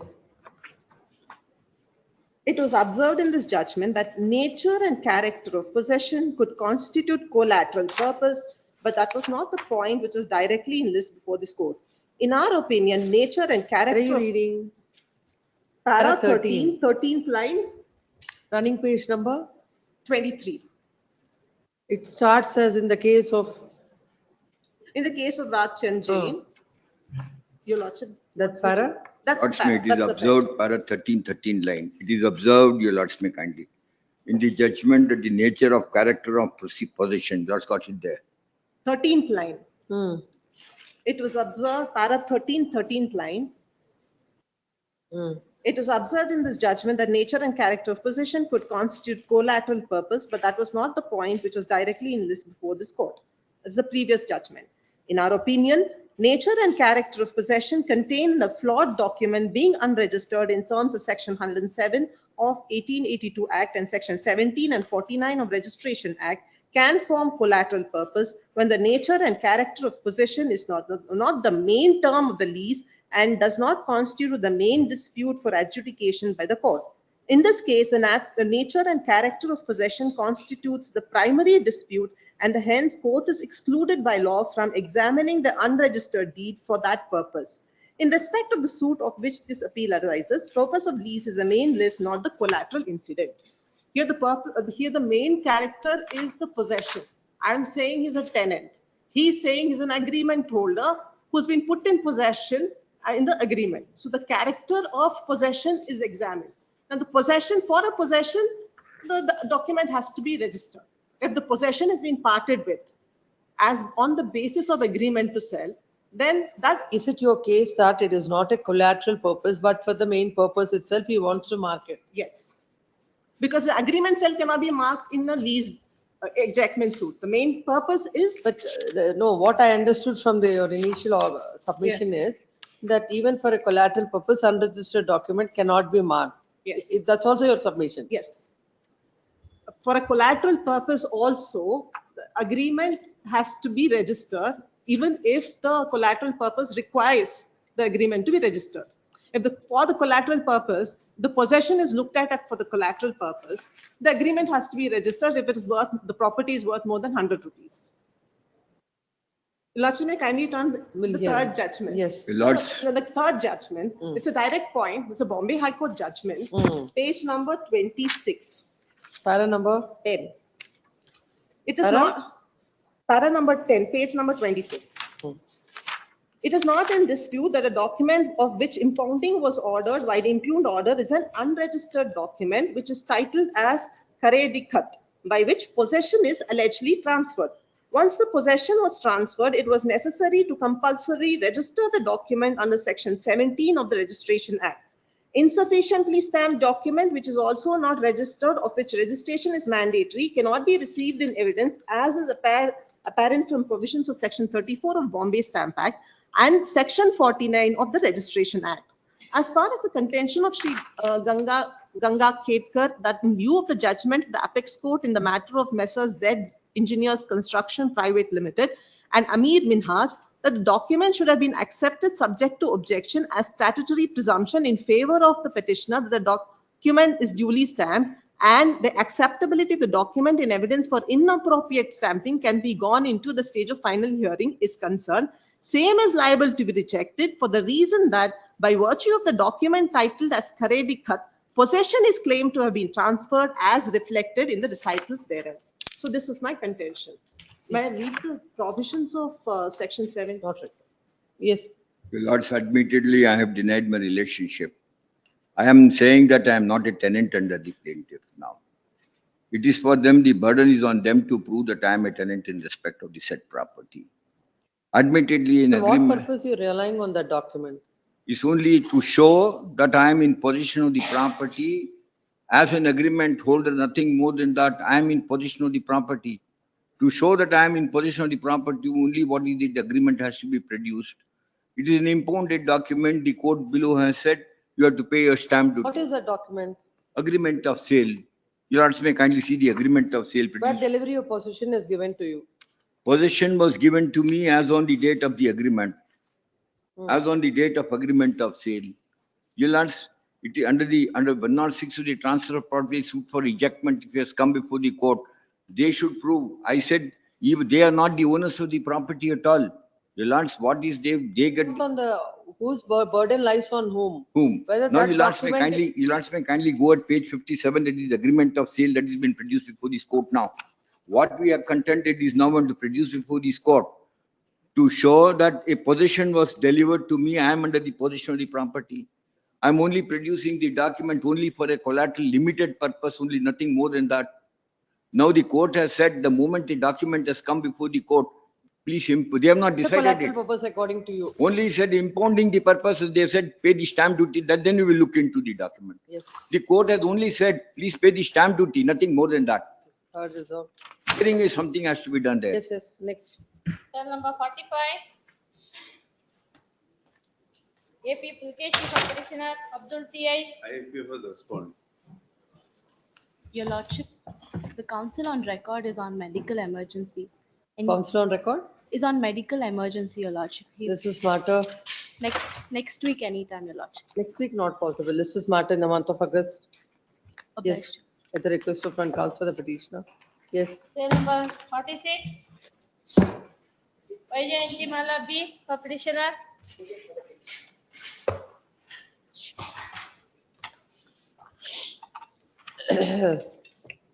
Yes. My application under order 23 rule 1 was rejected, Your Honor. In the lower court, I am for the petitioner. My application under order 23 rule 1 was rejected. Where is the order impugned? Pardon? Where is the order impugned? Page number 49, annexure D. Sorry, this is application, sir. Suit of which year? Injunction. Suit for injunction. Which year I said? Injunction. 2014. Suit of 2014. Why you want to withdraw the suit? No, I don't want to withdraw the suit. I want to change the comprehensive suit, Your Honor. I want to declare that when I am the owner of the suit because the opposite party has taken the position of mine. So in between the in the proceedings of the case, she has taken the position of mine. So I want to change the nature of the suit from the injunction to declaration. So I have filed an application saying that one to withdraw that one and file another suit on the same cause of action. Let's see your application. Application in the 49, page number 49, Your Honor. Page? 49, annexure D. Let's see, what did you say? Why you want to withdraw the suit with a liberty? I will see that paragraph 3, Your Honor. I submit that the defendant has taken the advantage of not attaining the interim order, extended the interim order. The defendant has taken the position of the suit scheduled property. Don't even say when he has taken the position of the property. Yeah, and you simply say, give liberty to file a comprehensive suit. How can the court give a liberty? Suit of 2011. 2025, you want to withdraw the suit. Saying that my position is already taken by the defendant. When he has taken the position, nothing. Affidavit is absolutely silent. Can the court grant liberty like that? Your Honor. So that you will get over the law of limitation. No, I have purchased the property in the year 1998. I have produced my sale deed also, my lord. And at the same time, they have saying that when they have purchased a property on 22. What is the limitation for recovery of possession? Please. Please come.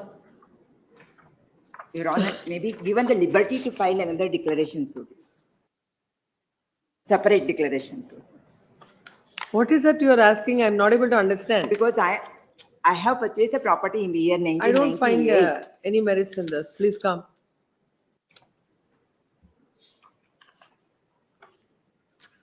The petition is agreed by an order passed on an application under order 23, rule 1 of CPC, dated.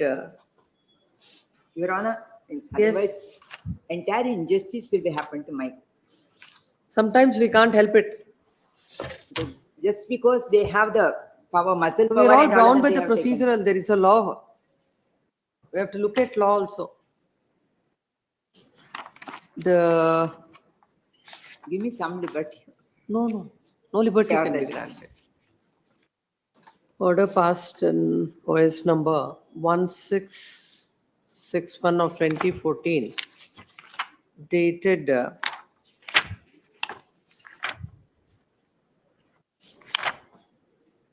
15/4/2025. The plaintiff is before this court.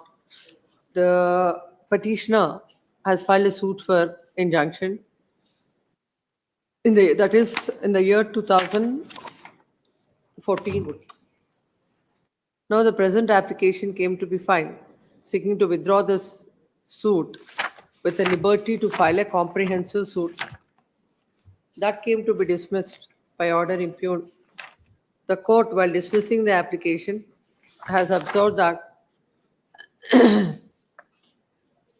on perusal of Order 23, it's clear that the satisfaction of the court is must for withdrawal of the suit for filing the same on the same cause of action, and the court has to apply its mind while allowing the application.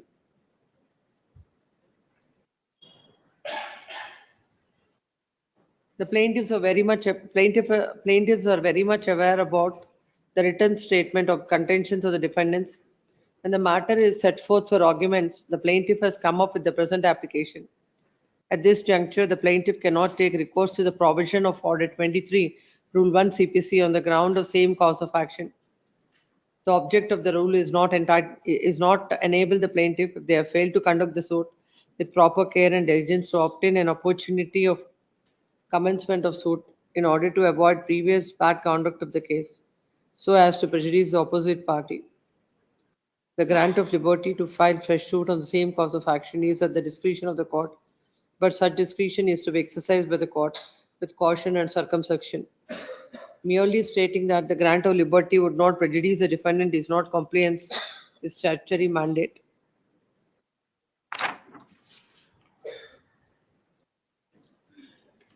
The court has observed that the suit was instituted way back in the year 2014, and after 11 years, the plaintiffs now at this juncture, when the matter is set down for arguments, intends to withdraw the suit. The court is not satisfied with regard to the existence of proper grounds, and the court felt that it is not a case where the court can give permission to withdraw the suit and to file a fresh suit with a liberty on the same cause of action, and accordingly dismiss the case and for arguments directed the matter to be called on 25/4/2025.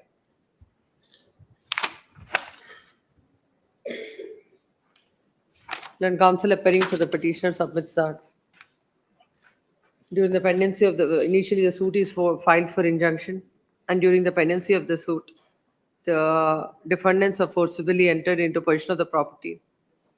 And for all this, for recovery of possession and for all other reliefs, for declaration and other reliefs, they have to file a comprehensive suit for injunction.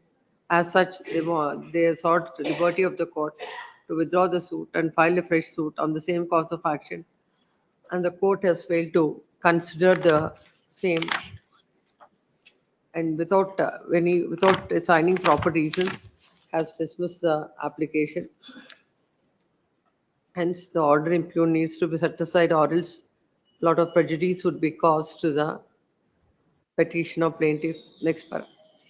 Having heard the counsel for the petitioner, there is a material on record. This is a suit for injunction of the year 2014. Admittedly, when the matter is set down for arguments, the present application is filed seeking to withdraw the suit with the liberty to file a fresh suit on the same cause of action. This court has perused the affidavit that is filed. In the affidavit, it is stated that defendant has taken advantage of not extending the interim order. He has taken the possession of the suit property illegally, and they are denying the ownership of the suit scheduled property. As such, to file a suit for declaration and possession of the suit and for seeking delivery of the property, they need to file a separate suit, a comprehensive suit, and they sought for to withdraw the petition.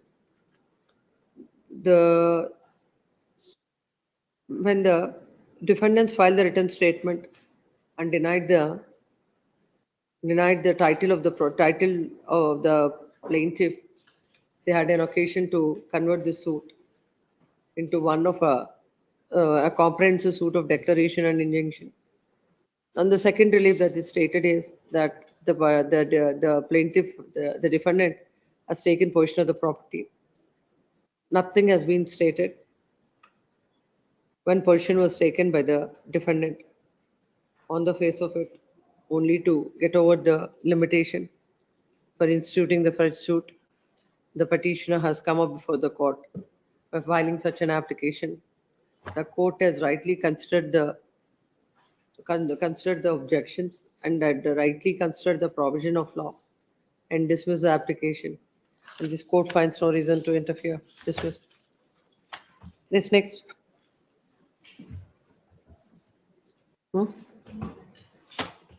What is that?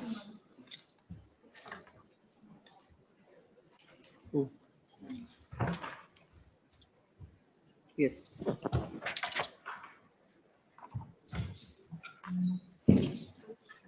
Number 47, T.N. Vishwanatha.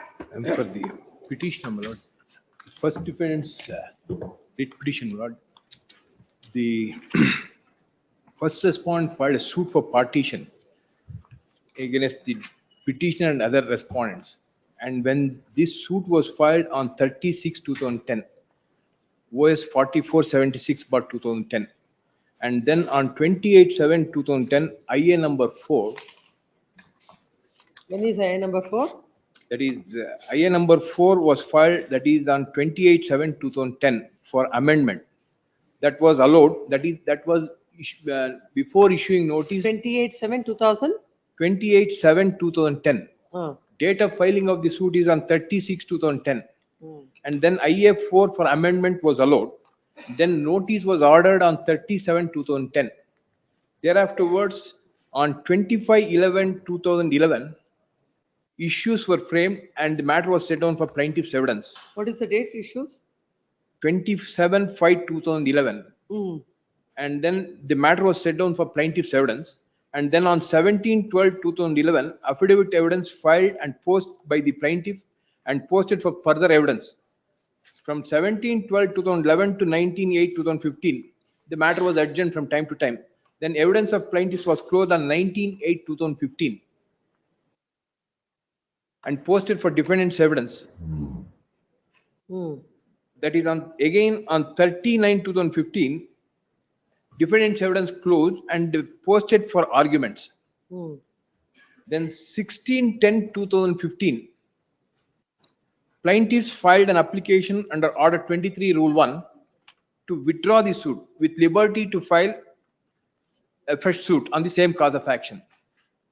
Then 15/3/2018 memo filed seeking permission to withdraw IA number 10. That is, IA number 10 is an application filed under Order 21 Rule 3. That is Order 23 Rule 1 to withdraw. When was that withdrawal? Memo filed on 15/3/2018. 15/3/2018. So that's pending from 16/10/2015 to 15/3/2018. Yes. Then memo filed, and on the very same day, IA was filed to implead defendant number 3, that is wife of present petitioner, and also an application to amend the plaint. That is on 15/3/2018. Then on 20. You were defendant number 1. 28/6/2018, wakalat filed on behalf of the plaintiff, that is, on behalf of the proposed defendant as a GPA through GPA holder, and filed objection on 17/7/2018. Then on 15/2/2020, IA number 1 of 2018 filed, that is to amend the plaint. That was allowed, and impleading application was also allowed. And then on 9/11/2021, a plaint was amended. Thereafterwards, the proposed defendant, that is the wife of the present petitioner, died. When was that amendment allowed? That was allowed on 15/2/2020. And then amended plaint was filed on 19/11/2021. And then the legal aids of the proposed defendant were brought on record, and they placed ex parte on 23/2/2024. Issues already framed, and for plaintiff's evidence was it was posted to plaintiff's evidence on 15/4/2024. Then on 27/6/2024, IA 1 of 2024 filed for the amendment of the plaint. That is very important. The present application, that is 27/6/2024. That is again allowed. Pardon? That is again allowed. That again allowed, that is 1/8/2014, defendant number 2 is sailing with the plaintiff as stated no objection, wherein the present petitioner has filed detailed objection on 4/7/2025, impugned order was passed by allowing the application. As against that, I have filed the writ petition, Lords. Now, the Lordship may kindly turn to page number 62, please, Lords.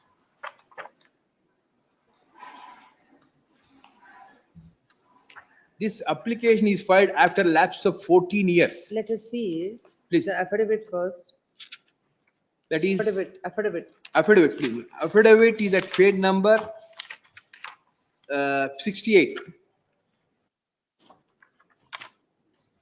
Yes. The para number 7 is the cause shown, para number 7. Because their contention is that it's all the joint family properties they want to incorporate. I state that recently, may I read it please? Para number 7. I state that recently I engaged present advocate on record and going through the case papers, pleadings and plaint schedule compared with the document, he suggested me to amend the plaint as sought for accordingly I constrained to file the above application. I state that for want of knowledge and document, I could not able to plead the description of property in the plaint and also in the schedule, which are bona fide one and not intentional one. I state that proposed amendment is necessary to determine the dispute between the parties completely and effectively. The proposed No, amendment. why, what is amendment that he doesn't say in the affidavit? Amendment, nothing, my lord. Page 62. Just saying that advocate wants him to amend. Why, what for, what purpose, nothing. I think that is what the last para, the cause shown for filing the application, and then para the impleading amendment starts from page number 62.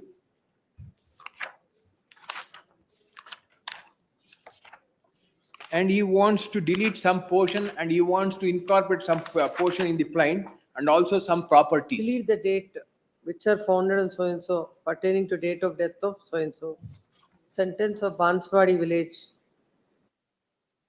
Measuring so and so, and then to insert the following sentences in para 5 E, F, G and H after para number 5D, and then to insert the following para, that is para number 4, to insert para number B, C, D and E after para number 11A, and Yes, then what do you say?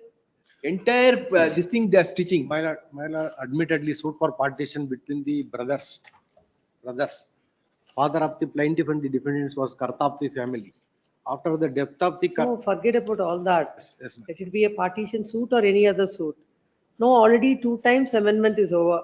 Again, 3rd time you want to amend the plaint. Anyhow, we'll see what is it. But when you file this affidavit, nothing. You just say, my advocate said you amend the plaint, that's why I'm amending the I have plaint. explained the reasons in the affidavit in para number Please come to read it. 3 to 6. Read it. Read it. Please. Para number 3, I state that I filed the above suit against the defendant for the relief of partition and separate position in respect of the suicidal properties. Page number 68, madam. Yes. I state that Narayana Reddy is my father, who was the Karta of the joint family, was looking after the welfare of the joint family affairs. During his lifetime, my father. Third para is only reiteration of earlier facts. Yes. Nothing new. Next, 4. This is also nothing new. I said that my father left behind item number 1 to 6 of the suitable properties. That is property bearing number 81, so on so. Those properties are ancestral properties and joint family property. Presently, they are incorporating the said properties. Next, para number 5. I said that after the death of my father, the defendant number 1, looking after the joint family affairs out of the joint family nucleus, he has been purchased the item number 15 to 18 and 20 in his name and as well as in the name of his wife. That is the defendant number 3 herein. These reasons pertaining to additional paras about to item number 15 to 18 and 20, to avoid the rights of the plaintiff, but those properties also joint family properties of myself and the defendant number 1 and 2.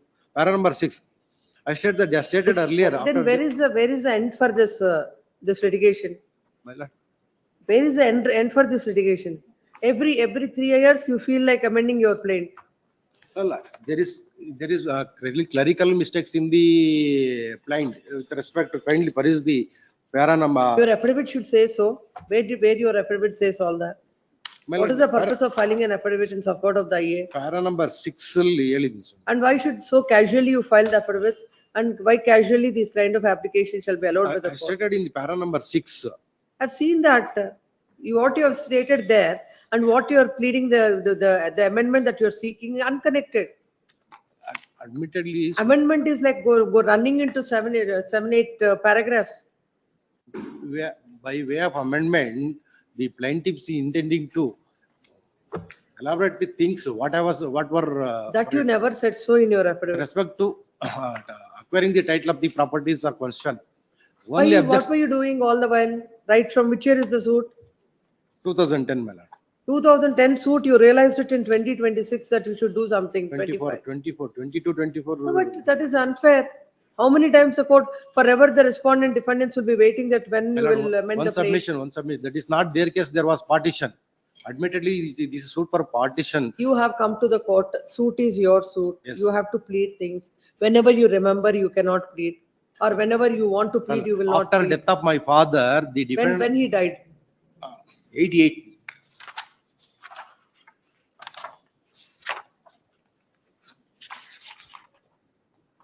Seventeenth May 1988.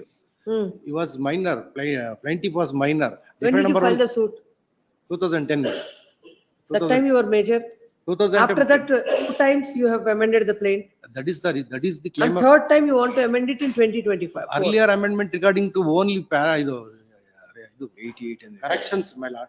So every amendment requires one,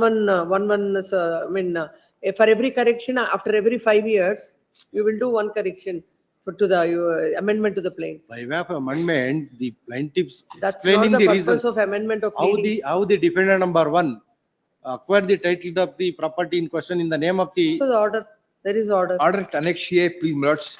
And it starts from para number 10. Page number? Page number 17. I have gone through the principles laid down in the said decision.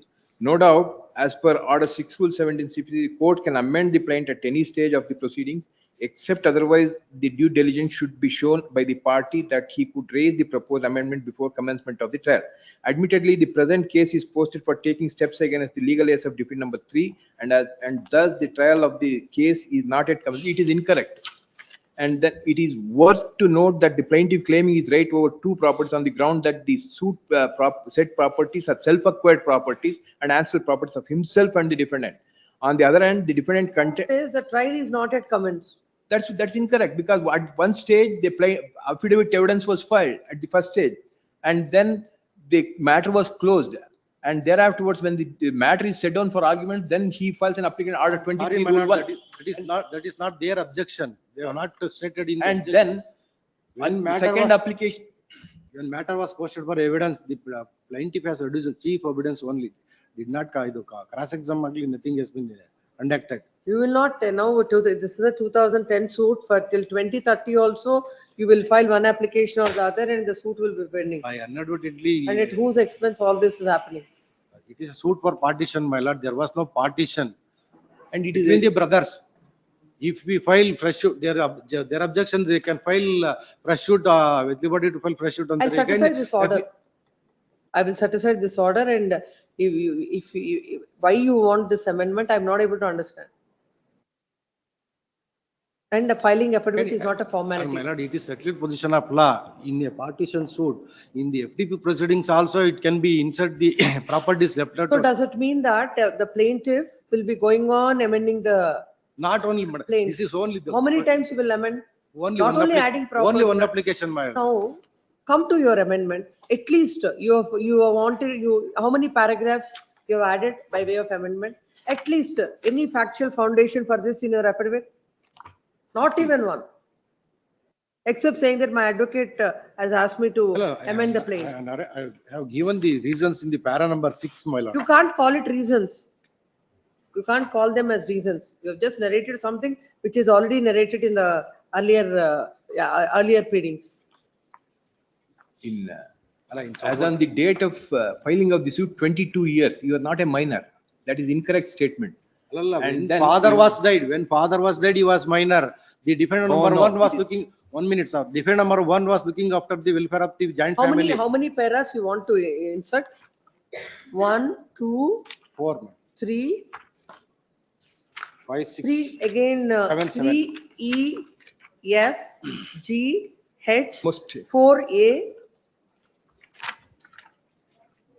4 B, C. That pleadings, that proposed pleading supporting the earlier pleadings, madam, how the defendant number one has acquired the properties in his name and as well as in Please in come. the name of his wife I'll to certify avoid the this share of order. the plaintiff. May pass on one judgment, my lord, a Revajitu's judgment, wherein it has been clearly held. May I pass on this? And your lordship has also taken a view in one. This I'm also furnishing two judges.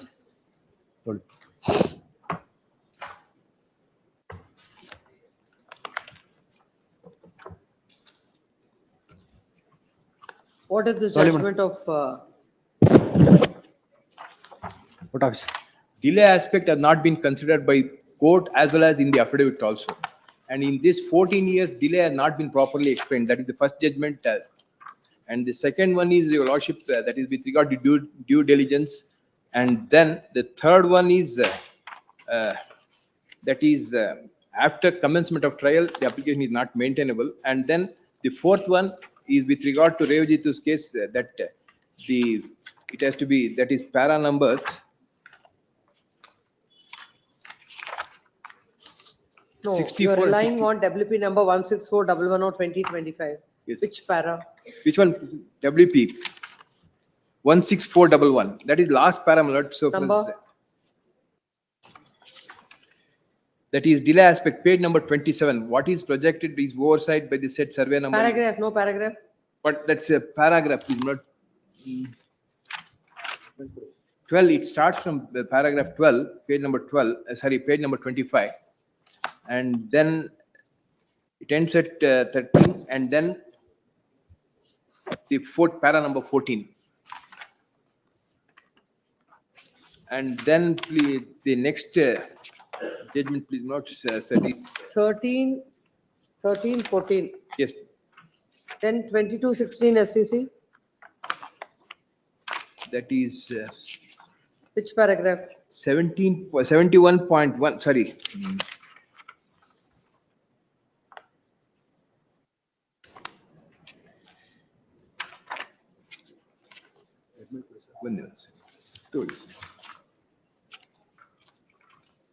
That is the prayer 71.3, Page number? page number 35, please. And then 71.10. 1 minute. You should have given the running numbers also. I'm sorry, You're please. relying on these many judgments. I'm sorry, please. 70? 71.10 at page number 36.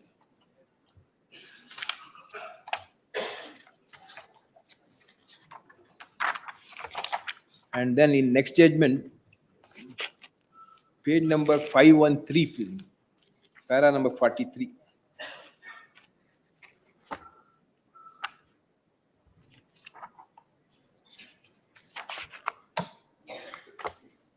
And then the 2008-17.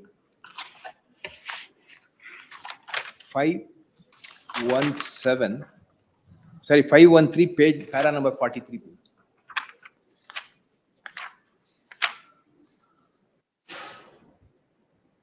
513. Yes. Para 43.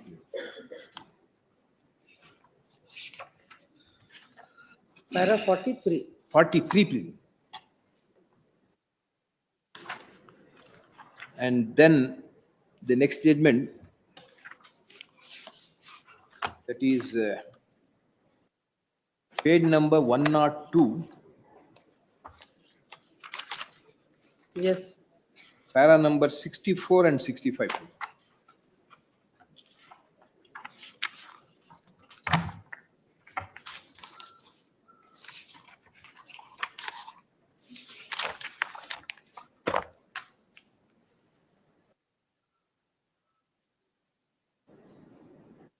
64 and 64, sorry, 64 and 65. yes. And then the next judgment, page number 41, please, notes. 14. It is not stitched, I have given separately, my lord, your lordship's judgment. Oh, yes. That is para number 25. Para number 25. Yes.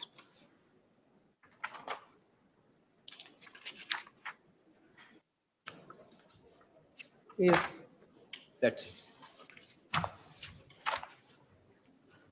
Yes, you are relying on some judgment.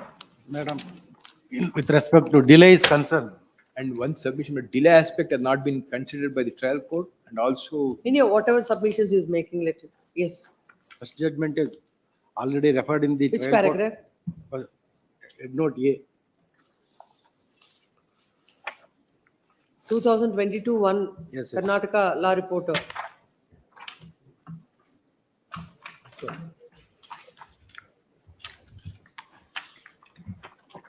Note A. Order 6 through 70, proviso amendment of lenient.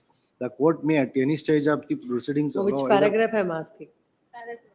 Note A. This one. 22. Note A. Not head note, paragraph. Para number 7.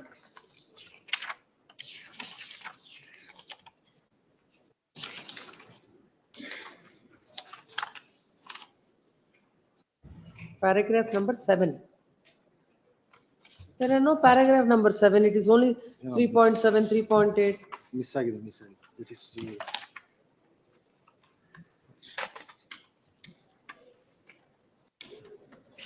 It is missed in the internal paras. Or you are referring to the Sampath Kumar's case? Nita Ben Dinesh Patil. Huh? First judgment is Nita Ben Dinesh Patil. Second judgment is the. Yes, which judgment you are now referring to? Is it Sampath Kumar's judgment? Yamshan Bopanna judgment, first one. Yes, Nita Ben Dinesh Patil. Yes. In that which paragraph? Para number 7, first page, head note 7. There is no paragraph 7, Only Mr. Counsel. inside it is not mentioned. You read the judgment? Head note NL. You have gone through the judgment? Only 3.2, 2.3, 2.4, 3. Then the paragraph Respect to ends at 3.16. which first court held that at any stage, amendment. Which paragraph? That I need to at least extract your submission.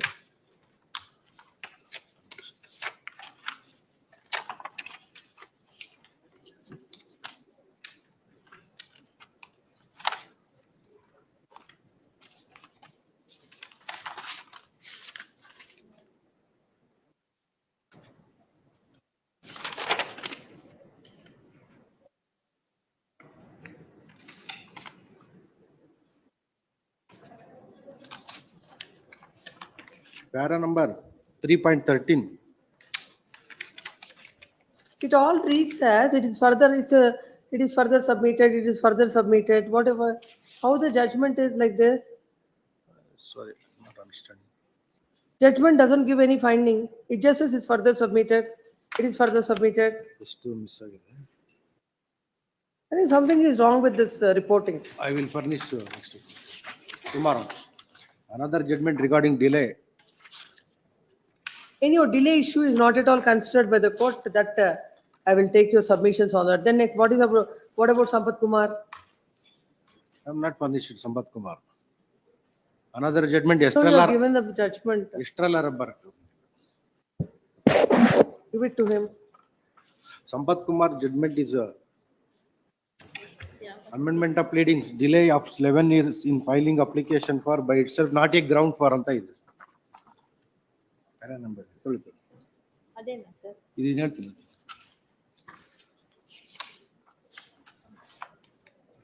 He said he has not given this. Page number 516, second para. Para number 7. Internal page number 562. Para number 7. In our opinion, the basic structure of the suit is not altered by the proposed amendment. What is ought to be changed is the nature of relief. sought for by the plaintiff. In the opinion of the trial court, it was open to the plaintiff to file a fresh suit, and that is one of the reasons which has prevailed with the trial court, and which the High Court, in refusing the prayer for amendment and also dismissing the plaintiff's revision, we fail to understand if it is permissible for the plaintiff to file an independent suit, why the same relief which would be prayed for in a new suit cannot be permitted to be incorporated in the pending suit. In the facts and circumstances of the present case, allowing the amendment would curtail multiplicity of legal proceedings. Yes, please come. Agree with the orders passed in I number 1. It's number 4476 of 2010. Dated 13/6/2025. The defendant is before this court. The plaintiff has filed a suit for partition in the year 2010. Now the present application came to be filed, seeking amendment of the plaint that came to be allowed by order impugned.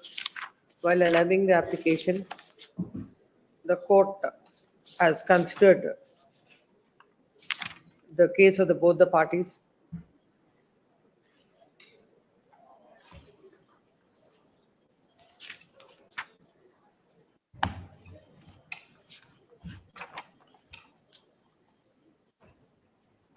The court observed that the dispute between the parties can be adjudicated at the time of trial without there being a full-fledged trial. At this stage, the court cannot presume that the properties or self-equate properties of defendant number 1 and his 5. No doubt there are some constructions and corrections and clerical errors crept in the plaint, which can be generally permitted to amend. These amendments are often allowed as they do not alter the fundamental nature of the suit and merely clarify the corrections required. And accordingly, the court has allowed the IA and permitted the plaintiff to carry out the necessary amendments. Next para. Land counsel appearing for the defendant submits that the suit is filed in the year 2010, even before the defendant entered appearance. The IA number 4 is filed seeking amendment of the written plaint on 28/7/2010, and that came to be allowed. Then the second another IA is filed seeking amendment of the pleadings, and that came to be allowed on 15/2/2020. Correct? 15/2/2020. One submission, it is not their objection in the objection. They have This not, argument I said. but they have not produced any documents. It is stated that it is submitted that it is allowed by amendment on 15/2/2020. Then counsel appearing for the petition submits that. Now again another application is filed seeking amendment of the plaint, and the same is disputed by them by filing their objections. It is submitted that the IA that's filed along with the in support of the affidavit that is filed in support of the IA do not disclose any reasons why the petitioner has not, why the plaintiff has not raised all these, why has not taken these grounds or sought for amendment of the pleadings after almost 15 years, 14 years from the date of filing of the suit. The present IA is filed seeking amendment of the pleadings. The court in a mechanical manner has allowed the application. Court has failed to consider though there is no pleading with regard to the due diligence, all these aspects were not considered by the court. He relied on the judgment passed by a coordinate bench of this court in WP number 16411 of 2025 in case of Venkatamma Namas Sivayam, since dead by Allah, and K. Anil Kumar and others, paragraph number 13 and 14 extract. He had relied on and the judgment of the apex court reported in 2022-16 SCC 1 in case of so and so, that is 71.10 and 71.11. Another one 2008 17 SCR 505 in the case of so and so, that is page number 40 43. This you leave it's on 2007, 8 year. 2009, 10 SCC 84, page 102, paragraph number 64 and 65. Relying on these judgments when council submits that. And one more judgment, he relied on a order passed by this court in WP number 106223 of 2025 in case of Mazid Khan and Srimati Shahzad Begum and others. Dated 27 February 2026. He relied on paragraph number 26, extract that. Relying on this, it is submitted that an application that's filed with an inordinate delay without explaining proper reasons has been allowed, and the court ought to have dismissed the application. Next, when counsel appearing for the respondent plaintiff submits that the plaintiff has filed an affidavit stating the reasons why he wants seeking amendment. There are certain typographical mistakes which has to be corrected, and also already certain facts which were already stated by him. He wants to make a factual foundation of the same, and it is stated in the affidavit. Court, considering all that, has allowed the application. It is submitted that while considering an application orders under Order 6 Rule 17, court has to be liberal, and there cannot be any technical approach. It is submitted that the court has considered all these aspects and has rightly allowed the application, and there are no grounds to interfere. He has relied on a judgment of the apex court in Sampath Kumar versus Aya Kanu and other, reported in 2002, 7 SCC 559, para number 7. Relying on this judgment, it is submitted that the law is settled in this regard, and the court has rightly applied the same to the facts of the case. Next para. Having heard the counsels on either side, there is a material on record. The whole purpose of filing an application in support of an interlocutory, filing an affidavit in support of an interlocutory application is to bring to the notice of the court what is the relief that the petitioner is seeking and on what reasons he is coming up before the court. When he has filed an application under Order 6 Rule 17 CPC and he wants to amend the pleadings, that too after 14 years from the date of filing of the plaint, all the more reason the plaintiff has to say why he wants to amend the plaint and why he could not do so at an earliest point of time. Coming to the, this court has perused the affidavit that is filed in support of the IA. Paragraph number 1, 2, 3, 4, 5 pertains to the facts of the case. And paragraph number 6, he states that after death of my father, defendant number 1 has taken all documents pertaining to joint family property to his custody, and he has not given any information about the joint family properties and income, and also started to mismanage the joint family properties, colluding with his wife. Accordingly, in the month of June 2010, I have demanded the defendant to effect the partition in respect of the ancestral and joint family properties. Since they declined to effect the partition, hence he is constrained to file the suit.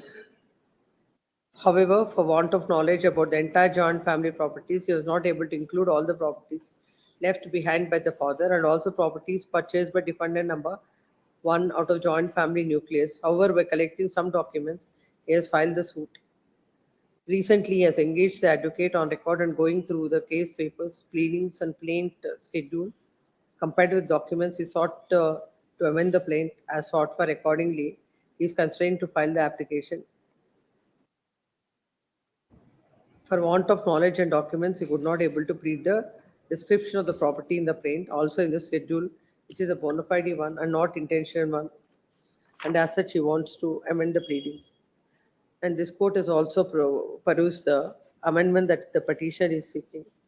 The petitioner has failed to mention the reasons why he wants to amend and the reason for the delay. Mere saying that his father died even before institution of the suit. From the date of institution of the suit till now, 14 long years passed by, and at his behest, 2 times amendment, he has already filed application seeking amendment of the plaint. Liberally construing an application filed under Order 6, Rule 17 doesn't mean that. Just like that, whenever the plaintiff wants to amend the plaint, in the interest of justice, the court would allow the pleadings. This kind of liberal approach as projected by the court and as projected by the defendant would be counterproductive. Being hyper-technical is dangerous as well. Being too liberal without even considering without even going into the basic factors while deciding on Order 6, Rule 17 is also not correct. In this case, the court very casually has allowed this application without appreciating any of the facts. The court has not even looked into the affidavit that is filed and simply brushed it aside. Even the objections filed by the defendants are brushed aside, saying that all these aspects will be decided. When the affidavit does not even disclose when he has come to know about all these the properties or whatever the amendment that is seeking in the considered opinion of this court, such a liberal approach is not in the interest of justice. And the court has to, the judicial order has to necessarily contain the reasons for such, or for passing such an order or for arriving at such a conclusion. In that view of the matter, the order impugned is set aside. The matter is remanded back to the trial court within 1 week from the date of passing of file the petitioner. Within 1 week from the date of receipt of the copy of the order, the respondent shall file the detailed application, and to the said detailed application from 1 week from thereon, the respondent shall file his objection. From thereafter, within 1 month, the court shall pass appropriate orders. Stipulated matter, serial number 21, list number 2, serial number 21. For the respondent, my lord, I was unable to inform the other side about the mentioning in the morning. I was not able. Engaged senior counsel now. It's not available. Wait tomorrow, day after tomorrow. Tomorrow it may be taken. Doesn't matter. Tomorrow in the first list. Great. Password matter, serial number 12, list number 1, serial number 12. My lords.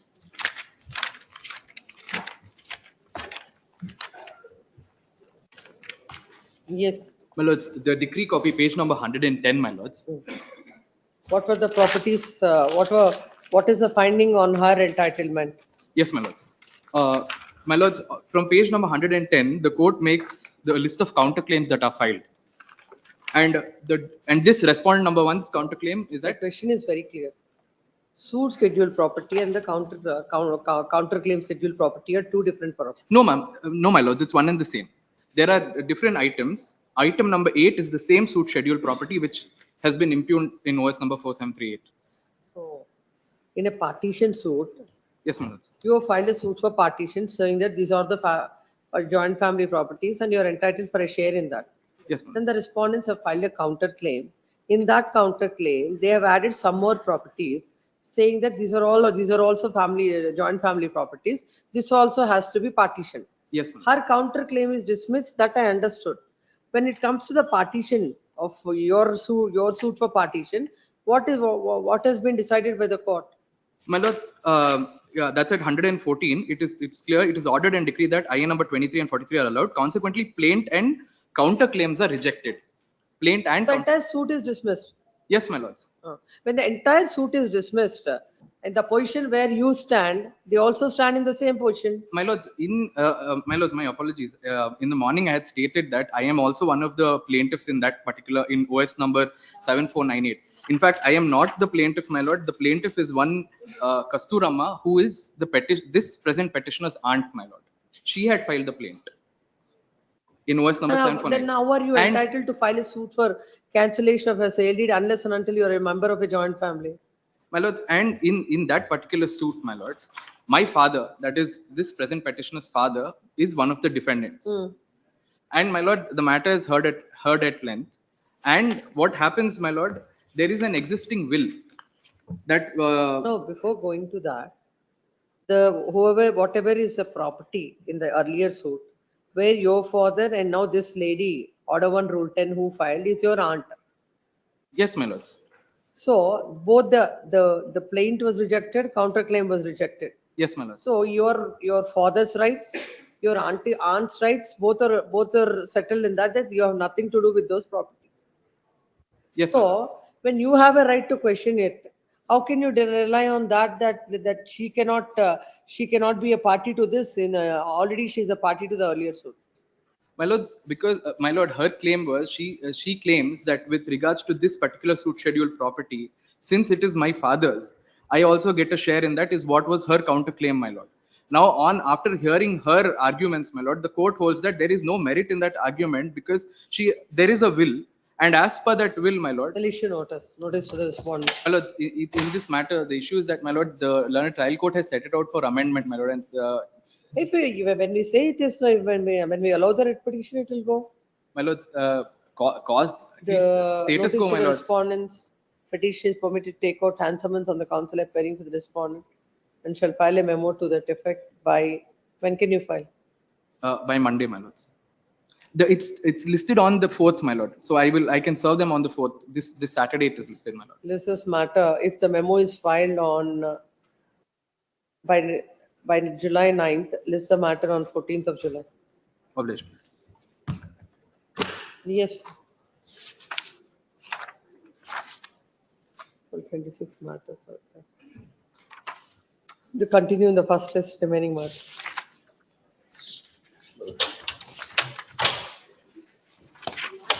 My lord, serial number, list number 2, serial number 13, it may be taken up on Monday, my lord. There is an urgency, my lord. That list will be there tomorrow also. My lord, it may be taken up on Monday, my lord, please. Serial number 13. All mentionings to the court officer. My lords, it's posted for judgment tomorrow, my lords. Kindly have it. My lords, list 2, serial number 1, my lords. It's posted for judgments tomorrow, my lords. Tomorrow. My lord, serial number 13. My lord, serial number 50. My lord, 13 is may be taken up on Monday, my lord.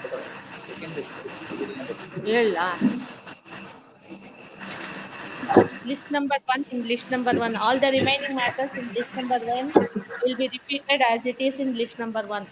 List number 1 ಗೆ ಬರುತ್ತೆ. List number 2 ನಲ್ಲಿ ಹೇಳಿಯಪ್ಪ ಯಾವುದು? 2 ನಲ್ಲಿ 13.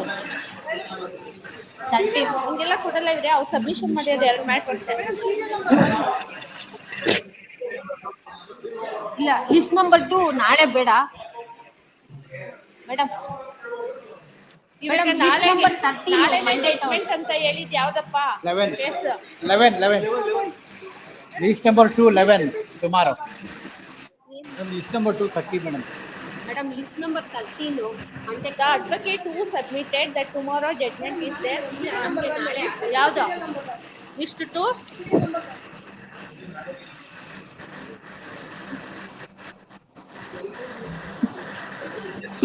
Madam, list number 2 ಅಲ್ಲಿ 30. ಇವ್ರೆ ನಾಳೆ ಬರುತ್ತದೆ ಅಷ್ಟೇ. ಲಿಸ್ಟ್ 1 ನ 2 ನ ನಾವು ಅದು ಡಿಸೈಡ್ ಮಾಡೋದಿಲ್ಲ.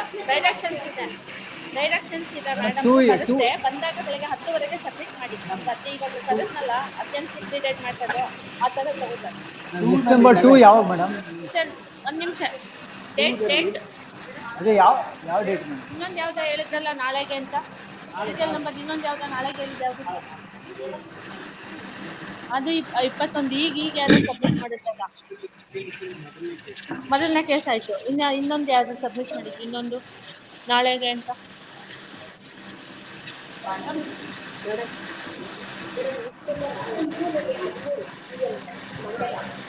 ಇವ್ರೆ ಅದೆಲ್ಲ ಮಂಡೇಗೆಲ್ಲ ಡೇಟ್ಸ್ ಇದೆ ಇವ್ರೆ. ನಿಮ್ಗೆ ಟ್ರಯಲ್ ಕೋರ್ಟಲ್ಲಿ ಕೇಸ್ ಇದ್ರೆ ಅಷ್ಟೇನೆ ಡೇಟ್ ಕೊಡೋದು. 11. ಹಾ, ಯಾವತ್ತಿಗೆ ಸರ್? ಯಾವತ್ತಿಗಿದೆ ಜಡ್ಜ್ಮೆಂಟ್ಗೆ ಸರ್?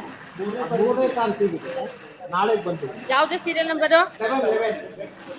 11. ಇದ್ರೆ ನಮ್ಗೆ ಟ್ರಯಲ್ ಕೋರ್ಟ್ ಅಲ್ಲಿ ಕೇಸ್ ಇಲ್ಲ ಅಂದ್ರೆ ಡೈರೆಕ್ಷನ್ ಇಲ್ಲ. Only when your case is taken up before the trial court ಆ ಸಚ್ ಮ್ಯಾಟರ್ಸ್ ಮಾತ್ರ ಲಿಸ್ಟ್ ನಂಬರ್ 2 ನಲ್ಲಿ ಇರೋದಕ್ಕೆ ಡೇಟ್. ಅದರ್ವೈಸ್ ನಮ್ ಡೇಟ್ಸ್ ಇಲ್ಲಿದೆ ಇದ್ರ ಪ್ರಕಾರ Sir, second list, sir, second list. Sir, sir, second list. Madam, serial number date 30. ಕೊಡ್ತೀವಿ sir. Madam, serial number 30. Date ಕೊಡ್ತೀವಿ. Sir, second list. Madam, sorry. ಒಂದ್ ನಿಮಿಷ ನಾನು ಹೇಳ್ತೀನಿ ಕೇಳಿಸ್ಕೊಂಬಿಡಿ ಸರ್. ಫ್ರಮ್ ಸೀರಿಯಲ್ ನಂಬರ್ 2 ಇಂದ ಲಿಸ್ಟ್ 2 ಸೀರಿಯಲ್ ನಂಬರ್ 2 ಇಂದ 10 ವರ್ಗು 23rd July. Okay, madam. ಏನು Madam, entry ಮಾಡಿ extend. ಅಲ್ಲಪ್ಪ ನಿಮ್ದು trial court case Court officer. Madam, entry ಮಾಡಿ extend. ನಿಂತ್ಕೊಂಡು ಹೇಳ್ತಾ ಇದ್ದೀನಲ್ವಾ, ಪ್ಲೀಸ್ ಲಿಸನ್ ಸರ್. ನೀವೇನೋ ಕೇಳಿಸ್ಕೊಳ್ಳಿಲ್ಲ ಅಂದ್ರೆ ನಿಮ್ಗೂ ಕನ್ಫ್ಯೂಷನ್, ನನಗೂ ಕನ್ಫ್ಯೂಷನ್, ನಿಮ್ case ಇನ್ಯಾವತ್ಕೋಬೇಕು.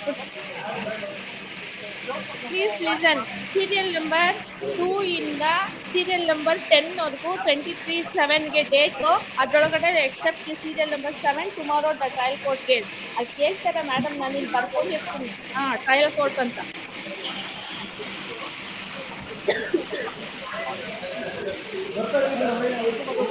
Serial number 12 serial number 13 ಇಂದ 11 ನಾಳೆಗೆ ಸರ್. ಹೇಳಾಯ್ತಲ್ಲ ಸರ್, ಟುಮಾರೋ ಜಡ್ಜ್ಮೆಂಟ್ ಇದೆ ಅಂದ್ರೆ ನಾವು ಒಂದ್ಸತಿ ಹೇಳಿದ್ರೆ ಕನ್ಸಿಡರ್ ಮಾಡಿರ್ತೀವಿ. ಪದೇ ಪದೇ you are asking.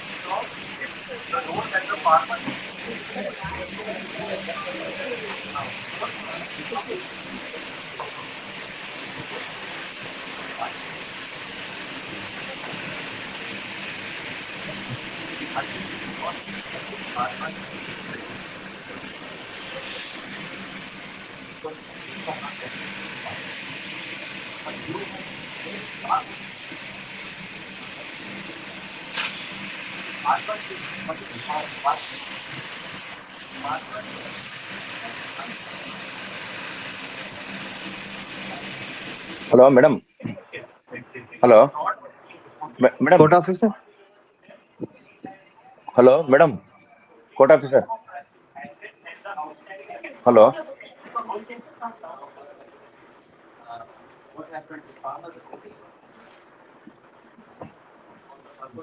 Court officer, madam. Hello. Court officer, madam. Wherever the infrastructure is not good, we have to stop to be supplying. Now, someone has an NBFC system. Now, farmers are not paying anything. Farmers whom we have already supplied, they are paying the EMIs. No difficult. For the farmers whom the supply is Court officer. Court officer, madam. Hello.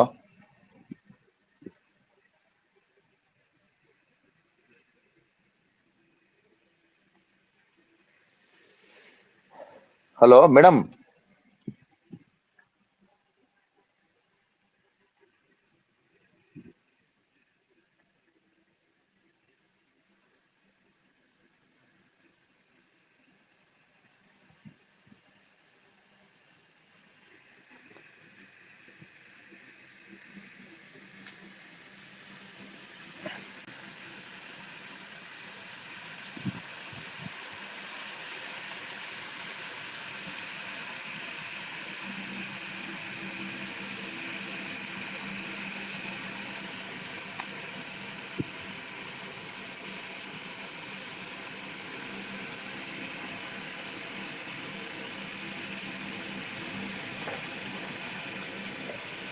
Court officer, madam. Madam, court officer, madam. Madam.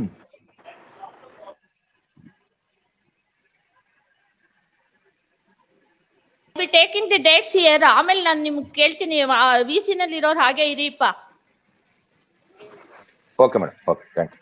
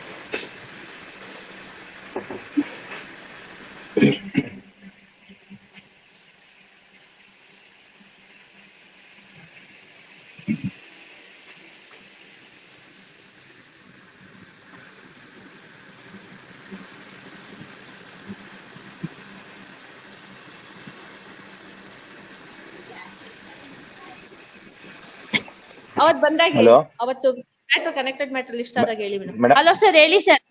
Sir ಹೇಳಿ. Madam list number 2 ನಲ್ಲಿ serial number 39 ಯಾವ date madam? Serial number 39 28/7 sir, 28/7. Madam entry ಮಾಡ್ರ madam entry ಮಾಡ್ರ entry ಮಾಡ್ರೆ extend ಆಗುತ್ತೆ. ಇವತ್ತು madam existence okay madam thank you madam. ಇದ್ರೆ extend ಆಗುತ್ತೆ. ಕೋರ್ಟ್ ಆಫೀಸರ್ ಇವತ್ತಿವರೆಗಿದೆ madam thank you madam thank you. Court officer ಹೇಳಿ sir. Madam list number 2 serial number 35 madam date ಯಾವಾಗ ಹೋಗಿದೆ? List number 2 serial number 35 is on 27/7. Okay madam thank you. List number 2 serial number 38 ma'am.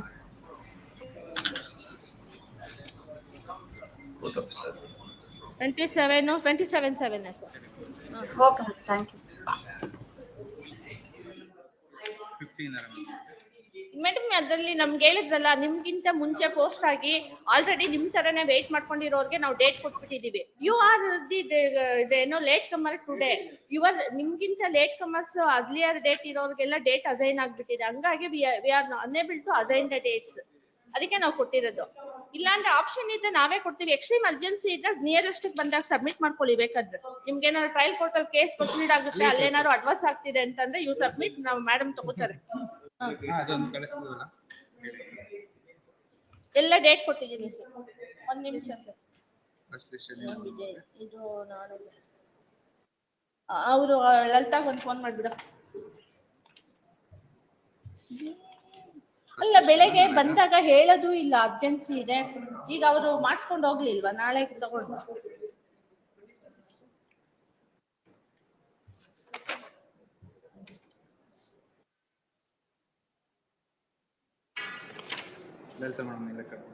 ಕಟ್ಬಿಡು.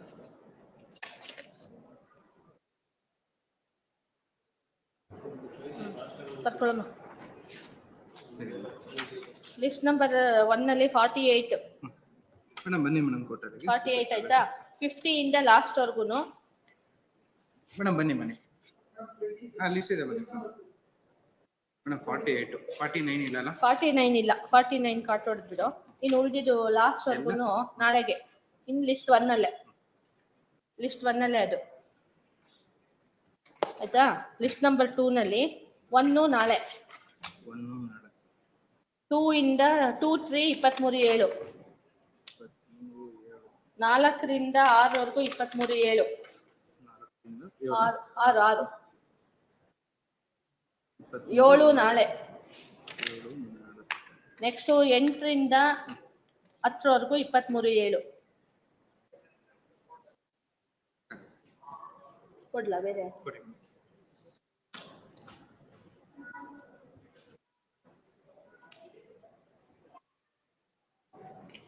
ಇದು ಯಾವ್ದೋ case file ಒಂದು ಬಿದೋಗೈತೆ ನೋಡಿ sir. ಈ file ಬಿದೋಗೈತೆ ನೋಡಿ. ಅದು ನಾಳೆ ಸೇರಿಸ್ಬಿಟ್ಟಾಕ ತಗೊಳ್ಳಮ್ಮ. 23 10 ವರೆಗೂ 23/7, 11/2/7 ಇದು ಬರೀತಲ್ಲ. ಬರೀತಾ ಇದೆಯಲ್ಲ, ಕೊಡಿ ಸರ್. ಸೀರಿಯಲ್ ನಂಬರ್ 10 ವರೆಗೂ 23/7, 11/2/7,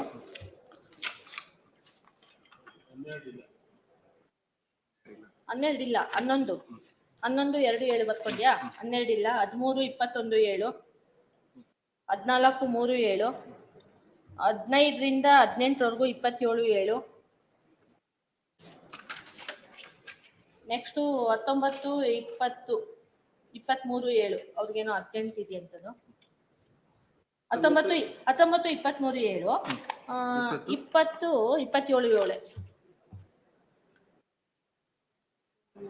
ಆಯ್ತಾ? ಆಮೇಲೆ 21 ನಾಳೆಗೆ ಆಗಿದೆ ಅದು ಆರ್ಡರ್. 22, 27/7.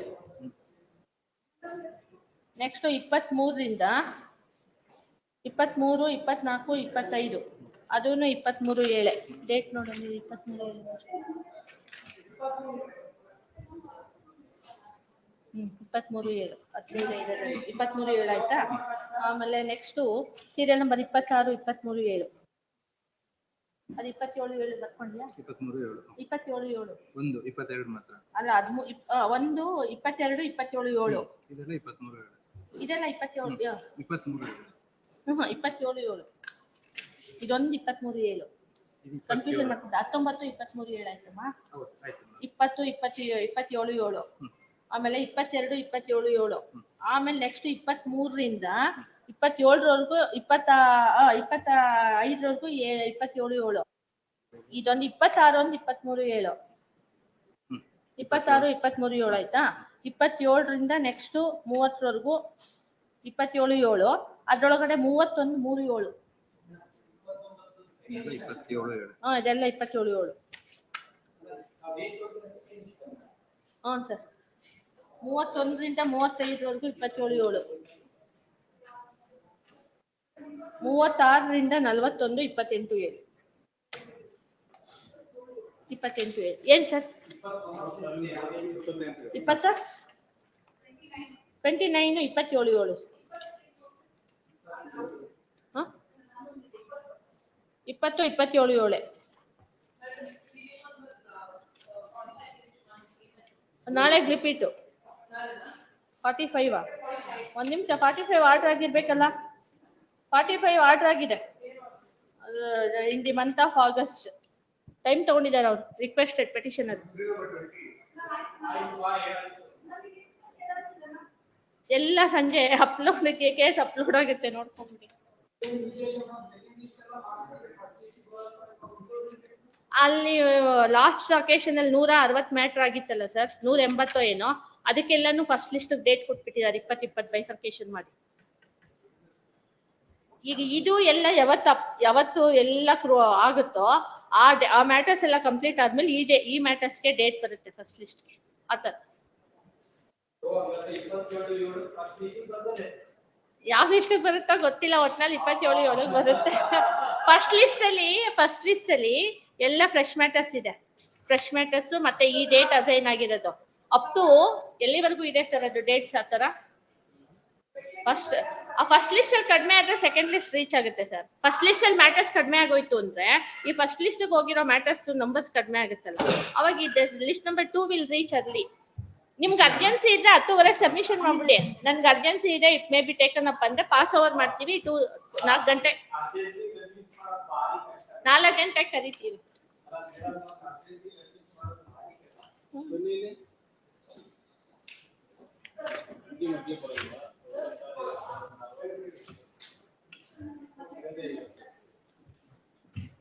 ಚೆಕ್ ಮಾಡೋಣ.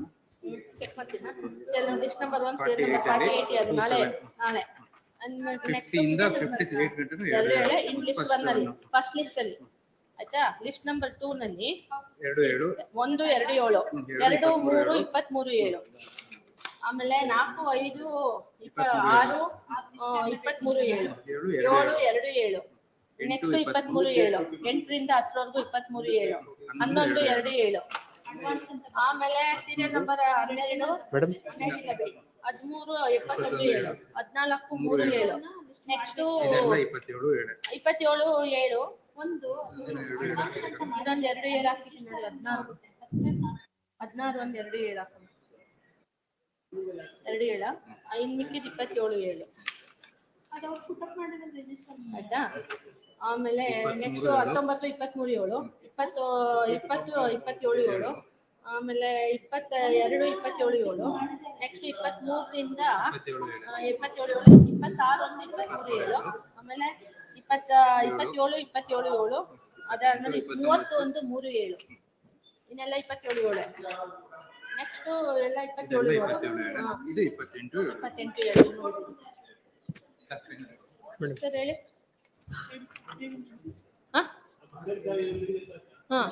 ಯಾವ್ದು ಒಂದು